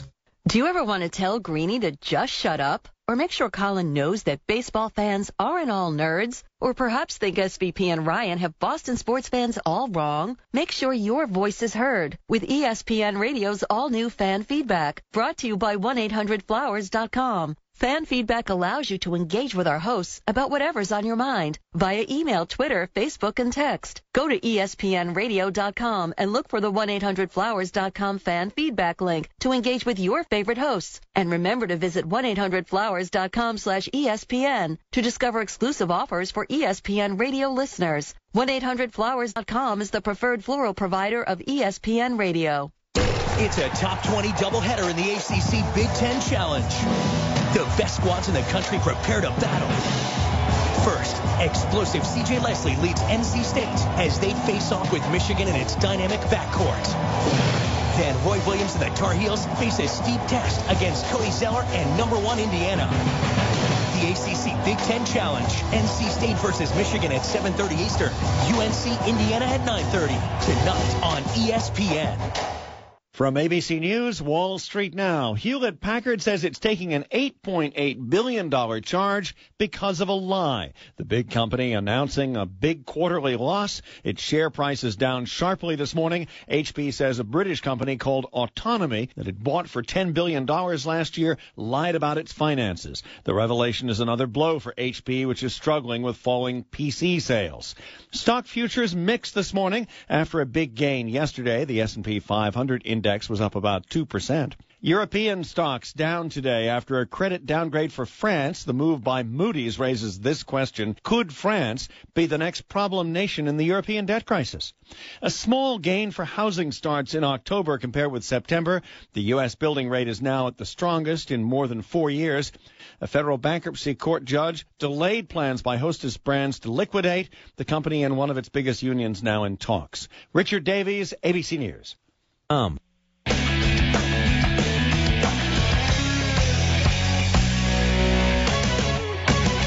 Coming up in the herd, what do the UCLA Bruins have to do in order to become the football team in Los Angeles? We ask Bruins head coach Jim Mora via the Subway Fresh Take hotline at 12:30 Eastern, 9:30 Pacific. In the herd. By the way, my herd hierarchy had New England 1, Denver 2, Houston 3. That was mine. Vegas has Denver 1, Houston 2, and New England tied for third. So I'm not far off. I just got theirs this morning, pregame.com. I think people have to come to terms with New England. They're good. Best offense in the league and an offense-driven league. Best coach. I mean, they've blown out 5 teams. Eric Mangini, former Jets-Browns head coach. The Patriots, my new number 1 team in the herd hierarchy coach. They're getting bashed for running up the score this weekend and leaving players in. And, it's easy to bash Belichick. He's polarizing. He's not likable. What do you make of the bashing of the Patriots rubbing it into Indianapolis? You only have a certain amount of players that you bring to the game, and it's not like you can make these massive substitutions. There's certain guys that you can take out, and if you want to run specific packages, whether it be tight end specific things, which is what New England's offense is based off of, you've got to have tight ends in the game. Now, could they have taken him out? Yeah, maybe, and he could have gone through the game and not gotten hurt. It's always frustrating where at the end of the game you lose a guy, but you do only have a certain amount of players that you can sub in at any one point. Yeah, remember college football is 85. You guys have, what, 50? No, it's 46. 46. So you don't have a fifth tight end of, generally on your roster. Right. When you look at we talked about football teams this year, the good ones. They're physical, Chicago, Houston, Baltimore, Pittsburgh, or they feel more finesse, Green Bay, New England, Atlanta. I can't figure out what Denver is. They feel surf and turf. You get a little steak, a little seafood. What is Denver? Well, I would probably put their offense a little bit more in line with the New Englands of the world. I think defensively, you probably get that feeling more from their defense because they have been playing pretty physical defense. And when they run the ball, their numbers are a little bit in the second, third, but it's not a pound the ball. And a lot of that success, too, comes if you want to play split safety against Peyton Manning, then you're going to have some running lanes. So I'd say defensively you get that sense that they're more of a physical team. Offensively, though, I'd see them as being more pass first, run second. Isn't that really, though, when you give the offense to Peyton Manning, and this is not a criticism, that's what he's going to create? Yeah, it's what he's going to create, and it's great for the running game because when you get those guys out of the box, your chances of being successful increase substantially. And New England, New Orleans, even Philadelphia, when they've led the league or been close to leading the league in rushing or up there, it's not because they're getting in two tight end sets with a fullback and pounding the ball. It's because when there's those extra guys out of the box, there aren't the guys that are in the box. I mean, you can run it pretty effectively and pretty consistently. Eric Mangini that heard on ESPN Radio. We always like to examine the Dallas Cowboys because that's just what we do. We said on Friday's show is we thought it would be a tough, physical, low-scoring game because Cleveland's very good at corners, match up with the Cowboy receivers. And Cleveland, they're a tough out. They're a physical team and a tough out. You go in a game that was winnable, losable. What's your feeling here on the Dallas Cowboys now? Well, when you look at the game yesterday, obviously 7 sacks is a problem, but Dallas is on their third center. They don't have DeMarco Murray. That's an issue, too.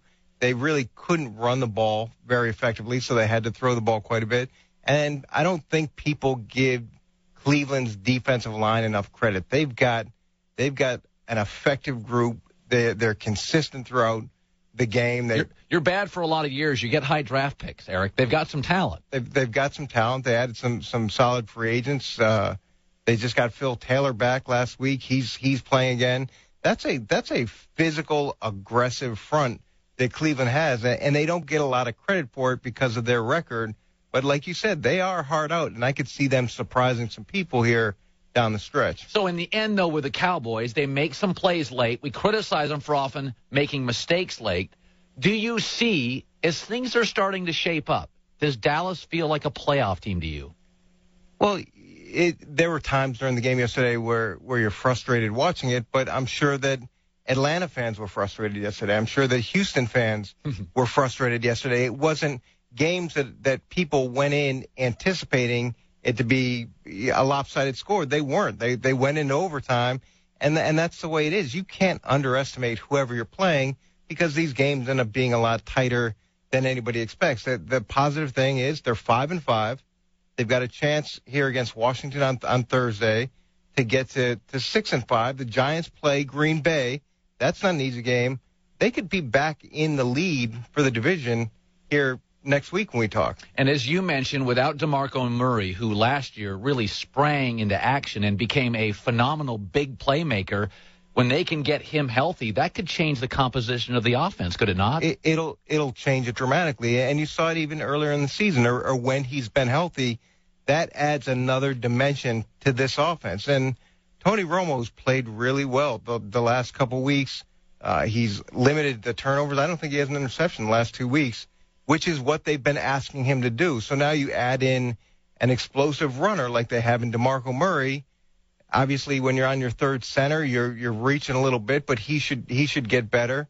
I think they're a dangerous team. Eric Mangini, the Herd on ESPN Radio. Good talking to you, Coach. Good to be here. By the way, I love Bob Glauber at Newsday, but I disagree with his article today, and I hear a lot of New York writers doing this. The Jets need to let Tim Tebow fly at season's end.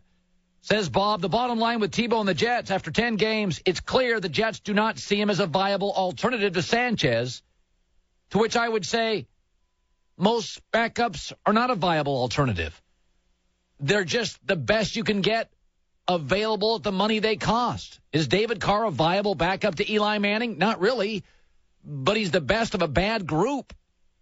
It's so funny about Tebow. Everybody's like, first of all, you got to get rid of him. You got to trade him. He has no trade value. He's blown up the Jets locker room, arguably. He's got no trade value, and he's the worst throwing quarterback in league history. So what's his trade value? Secondly, who cares if he's not getting much playing?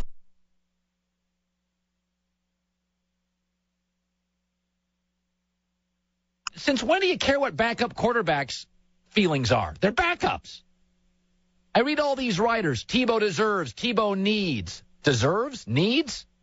Number one, worst passer in the passing league. Number two, every team needs a backup. That's what he is. Number three, what's his trade value? Nothing. Why is everybody worried that Tebow gets a shot? He got one. Well, he won a bunch of games. Yeah, backups have won games for years. I mean, you can go to every backup in the league. They win games, but you're not going to build a franchise around him. And Tebow's value has been completely erased. I mean, there's only about 2 good backups in the league anymore. You saw one of them last night in San Francisco. Tebow deserves, needs. No, Tebow's earned his reputation as a backup in this league. And you're not going to get anything if you trade him. Wild last hour coming up. Big Ten hurt itself yesterday. Dear Honda. I didn't always watch football here at Buffalo Wild Wings. Hey, buddy. Hey. Come on in. Is it safe? Yeah, man. Come on, let's watch the game. Careful when I bring out the snacks, though. No sudden movements. Protect the football. Watch every game here. Buffalo Wild Wings. Wings, beer, sports. Celebrate more often by getting to Buffalo Wild Wings for Boneless Thursdays, where the weekend starts early with delicious, specially priced boneless wings all day. Find a location at BuffaloWildWings.com. Wow is right, big man, because you hold the future in the palm of your hand. Introducing the revolutionary Black & Decker Gyro Screwdriver. Just grip and twist, and this bad boy's motion sensing technology will drive screws in and reverse them out. Turn your wrist to access variable speeds of awesomeness and get your projects done right the first time. So put a little wow in your weekend. You'll love yourself for it. An ESPN Radio Extra Point with Colin Cowherd. It's the 2 most shocking stories in college football. USC is shockingly bad and Notre Dame is shockingly good. Where I really notice the difference with these 2 teams, USC doesn't do the little things right. Notre Dame does virtually all the little things right. And what Notre Dame has, which I never considered, 29 seniors. Folks, that's a huge number. You don't win all those close games just by coaching. You got to have guys in that locker room who believe in each other. When new coaches come in, some seniors rise, some flush out. Kelly flushed out a couple of guys that were problematic. He kept the good guys, made them better. And Notre Dame, in my opinion, wins Saturday, plays for the national title. Nobody is more shocked than I am. College football on ESPN Radio and ESPNRadio.com. The storyline is simple. If Notre Dame knocks off USC, they are heading to the national championship. Fires over the middle towards the goal line. Touchdown! For USC, they'd like nothing more than to provide the Irish with their first defeat. Number 1 Notre Dame at the USC Trojans. Saturday at 7 Eastern on ESPN Radio. A parting shot with Jeremy Schaap. Our old notions of masculinity and machismo are shifting. When a sports reporter criticized Charles Tillman of the Bears for announcing he'd rather miss Chicago's game against Houston than miss his daughter's birth, there was such a fierce backlash that the writer had to back down. The people had spoken. Most Americans think a father's place is in the delivery room, not the defensive backfield when his wife is in labor. Then, R.A. Dickey won the National League Cy Young Award. Dickey, who was molested as an 8-year-old, says he only came into his own as a pitcher after he summoned the courage to tell his psychotherapist about what had happened to him. Until recently, men were at best discouraged from revealing such things. Both he and Tillman, in their own ways, have demonstrated what manhood is really all about. I'm Jeremy Schaap, and you can listen to The Sporting Life Friday nights at 9 Eastern Time and Saturday mornings at 5 Eastern Time on ESPN Radio and ESPNRadio.com. You gotta wake him up. Every weekday morning. Wake up to Mike and Mike in the morning. On ESPN Radio. In all the years we've been doing this show, Golick has booked a guest like twice. And this is one of those times. He is the head coach of the #1 team in the BCS for the first time in a long time. The head coach of the Notre Dame Fighting Irish, Brian Kelly, is with us on the Subway Fresh Take Hotline. Before I just step away and let the two of you talk, congratulations, Coach, on a great win Saturday and an unbelievable season. Thanks, Mike. I appreciate it. And congratulations to your Wildcats on a great win. It was a very nice win for us. We'll set aside some time to talk about that later. Go ahead, Golick. Coach, before we even get to what happened over this weekend, the last couple of weeks, you know, the win over the BC, the triple overtime over Pitt, and you're sitting at number 3, still kind of on the outside looking in, and everybody talking about using the term style points.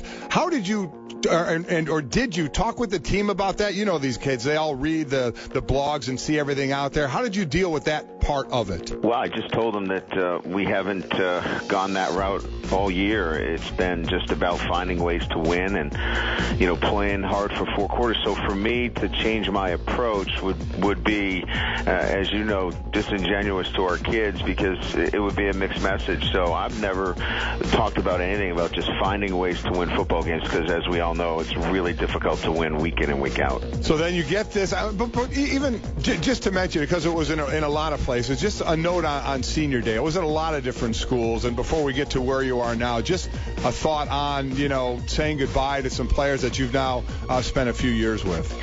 Well, first of all, 29 of them. So, you know, you've got such a huge piece of your football program in this 2012 team is about our seniors and, of course, your boys in particular and the impact that they've had. And, you know, coming in under, you know, tough circumstances and showing grit and resolve and going through a transition of a coach and doing everything we've asked them to do. So it gets, for me, a bit emotional when you talk about it after the fact. Now, before it, it's all about playing the game. It's about the opportunity to play and the enthusiasm. But, you know, when you look back on it, when you have 29 seniors, you know, they make a huge impact.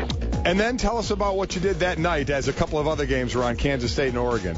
We get such little time with the family. We usually go to dinner or have dinner at the house, and we'll throw the TV on and have it as a kind of a backdrop. But quite frankly, we were watching both games with great interest, and it started as just a family dinner. And about the third quarter, we had neighbors I never knew I had coming into my house.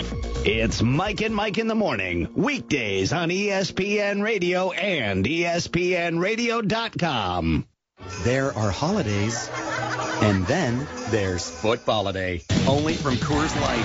It's the iron-fisted holiday where true-blooded fans tackle Rocky Mountain cold refreshments every game. Because every game is a reason to celebrate. Only from Coors Light, the world's most refreshing beer.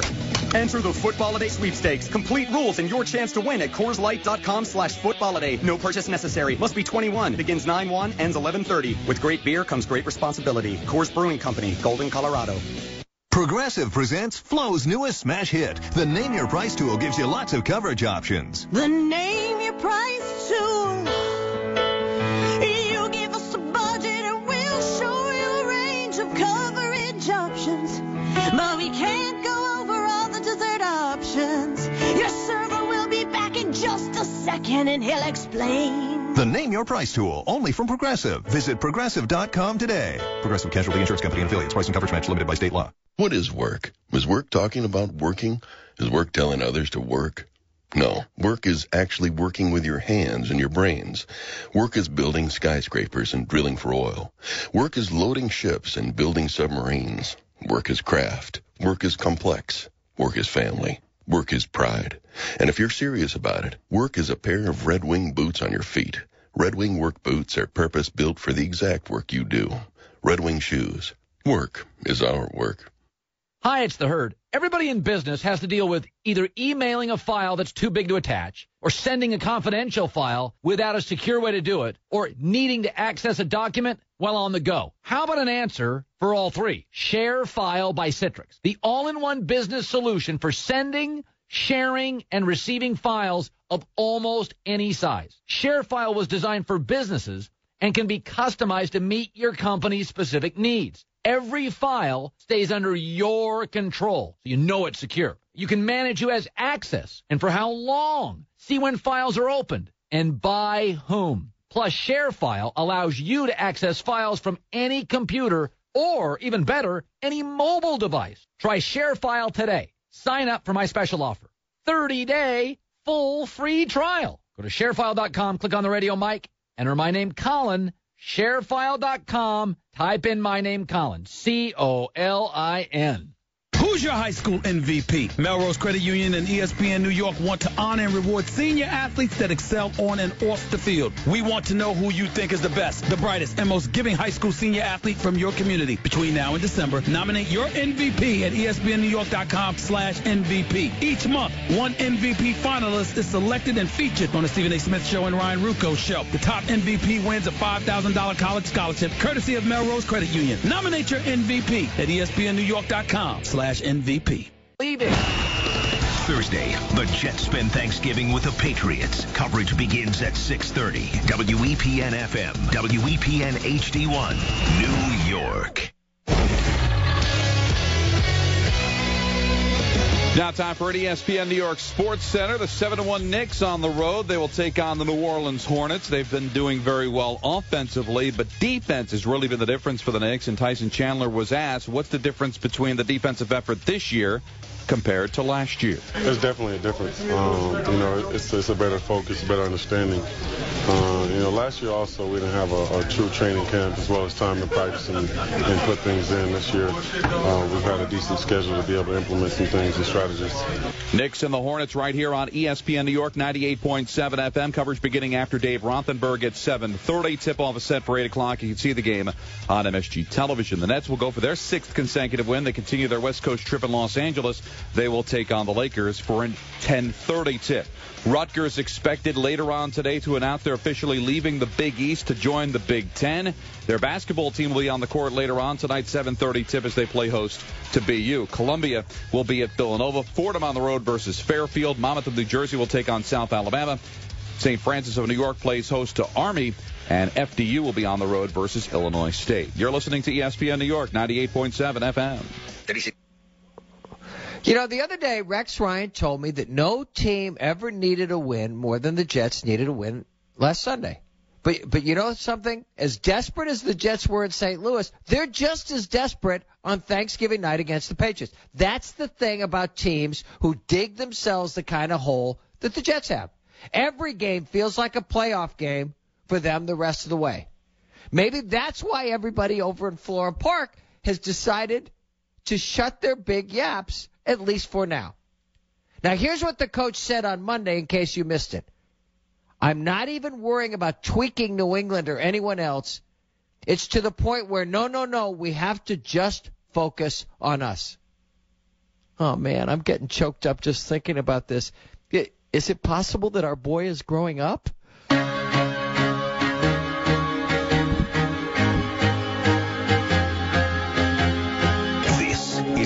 Lupica Show on ESPN New York, 98.7 FM.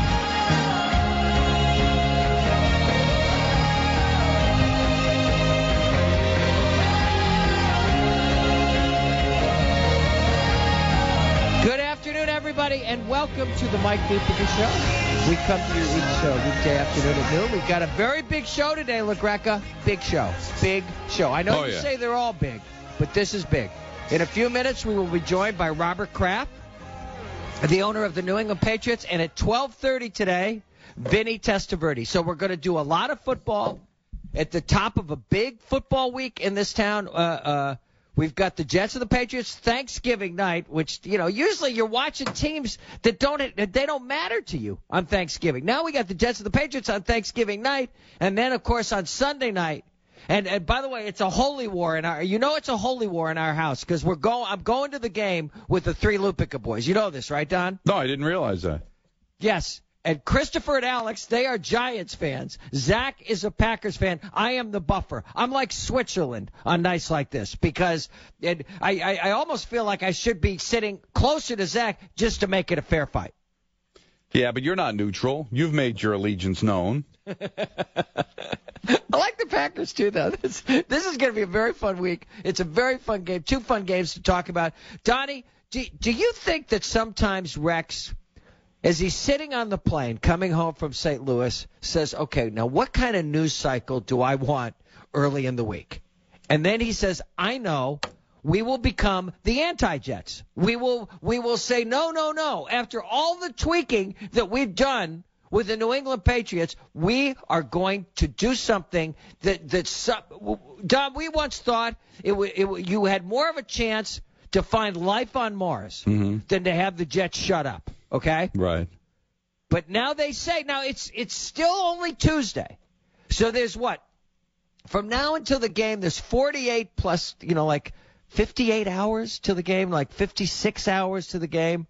So they could backslide, don't you think? I don't know if they will in this case, because if you look at the history, there have been times where they have been mum. Going into the championship game against the Pittsburgh Steelers. Did you just say mum? Yes. Did you say mum? Yes.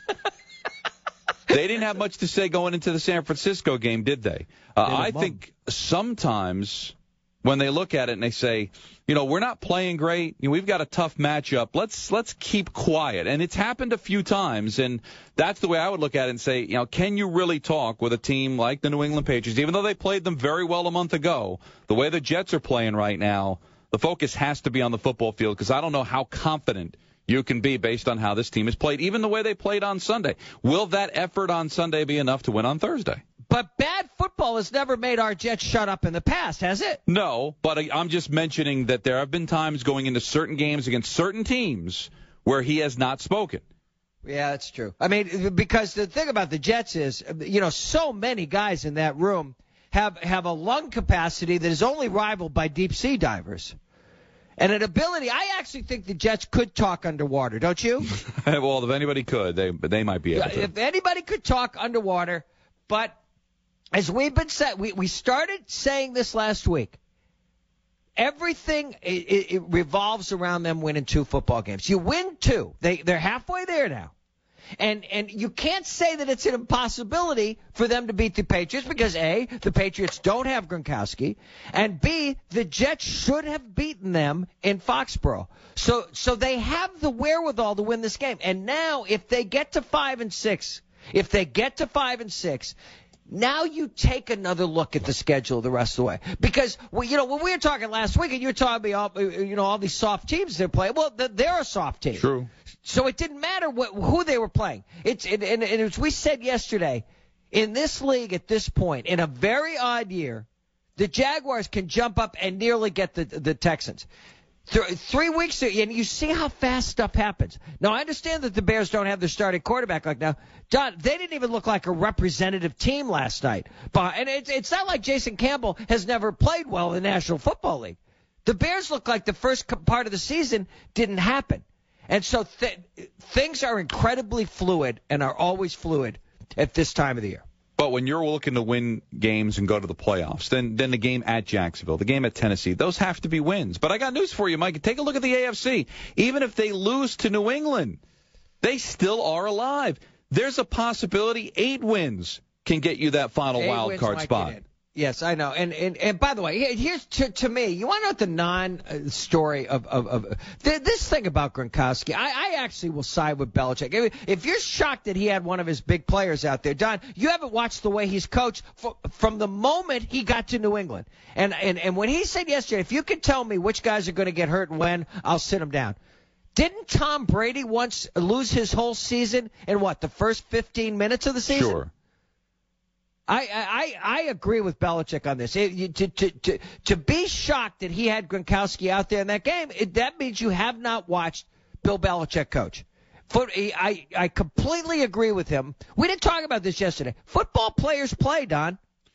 Well, he didn't play in that series, but he's on the extra point team. Now, if you want to fault him for having him on the extra point team, that's a question you should have asked in the preseason. But once he's out there, you're not making changes to who goes out there for the extra point.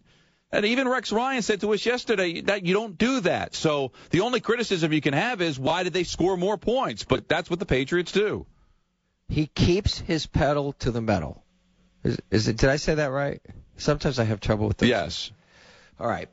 What is your gut reaction to this game on Thursday night? Because you usually have a very good take on things. What is your gut reaction about this game against the Patriots? That they will play well.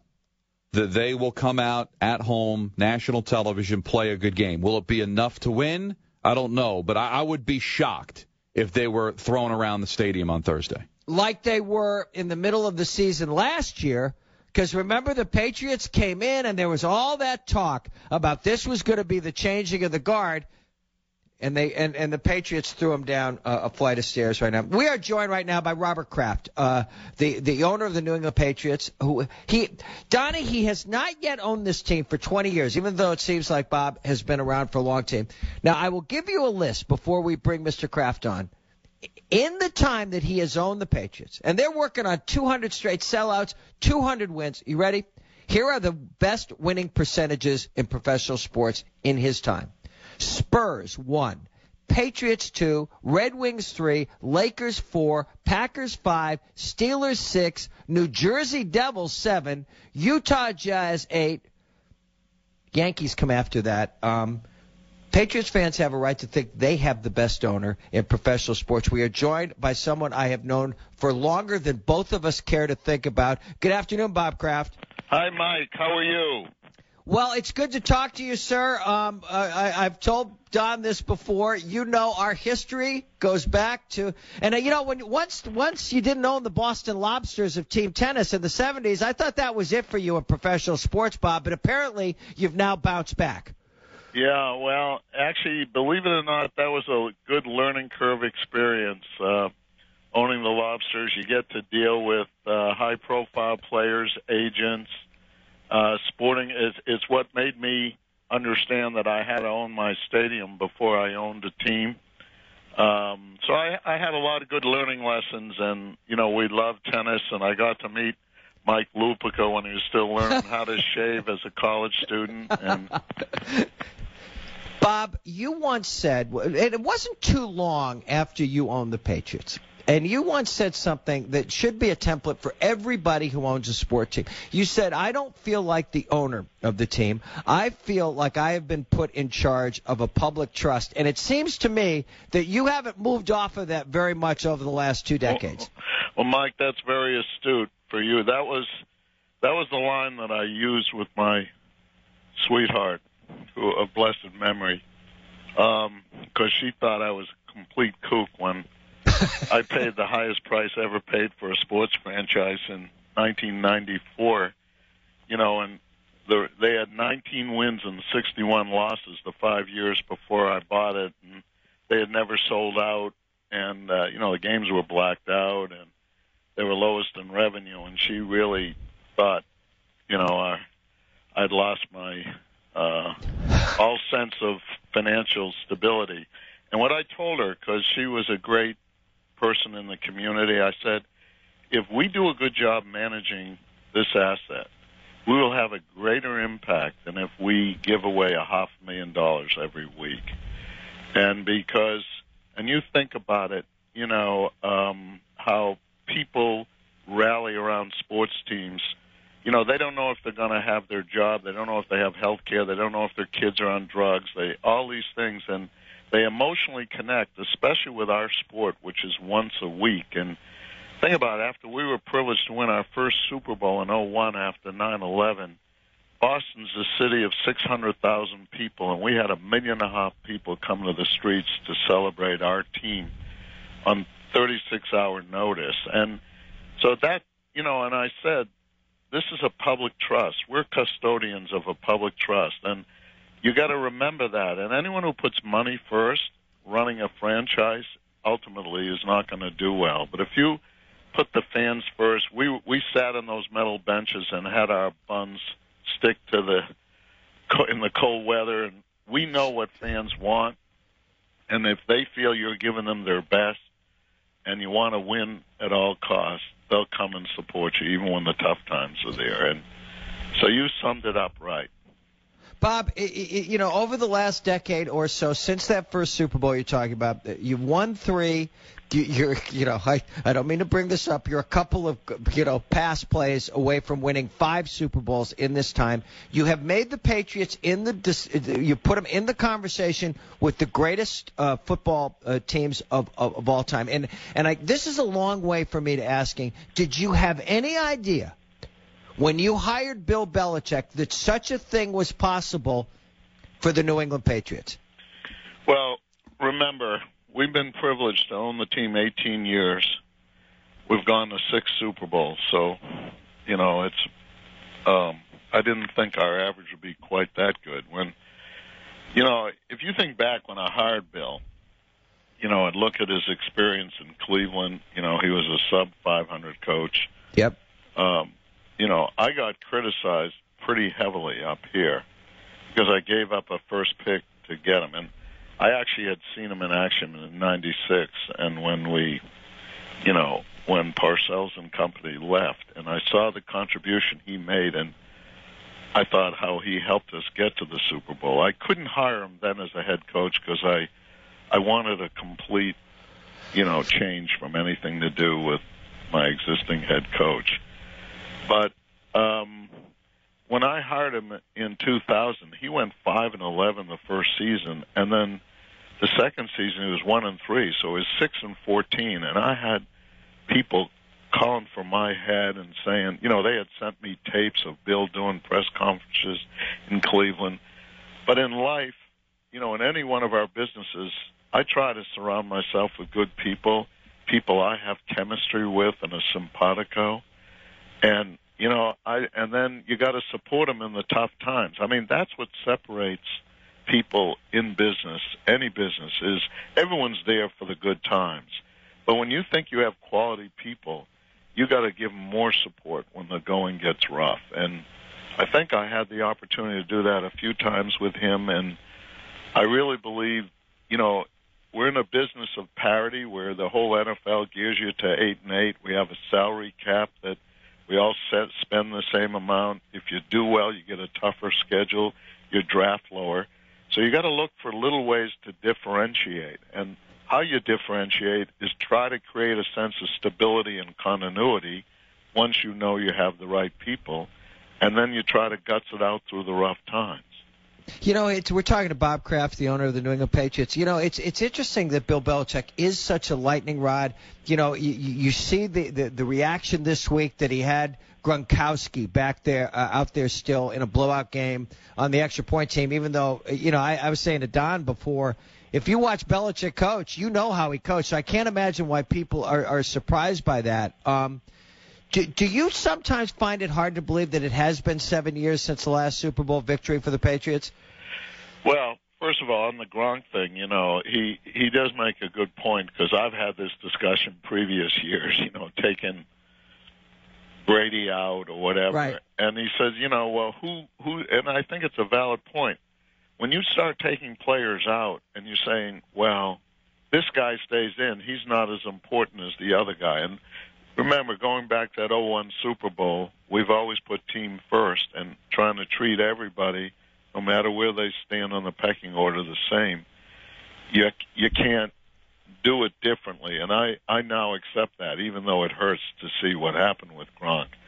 But as far as the Super Bowl, we were in those 2 Super Bowls that the Giants beat us right at the end, and yeah, it just wasn't. One would have been something 19-0, and the other, they were wearing my sweetheart's patch, and it just wasn't meant to be for whatever reason. But we came within just a lot. The great thing about the game of football is there's so many little things that happen that you can never plan for. Was Eli in the grasp? The catch that was made, Asante Samuel letting the ball go through his hands if he had caught that and taken a knee. Just little things.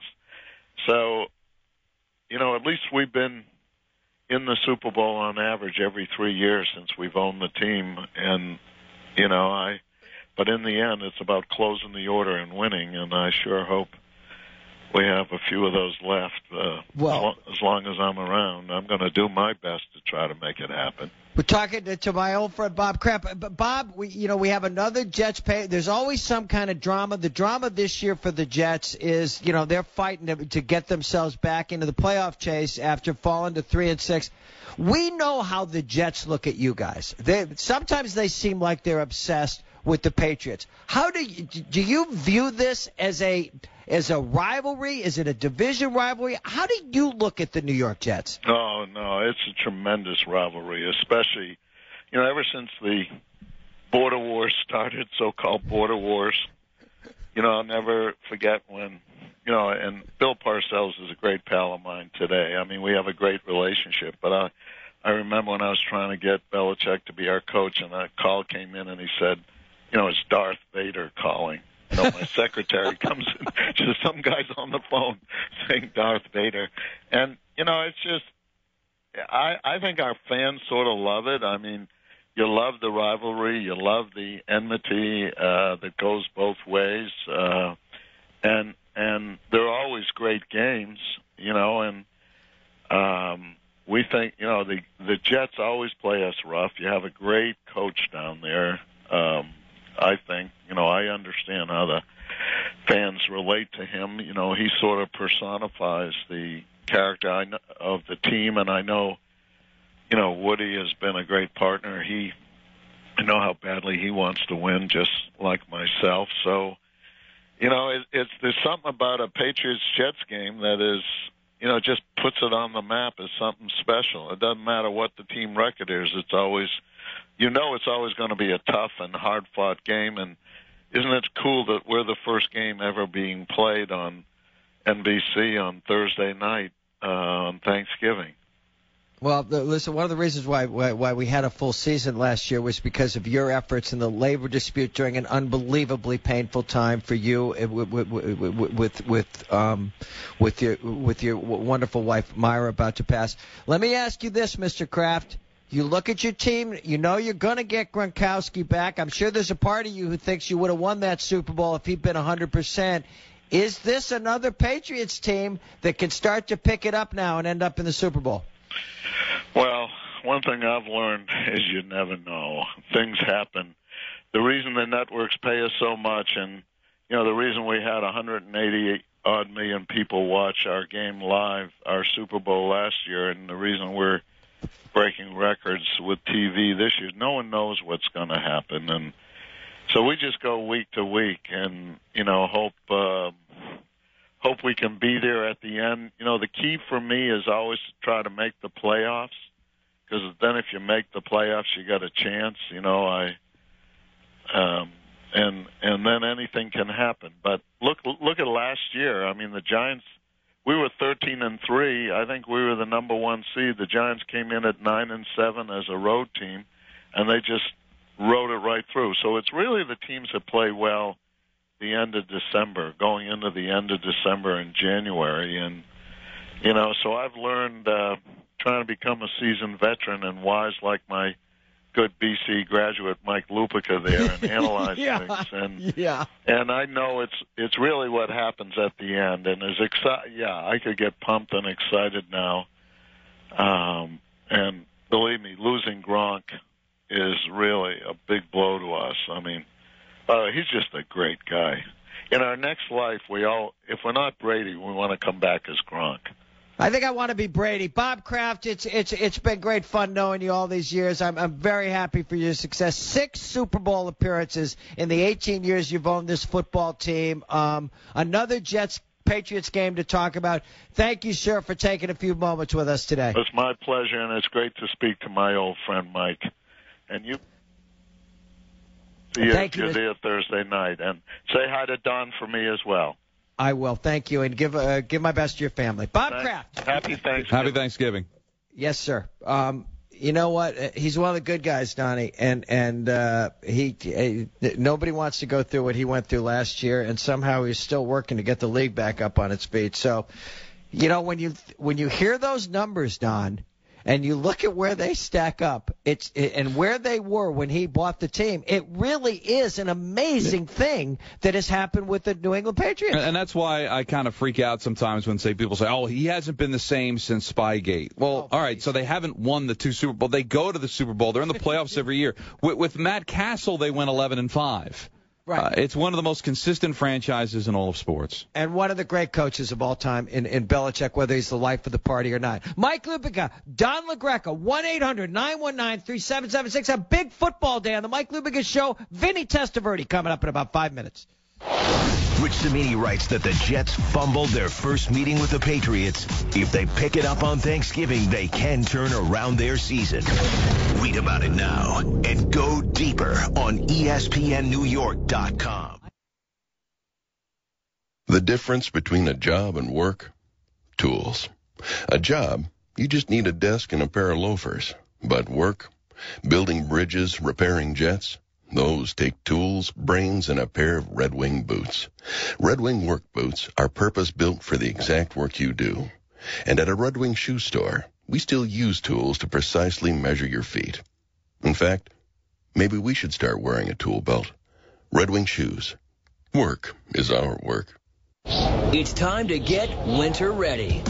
Dick's Sporting Goods has more of the best brands to keep you warm as the weather gets colder. The North Face, Columbia, Spyder, Burton, Copen, Marmot, Mountain Hardwear, and more. Dick's has the widest selection in styles and colors in men's, women's, and youth jackets and accessories. And don't forget to grab a new snowboard.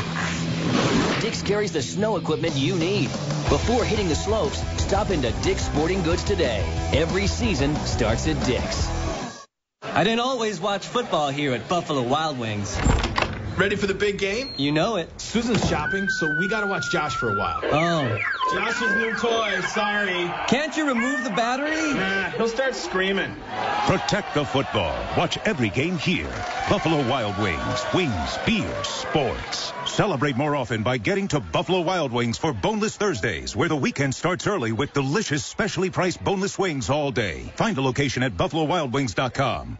Jennifer Howdy was a woman on a mission. Yep, saving money for a Caribbean vacation. Undaunted by any obstacle. You flatter me. But with Navy Federal Credit Union's Cash Rewards credit card, I get cash back with every purchase. Skillful, yet humble. You make everything sound so dramatic. And unafraid to speak the truth. Unafraid. I love it.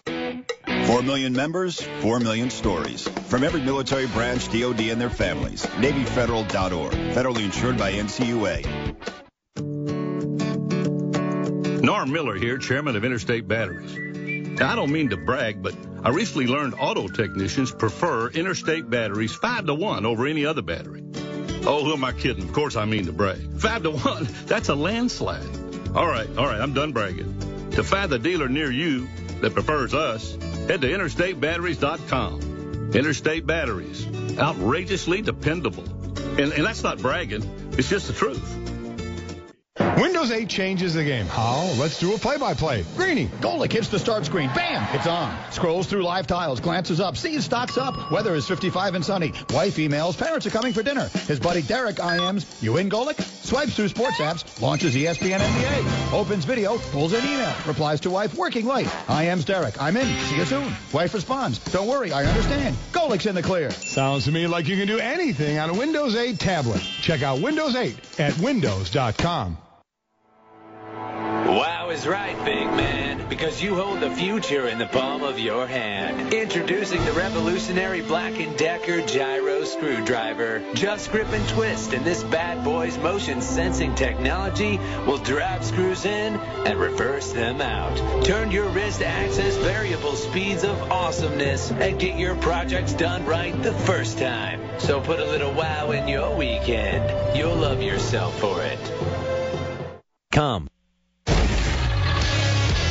This ESPN New York Sports Center is brought to you by 7-Eleven. Short on time and cash this season. Just a little of each will get you a large, fresh-baked pizza at 7-Eleven. Pick one in a minute for just $5.99. Oh, thank heaven. Well, the Knicks have really gotten things together. They've won 7 of their first 8 games.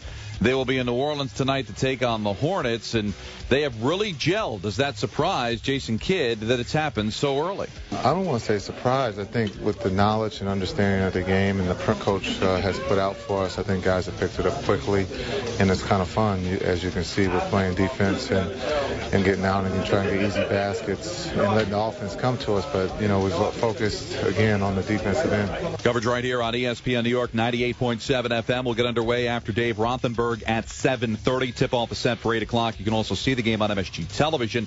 The Nets are looking for their 6th consecutive win. They'll be in Los Angeles to take on the Lakers for a 10:30 tip. Rutgers expected to make it official later on this afternoon. They will leave the Big East to join the Big Ten. Rutgers basketball will play host to BU tonight for a 7:30 tip-off. Elsewhere in college basketball, it'll be Columbia at Villanova. Fairfield is home for Fordham for a 6 o'clock tip. Monmouth of New Jersey at South Alabama. They will play that game at 4 o'clock today.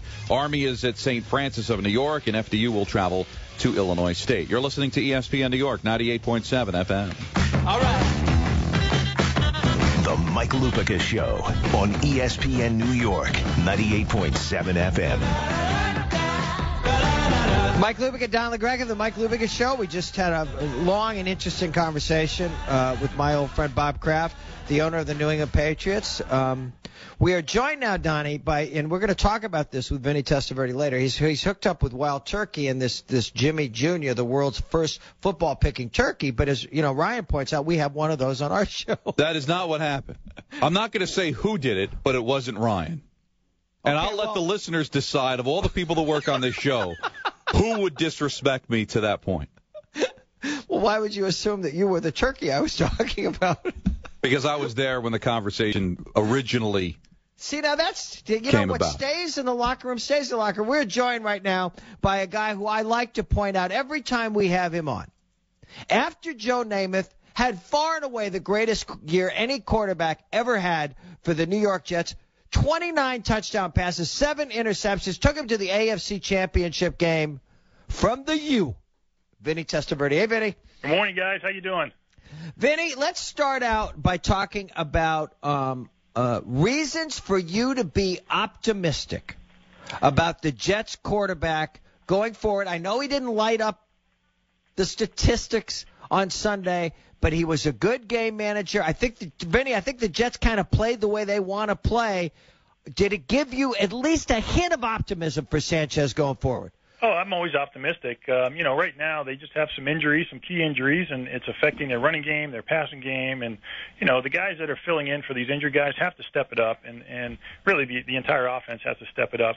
And you saw the game. I don't know if you watched the game last night, Mike, and the 49ers and how effective they were running the football. But when you're able to do that, a young quarterback, rookie quarterback, comes in and lights up one of the best defenses in the league. And if the Jets can get a running game going like they want to, then it's going to open up a lot of other doors, and you're going to see the Mark Sanchez that we saw in his first 2 years. Now, Vinny, they ran the ball pretty well against the Rams, 124 total yards on the ground, yet not a lot in the air. They were 15 to 20 for Sanchez for 178 yards. But when you look at the weapons that are around him to throw the ball, can we expect more than that from Mark Sanchez statistically? Well, I think you can, but you just can't base it on one game because you're running the ball, you're moving the chains, you're eating up the clock, you're putting points on the board, you're not making mistakes, and now you allow the other team to try and go out and catch you rather than the other way around. So, to me, it's not about the number of yards, it's about how you eat up the clock and move the chains and score points.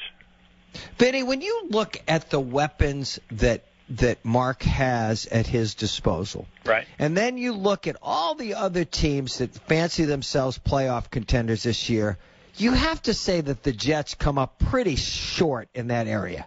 Well, it looks like they're struggling right now, and I was just talking to somebody not too long ago about the 2002 Jets, where we started 2-5 when we came back and won the division.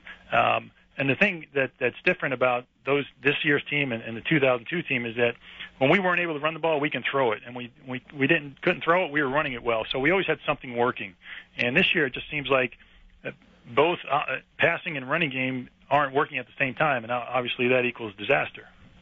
Vinny, Don and I have talked about this quite a bit since the Jets hired Tony Sparano, and it just seemed to me, and I'm not trying to trash Tony Sparano, but what I'm saying is, if you're trying to prop up Mark Sanchez, wouldn't you go out and find the best quarterback guru, offensive coordinator you could find? Because it sometimes seems that no matter how much the Jets say they love Mark Sanchez, they sometimes act in an opposite fashion. Well, you listen to Coach Ryan and his philosophy with the ground and pound, and he wants to run the football. So maybe to him it doesn't make sense to go out and get that type of guy you're describing. But, if you're in love with Mark Sanchez and you want to boost his confidence and continue his path on the ascent of greatness, then, yeah, you go out and get that type of coach for him, and hopefully the team responds accordingly. We're talking to Vinny Testaverde, who, again, I love pointing this out, but I saw it, and he had one of the great quarterbacking years the Jets quarterback ever had. All right, I'm going to make you the quarterback coach of the Jets for the next few minutes. I'm going to put you in a room with Mark Sanchez. Is there one thing that you would like to impart to him that you don't quite see him doing right now that you think would make him a better NFL quarterback? Well, it's hard to say what his weaknesses are from afar like I am, being a fan now. But I'll tell you this, Mike, that he needs to just focus on playing quarterback, focus on trying to get his team to win games, not worried about, Tim Tebow, not looking over his shoulder, not listening to all the other outside influences that are saying things, all the other distractions, not worried about all the bright lights of New York City, and focus on football. And it just seems like to me, and I don't know Mark, I met him one time, he seems like a really nice young man, but it just seems like to me he doesn't have 100% focus on football.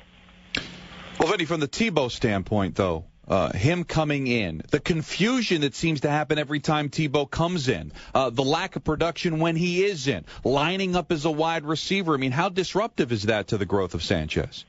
Well, and this is part of what I'm talking about. You can view it as, hey, as a quarterback, I'm the starting quarterback, I'm in the game, I throw on first down. Okay, the coach is going to run the ball on second down, so it doesn't matter if I turn around and hand it off or if they bring in Tim Tebow to do it.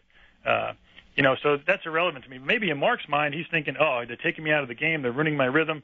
Those are the distractions I'm talking about. He needs to focus on football, on winning football, on helping his team win football games, and being mentally strong enough, because New York's not an easy place to play.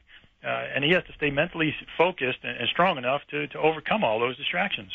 Talking to Vinny Testaverde. Vinny, when you played, whatever the score was, did you ever want to come out of the game? Because I'm speaking specifically here about the controversy of Bill Belichick having Rob Gronkowski still in the game on the extra point team and getting hurt. And Belichick, in his defense, says, if you can tell me which guys are going to get hurt on which plays, and you know what happened to you, Vinny, you were just dropping back in the pocket and had your Achilles blow up and a Jets season blow up. Well, Mike, I can sit here and tell you honestly that I was playing for the Tampa Bay Bucks back in the late 80s, early 90s, and it was preseason. And I asked the coach at some point during the game that he was pulling all the starters out if we can go back in for one more series because we wanted to score another touchdown. So as a player, yeah, you want to be in there, you want to be playing. That's what you work so hard for, to be out there on the field. And this was in preseason, so. Gronkowski, yeah, I'm sure he wanted to be out there, and Belichick's mindset is, hey, you're a football player. Get out there and play football. But at what point do you call off the dogs, Vinny? Because when you look at the Patriots, 52-24, the starters in, they're playing on Thursday, they're throwing the football. Are you conscious sometimes of not wanting to rub it into the opponent? Well, at a certain point in the game, I am, I don't think Belichick is. I think that's his philosophy. I'm not saying it's right or wrong, but, everybody's different. It's hard to say what but, hey, you're talking to a guy right now that was part of the Monday Night Miracle. So, did the Dolphins let up? I don't know, but if they did, they wish they wouldn't have. And as I said, Vinny, you know, in the first half hour of a season, you're dropping back to pass, so you know it can happen in the next moment in the National Football League. That's right. It only takes you don't have to get hit. In my case, I handed the ball off. It was a handoff, nonetheless, and I was out for the year after the first game in 1999. Hey, man, I ended up by the second half that day. I was following your car over to the hospital. Okay, now Wild Turkey Bourbon introduces Jimmy Jr., the world's first football picking turkey. There were some unfortunate comments made about Don. I don't want to get you. There's no reason for you to get caught in the ugly crossfire here. So have you already held this event, or is it still upcoming? Yes, we just had this event this morning, and this Thanksgiving, just to give you a little bit of information, this Thanksgiving Wild Turkey Bourbon is introducing a new player in sports predictions, Jimmy Jr., the world's first football picking turkey. Jimmy Jr. is a real live turkey who picked his picks at the Wild Turkey Triple Barrel Challenge this morning. And if you want to check it out, you can go on Facebook.com/WildTurkey. We had a lot of fun with this morning. It was a great event. Vinny, we try to pick our spots so we're not bugging you too often. We'd love to have you on talking about football, and hopefully sometime during December we can have you back on. Well, I'd love to. Thanks. I appreciate the invite. Vinny Testaverde, Don, working with Jimmy Jr., the world's second football picking turkey. Who was first? Do you know? I don't, but you know what? We're going to put our crack staff on that during the next break. Mike Lupica, Don LaGreca, the Mike Lupica Show. All good teams have a little tension sometimes. Mike Lupica and Don LaGreca, 1-800-919-3776. In just 2 days, the Jets can alter the course of their season. Is there reason to believe in the Jets? Stephen A. and Ryan Rucco discuss it at 1 on ESPN New York 98.7 FM. You know how to tell if a man is serious about the work he does with his hands? Look at his feet. If he stands in a pair of Red Wing boots, that means he stands for something. He cares about the work he does and the crew he works with. He works with his brains as much as his brawn. Work is craft. Work is complex. Work is family. Work is pride. Red Wing work boots are purpose-built for the exact work you do. Red Wing shoes. Work is our work. Ba, black sheep. Have you any wool? No, sir. No, sir. Some nincompoop with pantyhose pulled over his face stole all my wool sweaters and gaming system. Luckily, the Geico Insurance Agency recently helped me with renter's insurance. Everything stolen was replaced, and the little boy who lives down the lane was caught trying to sell it online. Call Geico and see how easy it is to switch and save on renter's insurance. Thank you for calling Discover Card. Okay, your 5% cash back program is a total hole-in-one. You guys are putting on a clinic. What's the new category? Yeah, we're hitting on all cylinders. And only Discover gives you 5% cash back everywhere you shop online. It's like a cash back grand slam. Whoa, time out. 5% on online shopping? Yep. That's a game changer. Bullseye. Everywhere you shop online. That's right in my wheelhouse. Sign me up. Only Discover gives you 5% cash back everywhere you shop online through December. Sign up for 5% at Discover.com or call 1-800-DISCOVER. 5% cash back on up to $1,500 in purchases online and at department stores. Mike and Lowe's want to give you a chance to improve your fantasy team. Visit ESPNradio.com each week to vote which player will earn the most fantasy points. Plus, find out how you could win in the Mike and Mike's Fantasy Team Builder Sweepstakes. One lucky grand prize winner will receive a trip for 4 to their choice of Chicago or L.A. to join the experts next August at an ESPN Fantasy Football Draft Party. Thanks to Lowe's, never stop improving. No purchase necessary. Void where prohibited. Open to legal U.S. residents 21 and older. Sweepstakes ends December 30th. Official rules at ESPNradio.com. The Heisman and Nissan are built on a heritage of excellence. With Nissan launching 3 all-new models, the legacy continues. The all-new Altima, the all-new Pathfinder, and the all-new Sentra are pulling up to the Nissan Heisman House, a fraternity made up of college football's greatest athletes, the Heismans. Only Nissan gives the fans an official vote for the next Heisman winner. Help recruit the rookie by going to NissanHeismanHouse.com to get to know the Heismans and vote. Tomorrow, give thanks for a marquee matchup, served up NBA style. Oh, beautiful move! Ain't going all the way to 20. 2 Western Conference title contenders collide at the high-flying Cliffs land in raucous Oklahoma City. Which dynamic duo will shine the brightest in this NBA Wednesday showdown? Clippers Thunder at 7:30 Eastern, presented by State Farm. It all starts with Kia NBA Countdown at 7 tomorrow on ESPN. Here's what Ben and Skin are talking about in Dallas. In a game in which the offensive line probably set football back by about 19 years. I mean, that was bad. The Cowboys are probably going to face a fine from the NFL for just putting such an embarrassing unit out there. Yeah, an ineptitude fine? Yeah, an ineptitude fine. The commissioner's looking into it. My sources tell me it could happen. Catch up with the latest from 103.3's Ben and Skin at ESPNDallas.com. Hey, Mike and Mike here, and listen, if you're still relying on going to the post office for all your postal needs, you need to know there's a much better way. That's Stamps.com. Take it from us. Stamps.com will change the way you do your mailing and your shipping. With Stamps.com, you won't waste any more time making trips to the post office. You can access all the services of the post office 24/7 without ever leaving your desk. Buy and print official U.S. postage using your own computer and printer. Print postage for any letter or package. Then you just hand it to the mailman. You'll never have to go to the post office again or lease an expensive postage meter. So you'll save yourself a bunch of time. And then if you just remember our name is Mike, you're going to save yourself a bunch of money as well. Here's how. Use the name Mike for a no-risk trial. It's a $110 bonus offer that includes a digital scale and up to $55 in free postage. But don't waste time. Do it now. Go to Stamps.com. Before you do anything else, click on the radio microphone at the top of the homepage and enter our name, Mike. That's Stamps.com and enter Mike. Save time, save money. With Stamps.com, why wouldn't you try it? The Mike Lupica Show on ESPN New York, 98.7 FM.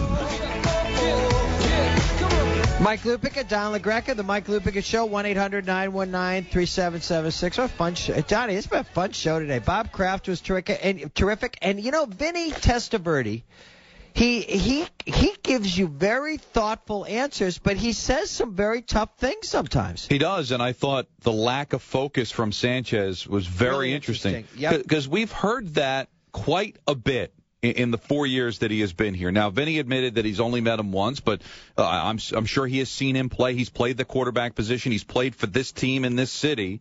So I think there's value to it, but it's not the first time we've heard that, Mike. No, that was a really good answer. All right, now let's talk about the Giants for a few minutes because, you know, Todd knows this. My sons know this. Everybody knows this. When I look at the Giants, I'm always the glass half-empty guy. You would agree after we've been together about a year and a half now.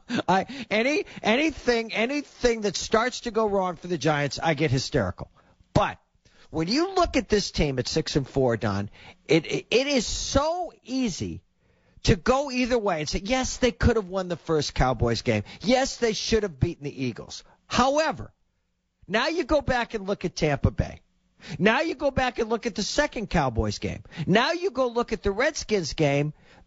The Giants, they're one game better than the Cowboys, but I look at these two teams right now pretty much as equal. Donnie, how many wins do you think it's going to take to win the NFC East? I think if they get to 10, they'll be okay. Because right now the Cowboys are 5-5, so they would have to win 5 of their last 6 to get to 10 wins.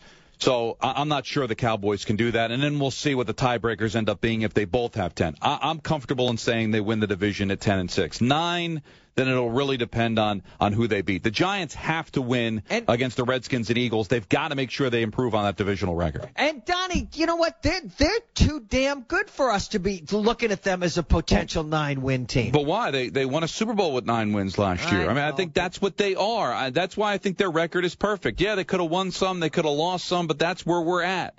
I don't think they're a good team that potentially can be great, and I think that they got 9 wins last year, won the Super Bowl. Why would we expect any different this year? All right, you ready? Green Bay. All right, here's the schedule the rest of the way. Let's go. Green Bay, win or lose? I have a feeling they're going to win this game. Washington. Win. New Orleans. Loss. Really? Well, that's a bad matchup for them, isn't it? It really is. You know, when you look at when they've played recently, and the Giants aren't a great home team, so I'll give them a loss. And guess what? We're not talking about that second Super Bowl if they ended up having to go to New Orleans instead of San Francisco last year. All right, Atlanta. I think they go win that game. Baltimore. Baltimore's not a great defensive team, but they may have Ray Lewis back by then. I'll say loss. And then Andrews Eagles. It's not even worth even asking you about that. So that's 10 wins, and I think that gets it done. The Cowboys, even though they're like a reality show, the Cowboys. You almost want to call them like the real Cowboys of Jerry Stadium.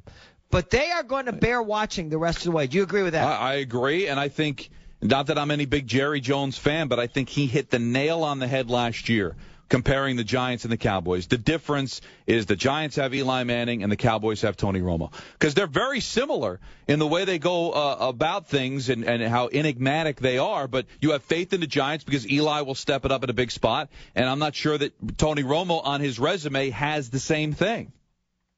One quick thing on the Knicks. This is a very interesting week for the Knicks. They go back on the road, culminating with, as we like to think of it here, the Linsanity Bowl in Houston.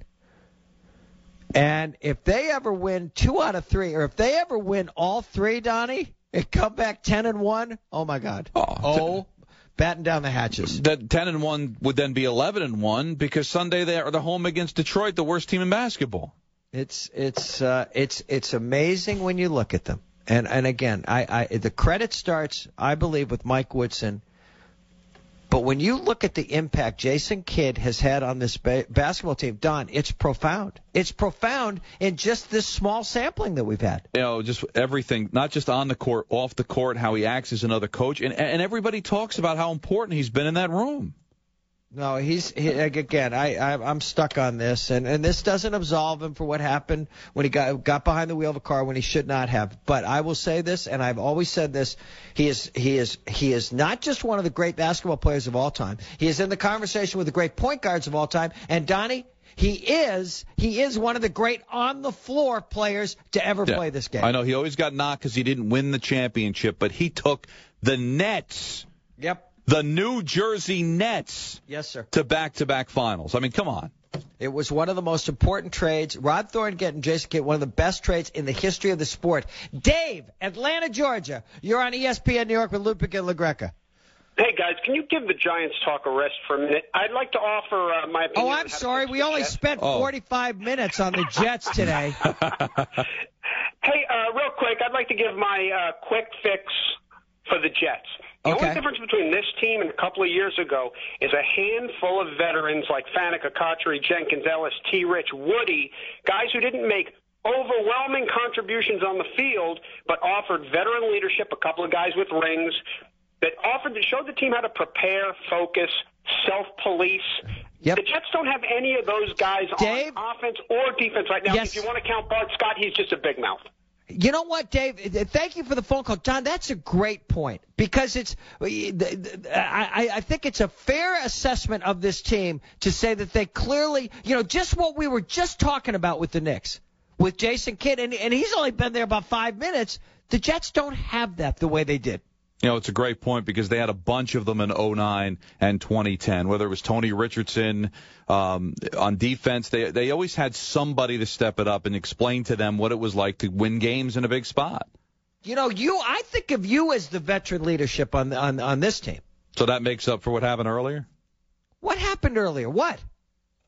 Well, just the turkey stuff hurt me. I know, but you know what? They take it up with the producer. He's the one who said it. Jonathan in the Bronx. You're on ESPN New York with Mike Lupic and Don. What's going on, Mike and Don? How you guys doing? Well, I'll tell you what's happening. I'll tell you exactly what's happening. Here's what's going on. I just threw Ryan under the bus because I wouldn't take responsibility for calling Don a turkey. I'm just summing up. Hey, Don, I'm just going to throw this out there. I don't ever see this kind of stuff happening on Kay's show. That's all I'm going to say. Okay, you got about 15 seconds to make your point because I wasted way too much time. Hey, Mike, sorry. I just wanted to throw out there, you know what? I think everyone should be excited for good New York football this weekend.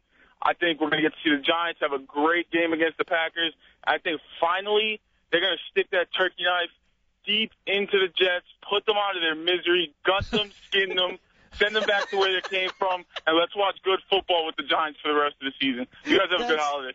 Thanks, Jonathan. Donnie, have a good show with Michael, who you like better than me. I will talk to you tomorrow, everybody. You've got to grab the lumber, measure the studs, twice to be sure, cut the studs, then start framing up the wall. all before you crack open your thermos. The question is, are you ready? Your boots will be if they're Irish Setter work boots. They're ready to take on anything from the moment you lace them up. That's what a revered brand with enduring heritage and pride in craftsmanship will do for you. New Irish Setter work boots by Red Wing Shoes. Field experienced, job ready. The kind of work you do is plain hard work. Take a seat at a Red Wing shoe store. Relax. Put your feet up, or more precisely, down, and let us do the work. We still use tools to precisely measure feet. It means a better fit, a customized fit, so you can do your job better. Red Wing boots are purpose-built for the exact work you do. Enjoy your break. You'll be back at work soon enough. Red Wing Shoes. Work is our work. AT&T asks, are you that guy? That guy who not only paints his face to cheer on his team, but then paints his entire torso? Well, you don't have to be that guy to prove your fanhood. Switch to AT&T and follow your favorite team like never before. It's much better than perusing the hardware store for this season's color palette of belly paints. You have the speed to get scores, stats, and highlights fast with AT&T. Rethink possible. Visit att.com or store for details. It's a top 20 doubleheader in the ACC Big Ten Challenge. The best squads in the country prepare to battle. First, explosive C.J. Leslie leads NC State as they face off with Michigan in its dynamic backcourt. Then Roy Williams and the Tar Heels face a steep test against Cody Zeller and number 1 Indiana. The ACC Big Ten Challenge. NC State versus Michigan at 7:30 Eastern. UNC Indiana at 9:30. Tonight on ESPN. An ESPN Radio Extra Point with Colin Cowherd. It's the two most shocking stories in college football. USC is shockingly bad and Notre Dame is shockingly good. Where I really notice the difference with these two teams, USC doesn't do the little things right. Notre Dame does virtually all the little things right. And what Notre Dame has, which I never considered, 29 seniors. Folks, that's a huge number. You don't win all those close games just by coaching. You got to have guys in that locker room who believe in each other. When new coaches come in, some seniors rise, some flush out. Kelly flushed out a couple of guys that were problematic. He kept the good guys, made them better. And Notre Dame, in my opinion, wins Saturday, plays for the national title. Nobody is more shocked than I am. Thursday, the Jets spend Thanksgiving with the Patriots. Coverage begins at 6:30. WEPN FM, WEPN HD1, New York. Stephen A. Smith, Ryan Rucco with this ESPN New York Sports Center. The 7-1 Knicks get their first look tonight at top pick Anthony Davis. The Knicks at the Hornets in New Orleans. 7:30 pregame, 8 o'clock tip right here on ESPN New York 98.7 FM. Meanwhile, out in L.A., the Nets look to extend their winning streak to 6 straight, but have the tall task of facing the Lakers. Could be Mike D'Antoni's debut. Also, the Nets with their first look at Dwight Howard since that saga went down. What's Dwight's thoughts on Brooklyn and not being there? It really doesn't matter at this point. There's no need to talk about, like I said, the past, but I'm happy being a Laker. I think this is the best situation for me and what I need to move forward, and I'm going to continue to get better. Meanwhile, on the NFL front, according to our Adam Schefter, Plaxico Burress is planning to sign with the Steelers today. Mike Tomlin saying that Plaxico looks in good physical condition. The Giants getting ready to take on the Packers after a bye week. Victor Cruz, how does your quarterback look? He looked good. He looked sharp. We were out there completing the football, and, we were on the same page. Everybody was running good routes, and we were doing some positive things. So I'm excited to go out there on Sunday and put it all on the field.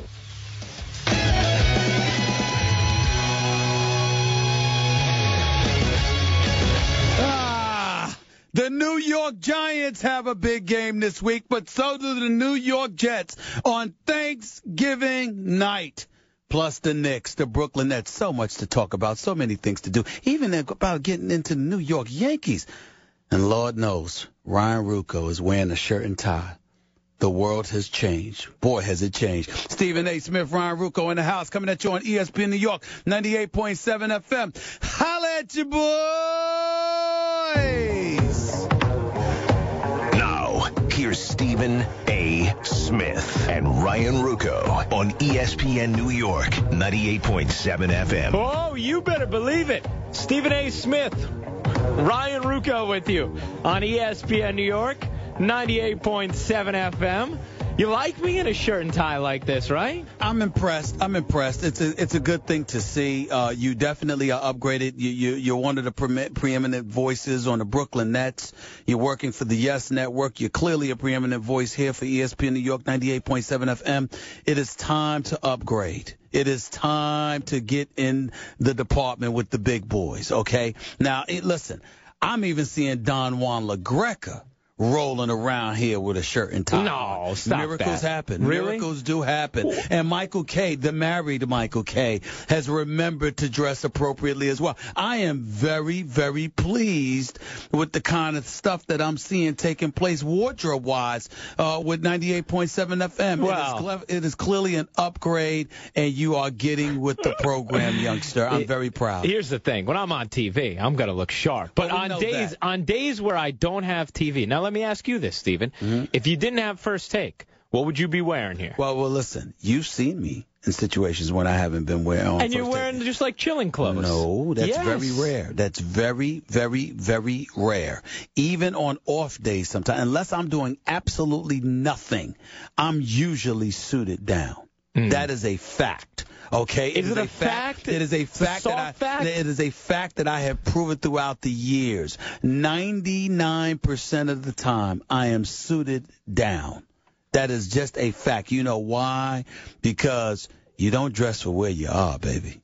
You dress for where you're going. Oh, I like that. That's what it's all about. I'll tell you what, I like you with the sweater, the V-neck sweater, the Argyle sweater with the suit today and the tie showing. It's a look that, I've adopted from time to time. I don't do it often, but when the weather gets a little chilly outside, but you don't feel like walking around with a big coat or whatever the case may be, you dress warm, you know what I'm saying? You have on a little long johns, you got your suit, you got your vest, and, the keeps the tie tucked in just right. A three-piece suit will push the tie up. But the vest keeps it down when you're on TV, which is a very, very important thing. But we can get into all of that later on because Lord knows some of these athletes need wardrobe lessons. We can talk about that a little bit later on, but there's some more stuff to talk about. There is here with the Stephen A. Smith and Ryan Rucco Show presented by the Melrose MVP Scholarship Program. Nominate your high school senior athlete for a chance to win $5,000 for college, courtesy of Melrose Credit Union. Go to ESPNNewYork.com/MVP. You mentioned, Stephen, so much on the plate today. We'll get more perspective on the sale of the 49% of the Yes Network and what that could mean for the Yankees moving forward. An interesting night for the Knicks getting their first look at Anthony Davis, and huge night for the Nets facing Dwight Howard and the Lakers, and this Jets game coming up on Thursday. But, Stephen, I think what's very interesting to me at this current moment is the incredible amount of respect this particular Giants team is getting. Now, the Giants, I would say, in a lot of ways, like the Boston Celtics. They sort of have earned that respect. We've seen them do this before. You don't worry about them necessarily because they kind of know when to turn it on. We saw that last year and obviously ended up in a Super Bowl. But it is interesting to me that people are still assuming that this division is absolutely going to go to the Giants when their schedule is significantly more difficult than the Cowboys, when they're just a week away perhaps of being tied with the Cowboys. They lose to the Packers, Cowboys beat the Redskins, tie division. And when last we saw the Giants, they were blowing a 10-point fourth-quarter lead to the Steelers and then just getting absolutely tattooed by the Bengals. It's interesting to me that there is not a more alarming level of concern from the fan base and from outsiders. Well, I'm really not concerned about it, and here's the reason why. If you look at the Giants' schedule, the schedule appears to be hellacious to the mind's eye. Green Bay, then on the road at Washington, RG3, then home against the New Orleans Saints. Thank God they don't have to go to the Mercedes-Benz Dome. Then on the road in Atlanta and at Baltimore consecutive weeks before closing out the season against Philadelphia.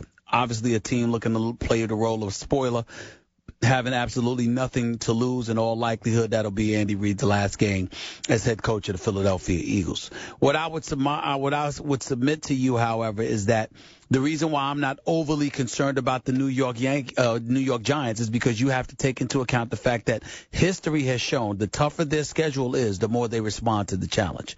It's the games that we anticipated they'd win. Cincinnati, or you're going to beat Cincinnati. You're at Philadelphia. You should be able to win that game. Opening the season against the Cowboys. You're the reigning Super Bowl champions, height of expectations, et cetera, and you don't live up to the billing. You don't get it done.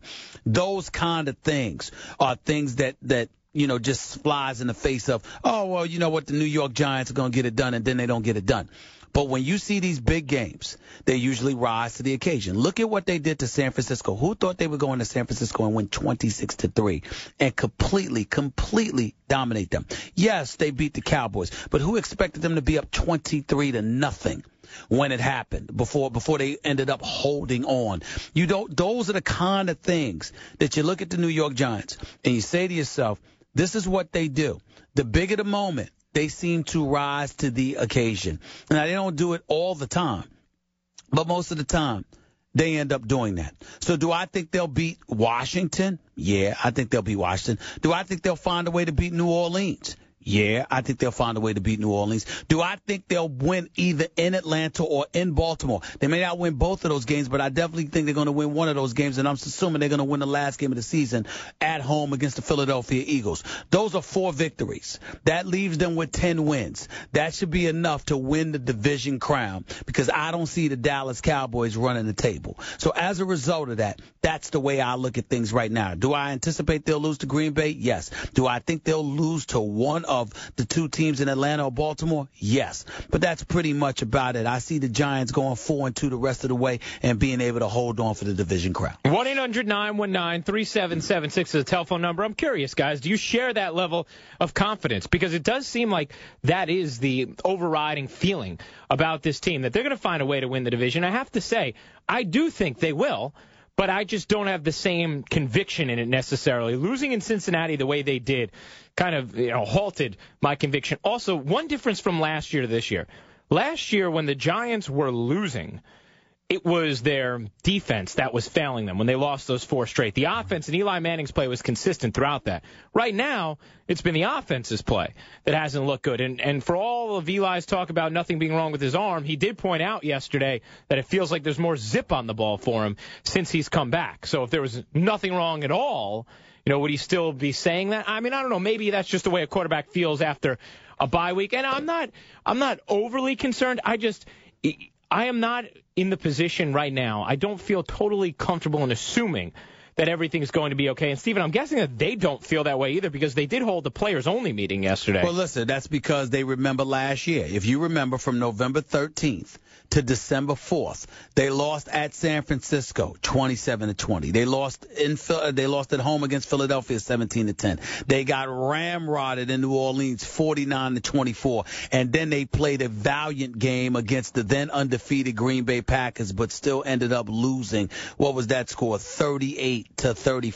So they went through that lull, that period. They ended up losing 5 or 6 because if you remember, they ended their 4-game losing streak, beating Dallas 37-34 in Dallas, and then turned around and came back at home. And when everybody expected them to run roughshod over the Washington Redskins beat them up 23-10 at MetLife Stadium. So they had lost ultimately 5 or 6, and then their season turned around because Rex Ryan opened his mouth, talked smack about the New York Giants, talked about the Jets being the best team in New York, and Tom Coughlin had that sweet, sweet victory. But you look at it, and you just say to yourself, remember, they were 6-2, and then they lost 4 straight. This time, they're 6-2, they've lost 2 straight. They got together because they don't want a replica of history. They don't want a replica of last season. They don't want that to happen again. They're guarding against it, and appropriately so. Who do they have on their schedule? Up, Green Bay next, just like they did last year. So we'll see what happens. We'll see what they do. It wouldn't surprise me at all if Green Bay beat them again.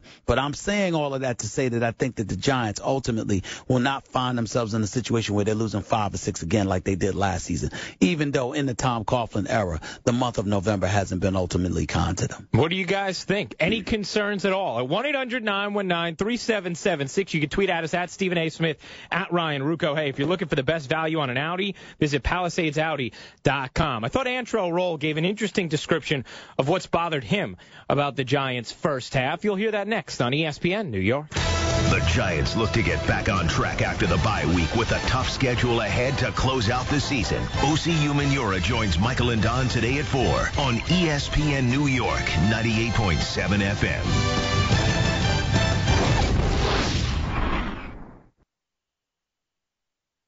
I didn't always watch football here at Buffalo Wild Wings.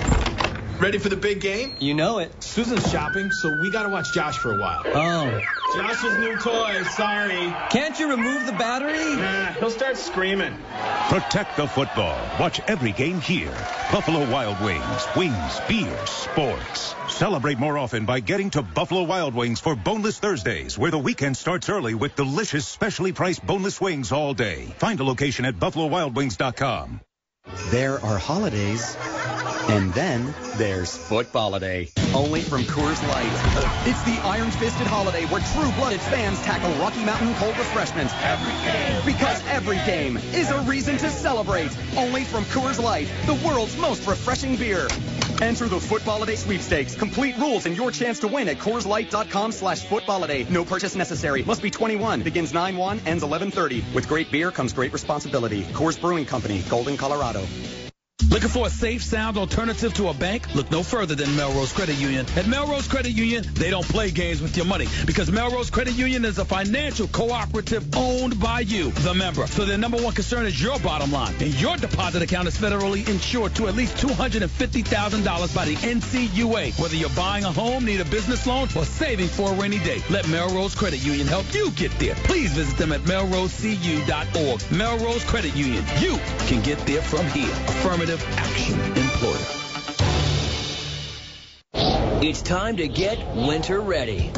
Dick's Sporting Goods has more of the best brands to keep you warm as the weather gets colder. The North Face, Columbia, Spyder, Burton, Copen, Marmot, Mountain Hardwear, and more. Dick's has the widest selection in styles and colors in men's, women's, and youth jackets and accessories. And don't forget to grab a new snowboard. Dick's carries the snow equipment you need. Before hitting the slopes, stop into Dick's Sporting Goods today. Every season starts at Dick's. Wow is right, big man, because you hold the future in the palm of your hand. Introducing the revolutionary Black & Decker Gyro Screwdriver. Just grip and twist, and this bad boy's motion sensing technology will drive screws in and reverse them out. Turn your wrist to access variable speeds of awesomeness and get your projects done right the first time. So put a little wow in your weekend. You'll love yourself for it.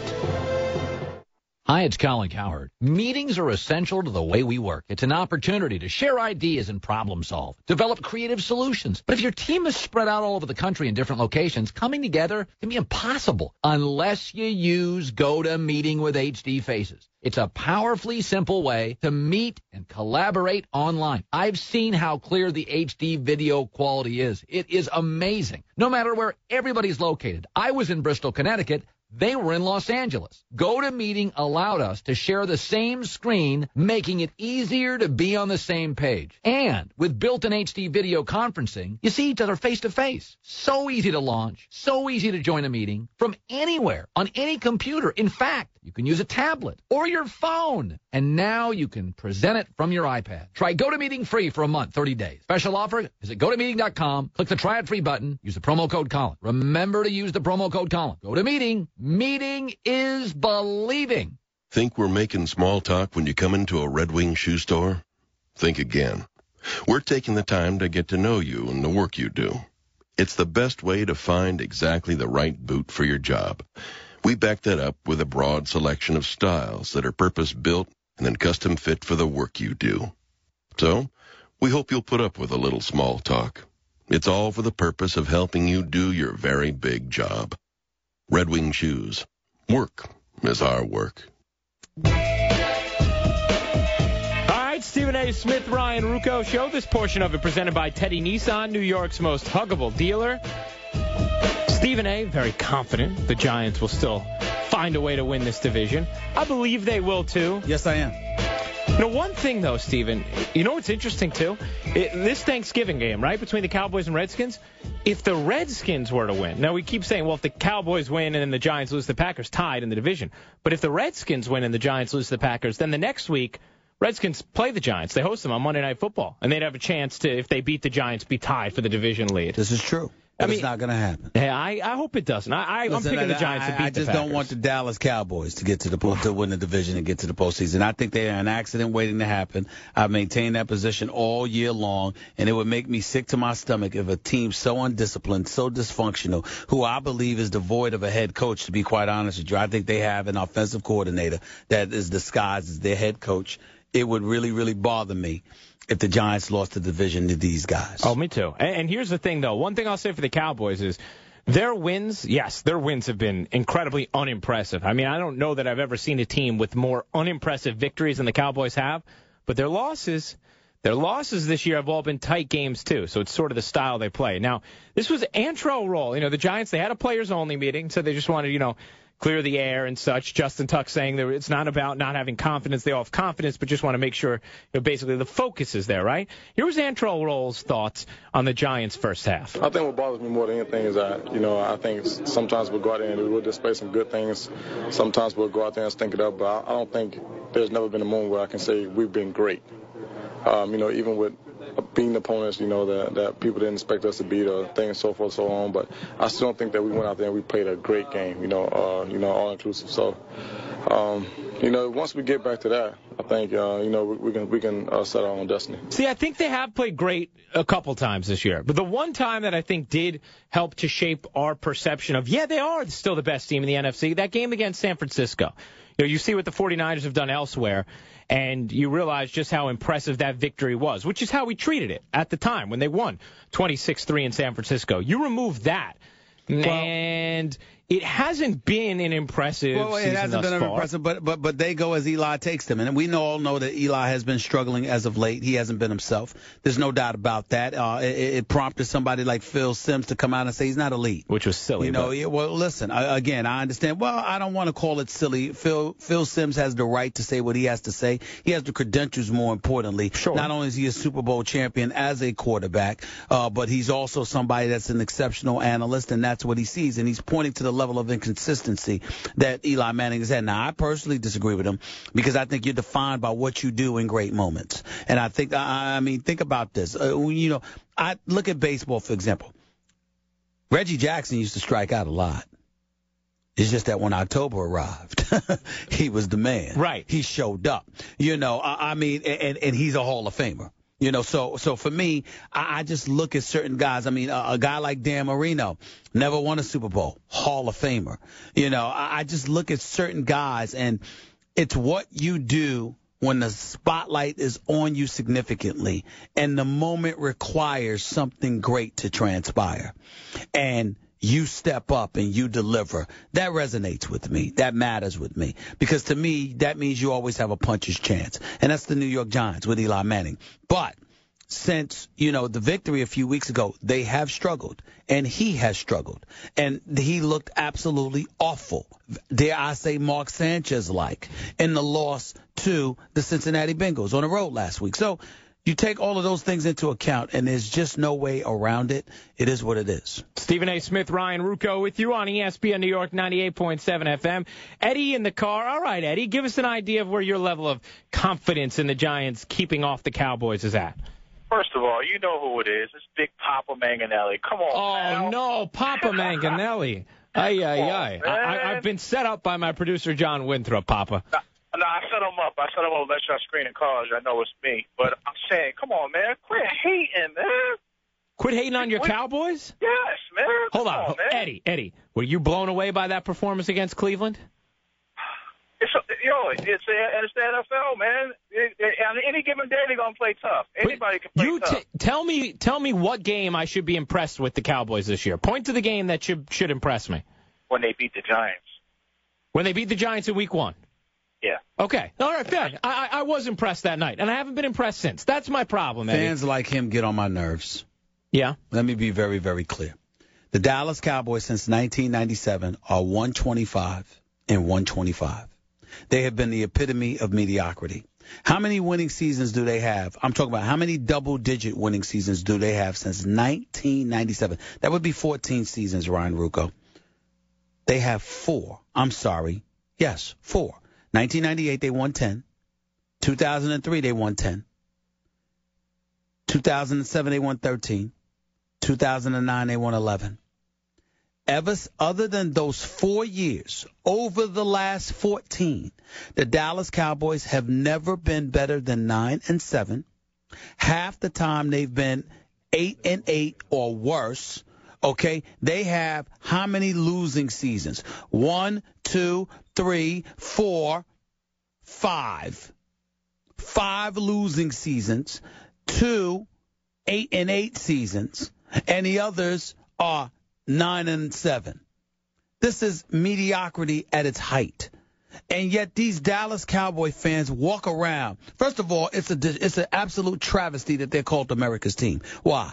Since when has America epitomized mediocrity? I understand in this day and age when we've lost our AAA rating and people are looking at our credit and our status as an economic superpower. I get that part, okay? But I believe that we will recover. But outside of that, what is it about America that has epitomized mediocrity? I'm sorry, I'm not aware of this. Why are they called America's team? I can understand the New England Patriots being called America's team. After all, they have 3 Super Bowl titles. They've been to 2 Super Bowls in the last 5 years. They have one of the greatest quarterbacks in NFL history. They have one of the greatest coaches in the NFL history. They have one of the great owners in NFL history, and Mr. Bob Kraft, who blessed us with his presence on this very show just weeks ago. And what is it about the Dallas Cowboys that warrants being called America's team? They don't deserve it. They have been the epitome of mediocrity, and yet somehow, some way, they manage to infiltrate and contaminate every single city in America with a fan base that, to me, is completely inexplicable. I do not understand where all of these Dallas... Now, I will say this. If you want to lean on the cheerleaders, no argument. They are nice, yeah. No argument here. The cheerleaders, the outfits, the billion-dollar playpen that Jerry Jones built, which I think we'll be talking about the way we talk about the Roman Coliseum today. I think they'll be talking about it centuries from now when we're long gone. Something like that. I'm going to be around. I don't know about you. No, we won't be around centuries from now. Something like that. Okay, fine. But in terms of the football teams and the football players, they have been mediocre. They have been consistently mediocre. Well, here's the thing, Steven. That's why, I can't look at the schedule and say with 100% certainty I believe the Giants will definitely win the division because I think their schedule is so much more difficult. But it has nothing to do with me being impressed by the Cowboys. Not at all. Chris in Staten Island. All right, Chris, how are you handicapping the rest of this division? Well, it doesn't sound like Chris is worried at all. He's so confident that he is just off living his life. Tim in Rockaway. Tim, you confident Big Blue will hold on? Excuse me? Oh, gosh, man. What is wrong with... Come on, Steven. You got to yell at them. Dial-tone. You got to yell at them, Steven. Let them know what's up. Dial-tone. My gosh. Dial-tone. If you're not ready to come on the air when you call, you're going to hear dial-tone. Excuse me. You got to listen, man. So disappointing. See, that's what you get. You get one Cowboys fan like Papa Manganelli on, throws the whole thing out of whack. Bottom line is, though, Giants fans, for the most part, are remaining quite confident that they will still hold off the Cowboys. Maybe has more to do with how Dallas has looked than the way the Giants have looked of late. Here with Stephen A. Smith, Ryan Rucco on ESPN New York 98.7 FM. Did something happen that could lead to the Steinbrenners selling? We'll get more perspective on that from our ESPN business reporter, Darren Ravel, next. Stephen A. Smith, Ryan Rucco on ESPN New York 98.7 FM. Will Big Blue be ready to shut down Aaron Rodgers and the Pack? Chris Canty joins Michael and Don in studio today at 6:15 on ESPN New York 98.7 FM. Looking for a safe, sound alternative to a bank? Melrose Credit Union doesn't play games with your money because Melrose Credit Union is a financial cooperative owned by you, the member. So their number one concern is your bottom line. And your deposit account isn't federally insured to at least $250,000 by the NCUA. Whether you're buying a home, need a business loan, or saving for a rainy day, let Melrose Credit Union help you get there. Visit Melrose online at melrosecu.org. Melrose Credit Union, you can get there from here, affirmative action employer. Who's your high school MVP? Melrose Credit Union, ESPN New York, want to honor and and reward senior athletes that excel on and off the field. We want to know who you think is the best, the brightest, and most giving high school senior athlete from your community. Between now and December, nominate your MVP at ESPNNewYork.com/MVP. Each month, one MVP finalist is selected and featured on the Stephen A. Smith and Ryan Rucco Show. The top MVP wins a $5,000 college scholarship courtesy of Melrose Credit Union. Nominate your MVP today at ESPNNewYork.com/MVP. Hi, it's the Herd. Everybody in business has to deal with either emailing a file that's too big to attach, or sending a confidential file without a secure way to do it, or needing to access a document while on the go. How about an answer for all three? ShareFile by Citrix, the all-in-one business solution for sending, sharing, and receiving files of almost any size. ShareFile was designed for businesses and can be customized to meet your company's specific needs. Every file stays under your control, so you know it's secure. You can manage who has access and for how long, see when files are opened, and by whom. Plus, ShareFile allows you to access files from any computer or, even better, any mobile device. Try ShareFile today. Sign up for my special offer. 30-day full free trial. Go to sharefile.com, click on the radio mic, enter my name, Colin, sharefile.com, type in my name, Colin, C-O-L-I-N. Windows 8 changes the game. How? Let's do a play-by-play. Greeny. Golick hits the start screen. Bam! It's on. Scrolls through live tiles, glances up, sees stocks up. Weather is 55 and sunny. Wife emails, parents are coming for dinner. His buddy Derek IMs, you in Golick? Swipes through sports apps, launches ESPN NBA. Opens video, pulls in email. Replies to wife, working late. IMs Derek, I'm in. See you soon. Wife responds, don't worry, I understand. Golick's in the clear. Sounds to me like you can do anything on a Windows 8 tablet. Check out Windows 8 at windows.com. Norm Miller here, chairman of Interstate Batteries. Now, I don't mean to brag, but I recently learned auto technicians prefer Interstate Batteries 5-to-1 over any other battery. Oh, who am I kidding? Of course I mean to brag. 5-to-1, that's a landslide. All right, I'm done bragging. To find the dealer near you that prefers us, head to interstatebatteries.com. Interstate Batteries, outrageously dependable. And that's not bragging, it's just the truth. Leslie French was hunkered down for a fight. I was just at the dealership looking for a car. Lured in by the enemy. No, it was pretty cordial, but I did need a car loan fast. There was no time. I called Navy Federal Credit Union. A really nice guy approved me for a loan on the spot. Great rate, too. Victory was hers. Well, a convertible was mine. 4 million members, 4 million stories. From every military branch, DOD, and their families. NavyFederal.org. Federally insured by NCUA. You know how to tell if a man is serious about the work he does with his hands? Look at his feet. If he stands in a pair of Red Wing boots, that means he stands for something. He cares about the work he does and the crew he works with. He works with his brains as much as his brawn. Work is craft. Work is complex. Work is family. Work is pride. Red Wing work boots are purpose-built for the exact work you do. Red Wing shoes. Work is our work. AT&T asks, are you that guy? That guy who not only paints his face to cheer on his team, but then paints his entire torso? Well, you don't have to be that guy to prove your fanhood. Switch to AT&T and follow your favorite team like never before. It's much better than perusing the hardware store for this season's color palette of belly paints. You have the speed to get scores, stats, and highlights fast with AT&T. Rethink possible. Visit att.com or store for details. Mike and Lowe's want to give you a chance to improve your fantasy team. Visit ESPNradio.com each week to vote which player will earn the most fantasy points. Plus, find out how you could win in the Mike and Mike's Fantasy Team Builder Sweepstakes. One lucky grand prize winner will receive a trip for 4 to their choice of Chicago or L.A. to join the experts next August at an ESPN Fantasy Football Draft Party. Thanks to Lowe's, never stop improving. No purchase necessary. Void where prohibited. Open to legal U.S. residents 21 and older. Sweepstakes ends December 30th. Official rules at ESPNradio.com. Hey, it's Gola coming up Wednesday. Mike and Mike in the morning, 8 Eastern in studio. Our analyst, Mark Schlereth, will tell you what he thinks about the NFL's decision to suspend Ed Reed and what he thinks about the way the league is governing hits to the head. That's all coming up Wednesday. Mike and Mike, ESPN Radio, ESPNradio.com. Stephen A. Smith, Ryan Rucco here with this ESPN New York Sports Center. The 7-1 Knicks get their first look at top pick Anthony Davis tonight. Knicks at the Hornets in New Orleans, 7:30 pregame, 8 o'clock tip. right here on ESPN New York 98.7 FM. Meanwhile, Nets have won 5 straight, face a big test tonight in L.A. against the Lakers. Mike D'Antoni may make his coaching debut for the Lakers. Nets get their first look at Dwight Howard since everything went down with him flirting with Brooklyn and ending up in L.A. I'm in L.A. There's no need to talk about what could have happened. I'm happy with being here in L.A.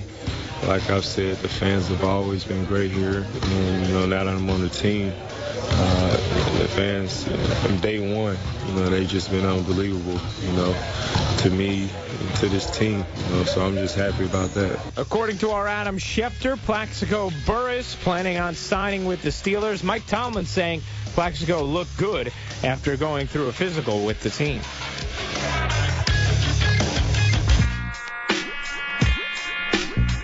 All right, Stephen A. Smith, Ryan Rucco with you on ESPN New York, 98.7 FM. This portion of the show presented by Napa Auto Parts, now open in Queens on Metropolitan Avenue in Middle Village. So a lot of you have probably seen the story of News Corp buying 49% of the Yes Network, officially announced today, with the opportunity to purchase up to 80% of the network within the next 3 to 5 years. And so naturally the next question becomes, well, what does this mean for the Yankees and whether or not the Steinbrenners will eventually sell them? Well, for these kind of answers, we turn to our ESPN business reporter. That is Mr. Darren Ravel. How are you, Darren? I'm doing very well. Thanks for having me, guys. So is this a good move? For Yankee fans, that's the first question that I'd have to ask you from a business perspective. It is a good move because they're simply taking money off the table.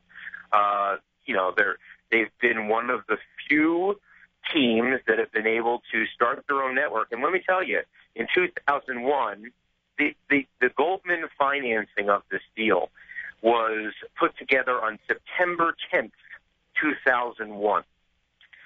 It was, and so for a long time, given September 11th, the environment that was going on at the time, it wasn't clear that they'd get this thing off the ground.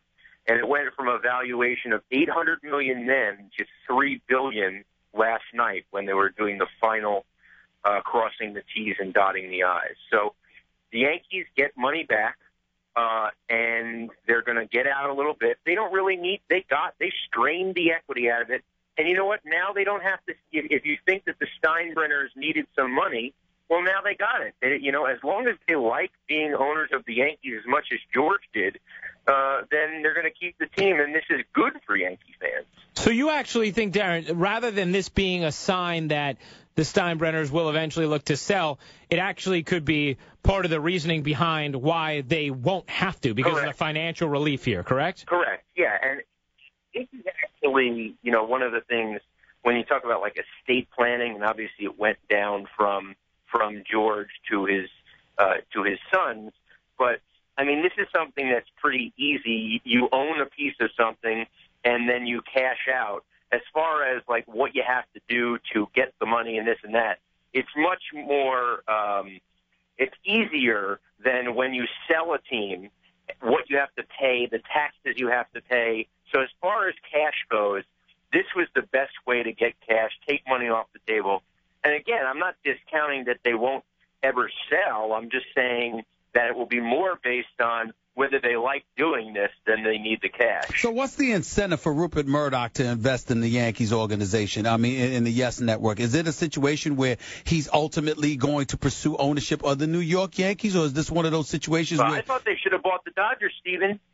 I mean, they knew, and they were formerly the owners of the Dodgers, and now they knew what the TV deal was. They're in the TV business. I thought it was a boneheaded move that they didn't buy the Dodgers because now they're going to be in the bidding, which is going to go $2-3 billion. It would have just been the cheaper way to do things. So I'm surprised, and listen, I don't know if they said no pretty quickly, and they weren't in the last group of serious bidders. But I'm a bit surprised that they're so into the Yankees, maybe potentially because they think they screwed up with the Dodgers. I've talked to a lot of people who thought that it was certainly the best financial move to buy the Dodgers so you can have their TV rights in an LA market that is so competitive. Talking with ESPN sports business reporter Darren Ravel here with Stephen A. Smith, Ryan Rucco on ESPN New York 98.7 FM. So, Darren, there would be incentive, motivation for Rupert Murdoch and News Corp beyond eventually owning the Yankees for making this deal? Well, Rupert's getting up there in years, but is there extra incentive? Probably not really. I mean, if you think about it, the Yankees, especially with the onerous revenue sharing as has been continued with the new collective bargaining agreement, the Yankees as a holding company make money, but the Yankees by themselves lose money, $40 to $60 million a year. The real money, if you're interested in money, is in this TV network. So if the Yankees win, you're going to make more money on the TV network side than being the owner of the Yankees because of revenue sharing. I know they're going to trying to get under the luxury tax by 2014, but you have to share merchandise. You have to share, when you get into postseason, a bunch of the ticket money. So the money is really in the TV side. Yeah, but then why give it up? Why give it up if the money's in the TV side? Just to take money off the table. Because let me tell you why. They have now essentially given up their rights to 2042, which is, and for doing that, they got a couple $100 million bonus. The Steinbrenners probably will not be owners of this team by 2042, but they just sold their rights through 2042. Now, maybe that'll come bite you when you try to buy the team, when you sell the team. You've already given up those rights till 2042, so it might hit you a little bit. But it's simply a good time and a good property to take money off the table and make a little money from an investment that turned out to be a good deal for you. Let me ask you this before I let you go, Darren. I'm interested in knowing, you talked about how the Yankees were losing money. You're talking about anywhere from $40 to $60 million a year, correct? Yes. What were they losing at the time George Steinbrenner was alive and running this organization? I do not. They certainly were losing. It's basically the same range. Although I would think it might have been even more because their payroll was higher with respect to what the revenues were, but they certainly were drawing more people as well in the old Yankee Stadium. The higher price model really hasn't worked out that well, but I think it was probably in the 40 to 60 range. A lot of people will say that's just creative accounting, but unfortunately for the big guys in the big cities, revenue sharing just is not a good thing. And I always question whether the reason we have great parity in baseball has to do with revenue sharing, which Bud Selig and the owners collectively do, or is it just good general managers in good places like Oakland with Billy Beane or other places, Tampa, and those guys down there? Is it revenue sharing or just smarter people? And, so that definitely does hurt the Yankees, and they get penalized for being as big as they are. But, and it's no secret, as you guys know from being in New York, that Hal Steinbrenner doesn't want to spend the same type of money as George did. And I think this is probably Yankee fans, knowing that they've now cashed out, are going to be upset when they see in 2014 them getting at $187, $189 million to get under the luxury tax. Maybe knowing that the cash is at hand, the Yankee fans are going to be more demanding to invest. Interesting stuff, Darren. Really interesting perspective. We appreciate the time as always, man. Anytime. Take care, guys. That's Darren Ravel, our ESPN sports business reporter here with Stephen A. Smith and Ryan Rucco. A couple of really interesting things out of what Darren just said. One, you don't necessarily have to look at the selling of the portion of Yes Network to News Corp as a setting up to purchase the Yankees. In fact, perhaps it does the opposite, where it gives the Steinbrenners some financial relief that lessens the incentive to sell the actual team. That was interesting. And the other part of what Darren just said, will fans, knowing that the Steinbrenners got a certain amount of cash from this sale, be less patient with getting the payroll under 189 in 2014, knowing that the Steinbrenners have this money to play with. Now, for me as a fan, I actually like them going under 189. I'm cool with building a team that is better off in a long-term plan where you have younger assets and you're not just constantly funneling money through free agency. Plus, it allows you to stop hearing all the people who complain about payroll and think it's the only reason that you win. As a fan, evening the playing field is something I welcome, so it doesn't bother me. Listen. It doesn't bother me either but for an entirely different reason. I watched the Baltimore Orioles with a considerably lower payroll do what they did this year. I watched the Oakland A's with a considerably lower payroll do what they did this year.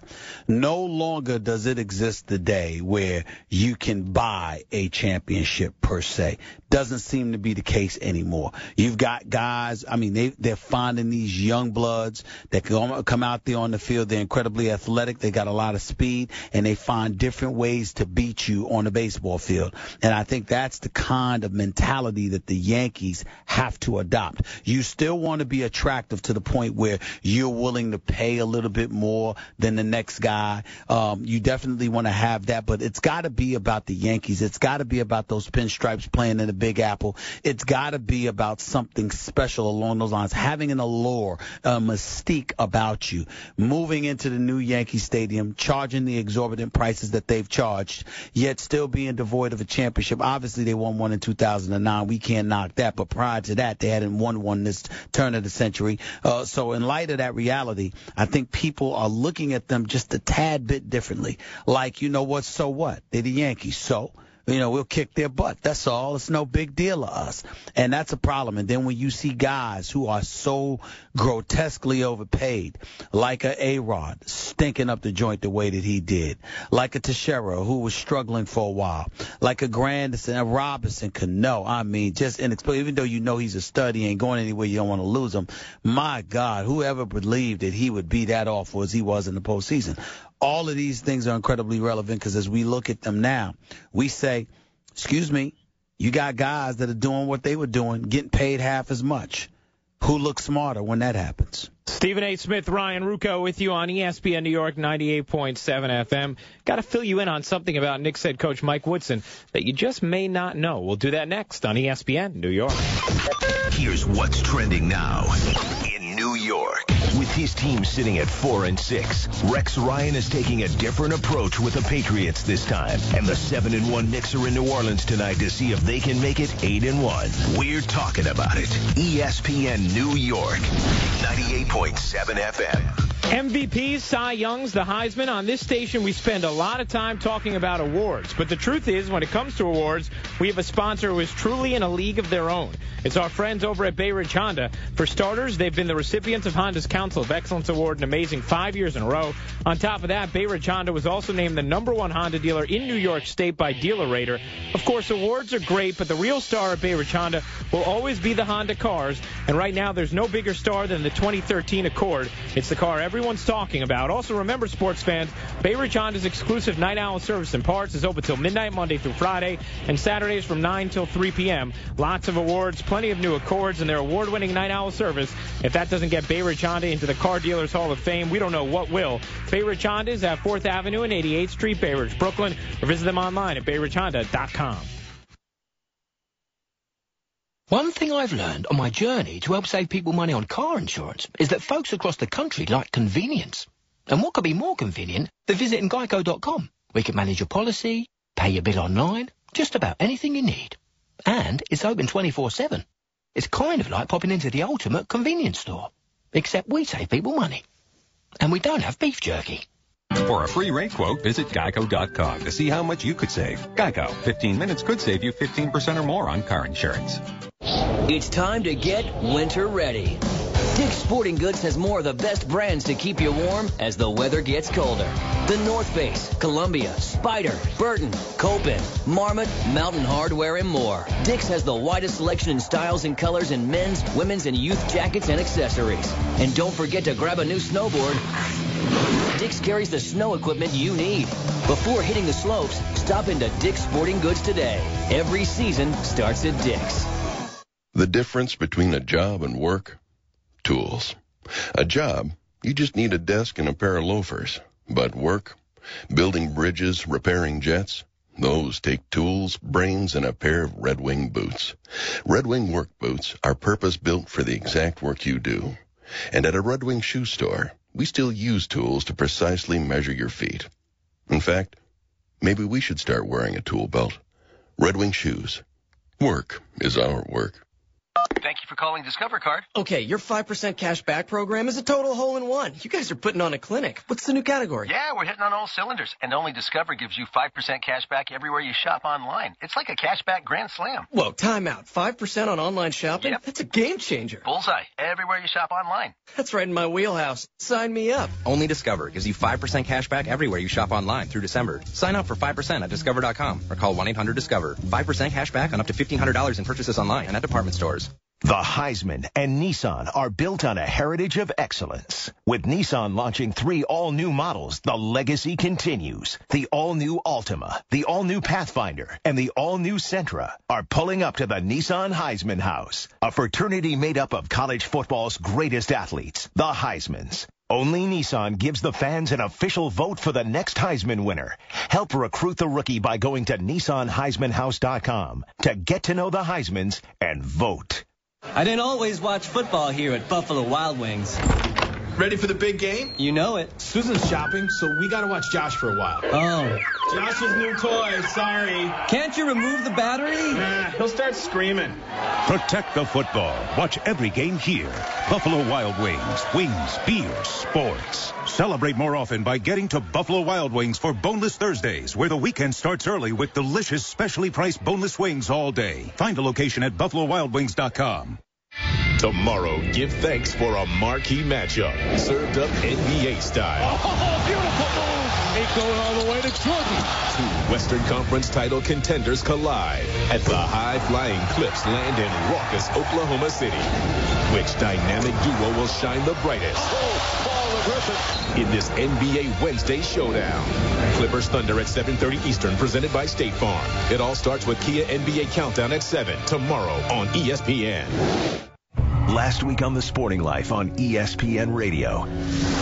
Outside the Lines explored new information about brain trauma in the NFL. If the NFL takes the position that they didn't know that concussions can cause total disability, permanent brain injury in 1999, that evidence trumps anything they say. Plus the story of William Gay, who was just 7 years old when his mother was killed by his stepfather. I didn't care what anybody told me at that point. I just was in denial, just enraged. Then we learned of the most explosive tight end in the NFL and the moment that defined him. I will not tolerate players that think it's about them when it's about the team. E60 profiled Vernon Davis, the NFL's Renaissance man. Everything, every thought, every emotion that